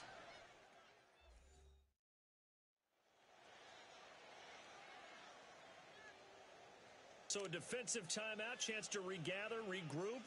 and get set as we resume action. So on now is the Clemson man, Bradley Pinion, to punt this one away. So we've reached halftime here at MetLife Stadium with the Giants out in front. As we'll get you down the coast to Orlando for Jonathan Coachman at our EA Sports Halftime Report. Coach. All right, Brandon, we'll get back to you guys in a bit. But first, time for a trip around the league on this final weekend of September. We'll kick things off up at FedEx Field, an NFC battle between Carolina and Washington. And in the second quarter, it's the Redskins who are out in front. The Skins still in a dogfight, but this would be a good victory for them if they could get it. From there, we head up to Foxborough to check on the Patriots at home at Gillette Stadium. And they currently trail the visiting Philadelphia Eagles. Derek Carr lighting it up. 3 touchdown passes there. Finally, let's get right to the center of the U.S. map and check in on the Chiefs at home in Kansas City. And you can see there it's the visiting Colts who have the lead in that one. Jordy Nelson, a touchdown reception. In the game you're watching, it was Jimmy Garoppolo who was brilliant in that first half. He's thrown for over 200 yards already, and his guys have the lead as well. As we get you back to Brandon Gaudin. Okay, Coach, appreciate it. A one-touchdown game here as we get set to resume play in the second half. Both teams appear ready for the fight ahead, and we resume action here in quarter number 3. That'll be taken in the end zone. And no run back here. This will be a touchback, and it comes out to the 25-yard line. Baker Mayfield leads the offense out for their next possession. And he's had some time to chew on that interception he threw on his last drive back in the first half. Well, normally we say you want to get him right back out on the field and play again, right? But as you mentioned, had the halftime, had to stew about it a little bit. Maybe he'll have a chance to relax a little and kind of laugh and chuckle and let it go. He'll hope to respond positively here to start the third quarter.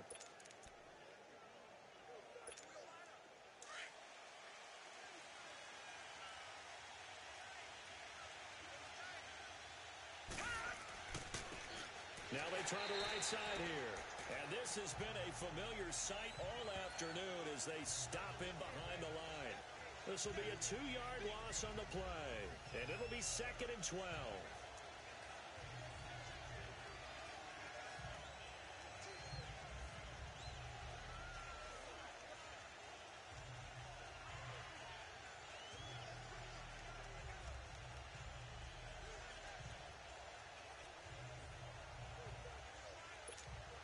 First play of the drive goes the wrong way. Here's 2nd and 12.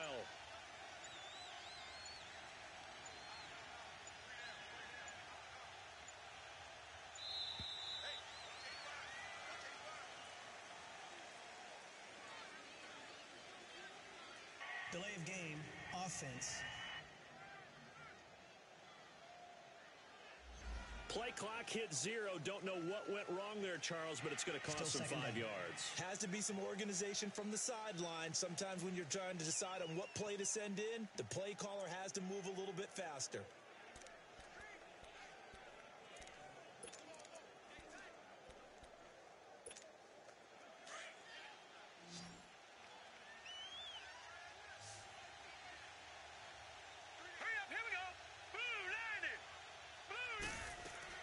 Second down, Mayfield. And this is incomplete. Will Fuller was the intended target. And it's 3rd down. My man's getting a little loose with the football there, right? Interception before, almost had one here. He's got to start taking better care of it. It really should have been back-to-back drives with interceptions. He's lucky there. The Bucs on 3rd down. Just 1 for 5 to this point. This is 3rd and 17. Working out of the gun, Mayfield. He finds his target, Fuller. They needed 17, and they got 18. A defensive lapse there, and it's a 1st down. And the key number on that play, 3. 3rd play of the drive, 3rd down, spectacular catch, turns into a 1st down. 1st down saves them from a 3-and-out. Now let's go! Blue 90! Blue 90! They'll run on 1st down. Adams And nothing doing. He's immediately taken down at the line of scrimmage. Call it no gain on the play, and it'll be second down. And he got off the end there very quickly to make that play. Yeah, it was almost like the bullet train, wasn't it? I mean, just zoom. Quick, quick, quick. And what a terrific play, holding them to no gain.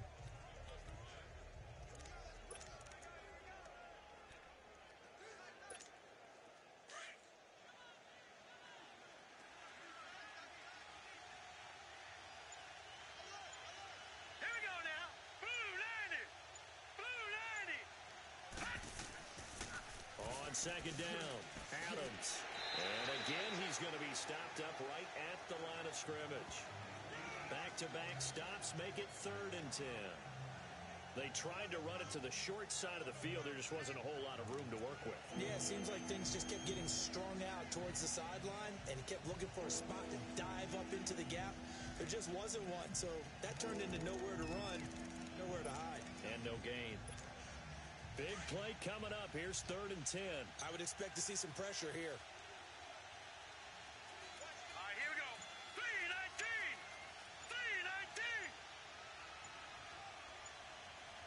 And the blitz does come. He's got the first down and more past midfield. And he's got it across the 50 to the 47-yard line. 17 yards on the pickup there and also a first down. So they did not bring pressure, and turns out probably a bad idea. Yeah, he had time to stand in the pocket and deliver a strike. So I'm wondering if they're going to note that, and next time just go ahead and bring that pressure.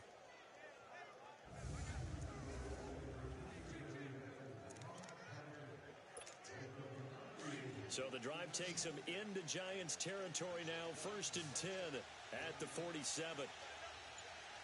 Let's go. 3-19. Mayfield to throw it. It's complete on the bubble screen. That's Fuller. And that play will go nowhere. Losing yardage back near midfield at the 49. If you're a selfish player and you're throwing the ball, you're cool with the completion. Maybe not so cool with the yardage loss, though. Huh? Yeah, you went backwards on the yardage. Hey, it kind of works like a sack for the defense there. Yeah, it's a really big play for them, right? Able to figure it out, sniff it out, and finish it off. So they had the big loss on that first down pass play and facing a 2nd and long. Hurry up, here we go. Green 39. Green 39. From the gun, Mayfield. He's got Fuller. And he takes this one down almost all the way to the 30. That catch puts him over 70 yards receiving now as he's got a first down.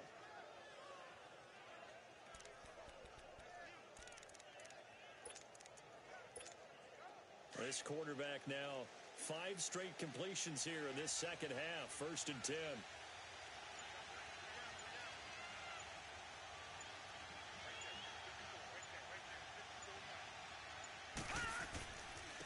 Now a handoff looking right. He'll be stopped short of the 25. The nice move couldn't free him. It's a pickup of 4, and it'll bring up 2nd down.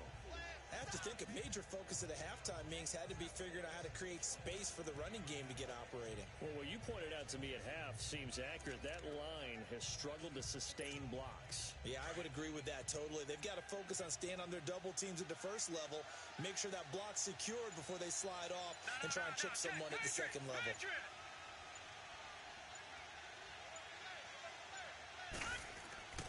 They run again with Logan.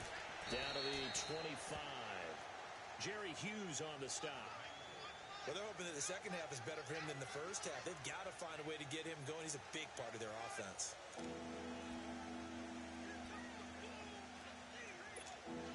The Bucs on 3rd down. 3 for 7 so far in this game. This is 3rd and 4.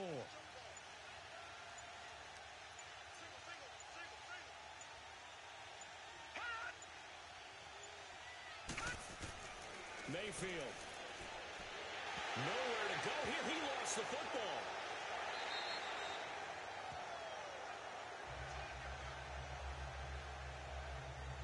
McCall and Lucker or skill, whatever the case is, they're feeling good about just keeping the football there. Yeah, the biggest thing that they're calling it now, our ball.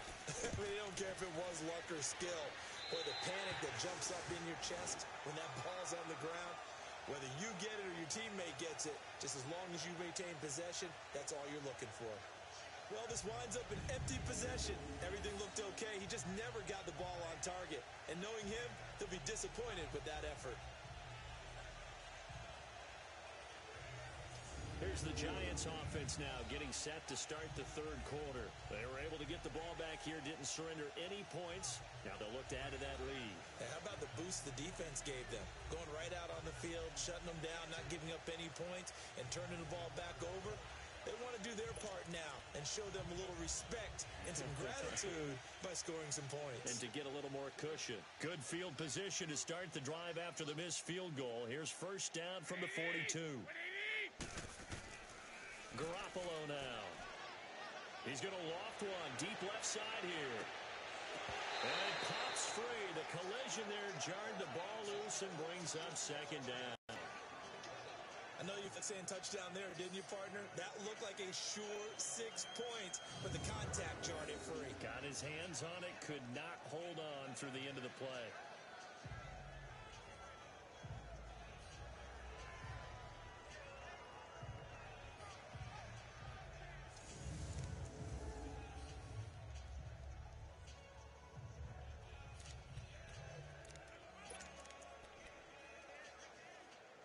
Ball on the 42 as they come up 2nd and 10. Hey, here we go. Garoppolo again here on 2nd and 10. He rifles one that's intercepted. Picked off by John Johnson. And the return stops just a little bit shy of midfield at the 48-yard line. That was a really nice interception. I think it illustrates the differences between playing man and playing zone. When you're in man, all you're focused on is the receiver in front of you. But when you're in zone, you're allowed to read the quarterback's eyes and go to the ball. That's exactly what happened on that play. And Tampa Bay trots out there now. Last time out, they had that long 50-plus yard field goal that they missed. And I'm sure on their sideline they're thinking to themselves, okay, do we still want to try one if we're in that position again? And I would dare say that the answer would be yes. They're going to... That's caught inside the 20. And he's able to get this down deep on the Giants side of the field. It's a big play there for the Buccaneers. 41 yards.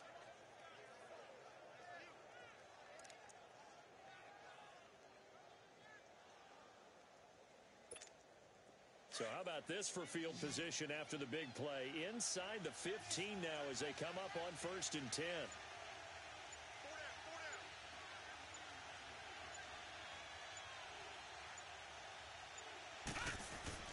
A first down throw for Mayfield. And they're not able to hook up there. Incomplete. We have not seen a whole lot of wide-open receivers. Everything seemingly has been contested. And that's another nice job there to force an incompletion.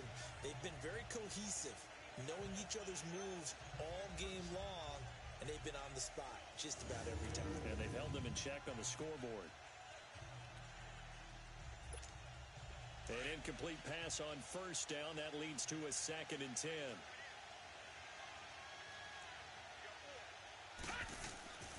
And they'll go with a ground attack here.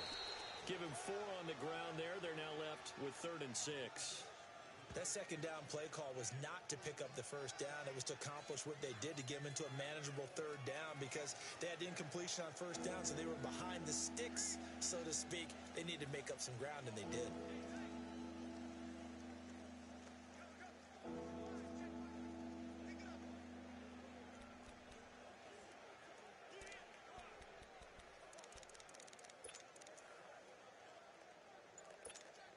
In need of a conversion on 3rd down. They had the big play to start the drive. Not much sense. From the shotgun, it's Mayfield. The quick slant caught. And he's into the end zone. Touchdown, Buccaneers. Greg Olsen his first touchdown on the year. And the Buccaneers are an extra point away from tying up this football game. The tight end position has always been dangerous, especially in the red zone, short field. But now even more so because these tight ends aren't necessarily the tight ends of old. They're the rocked-up wide receivers who have a little bit more speed, way harder to cover than before.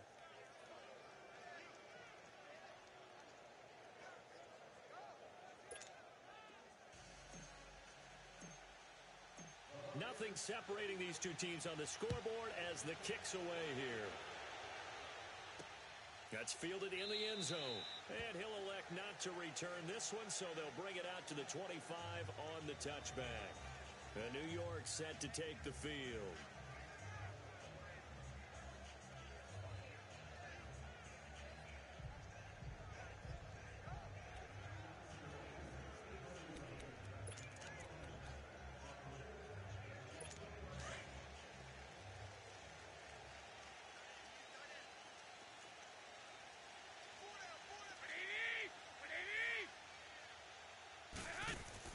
They go back to the air here after the INT on the last drive. And down he goes, a Buccaneer sack.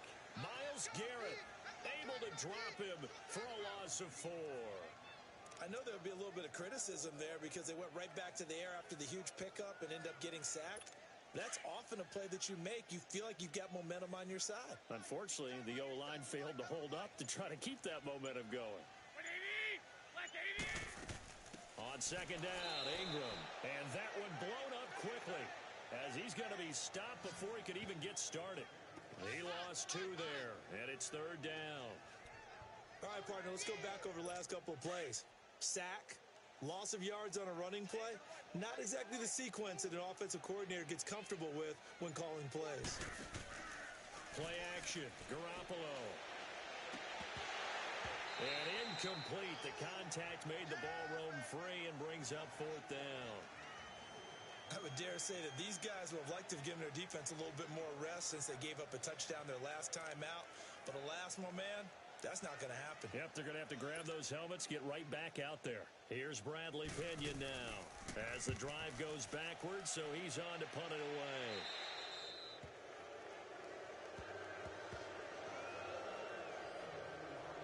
Now a look at Will Fuller as he and the rest of the offense gears up to get ready to go again. Let's see here, Charles. 6 catches, over 100 yards. Call that a pretty good day at the office. And I love the accumulation. The catches, the yardage. That means he's having a pretty good impact on this ball game and really helping his team out in a big way. Means he wants the football again, right? And it's funny because some of these receivers are very vocal about how much they're getting it. Others are quieter, but they still let you know, give me the ball, I'm going to make a play. They'll begin here with Adams. He had a great move, but he'll still be stopped shy of midfield. A gain of 3, second down. What's the old expression, 3 yards in a cloud of dust? In this case, it's dust-covered pellets. It's no longer that old grass that we used to play on, right, and chew it up. Now we've got that artificial surface. You see the pellets go up. Still a nice play by the defense. They'll run again with Adams. And now running right through it. And he'll be taken down at the 44-yard line. Call it a gain of 7, and it gets him a new set of downs. For a lot of guys playing this game, there's no better feeling than running right through a tackle. He's able to lower his center of gravity and churn his legs for a really nice pickup.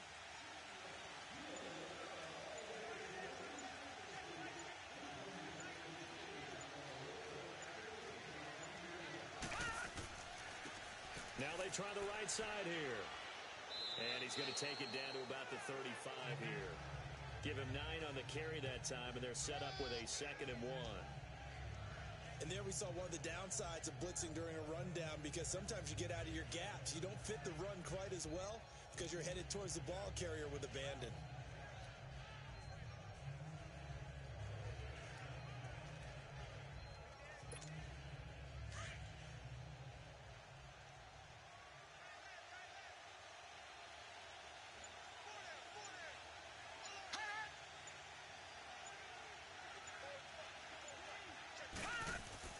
They go play action. Mayfield. A left side completion to Jones.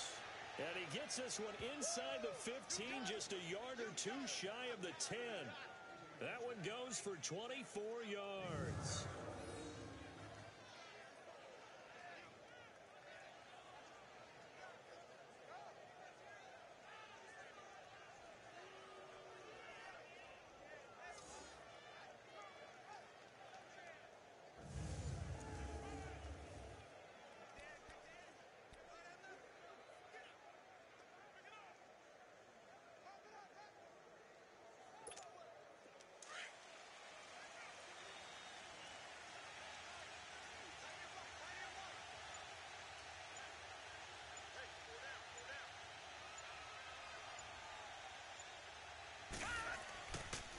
And they'll go ground game here with a tailback. And he's into the end zone for a Tampa Bay touchdown. A great play there. His second touchdown on the season. And the Bucs are going to take the lead.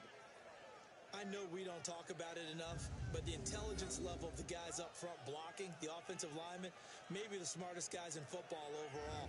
Add in a little bit of athleticism and a whole lot of toughness, you've got a lot to deal with, don't you? That's why the guys in the backfield get them really nice Christmas gifts, right? If they're smart, they do.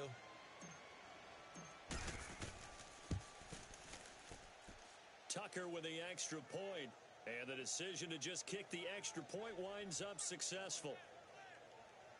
The drive summary that time, 5 plays. And it was capped off by a 12-yard touchdown run. Here's Tucker now out to kick this one away. That'll be taken in the end zone. And no run back here. This will be a touchback, and it comes out to the 25-yard line. Here comes Jimmy Garoppolo now to lead his offense back out there. He'll be kind of looking to erase the first part of this third quarter from his memory partner. I think he, above all, was upset that they actually got to halftime. Because you saw him in the first half. He was really sharp. And they had good, the lead. Had the lead. Everything was going well. And you know you keep telling yourself, just stay up, stay motivated.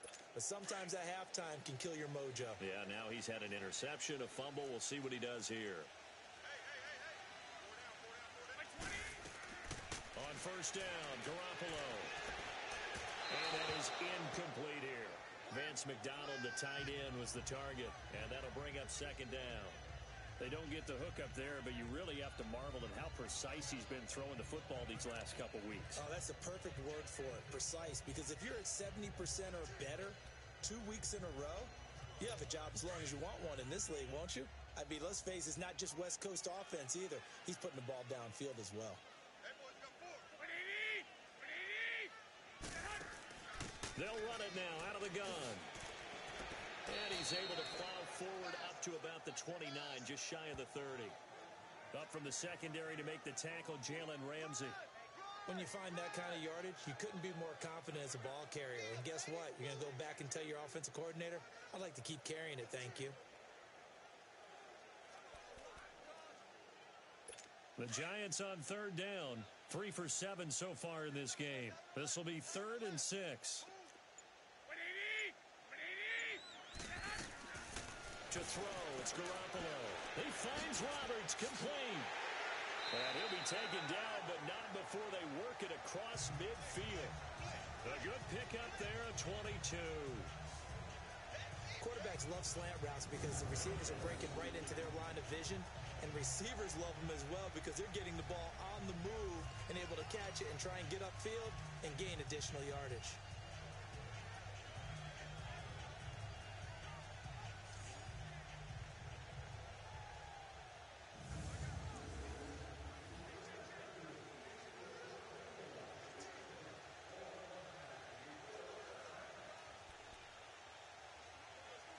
Garoppolo now nearing the 300-yard mark with still a quarter to play.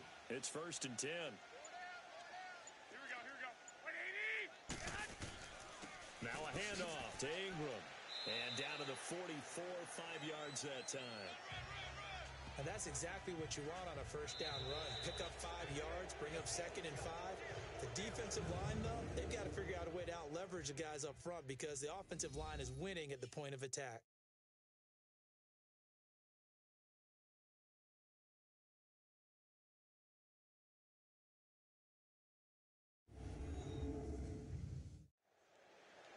Welcome back now here in East Rutherford. It's the Giants with possession of the football but needing points as we start quarter number 4.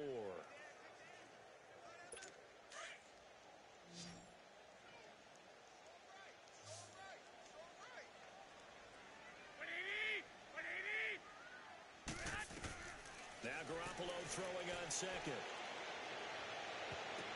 No, he almost had it. Already with one interception, just missing his second there. I know that interception was dropped, and it would have been their third of the game, and I will guarantee you, in the huddle, on the bench, all the defensive guys have been talking about is, we've got this guy right where we want him. Who's going to get the next one? It almost becomes a challenge, and they've missed a golden opportunity.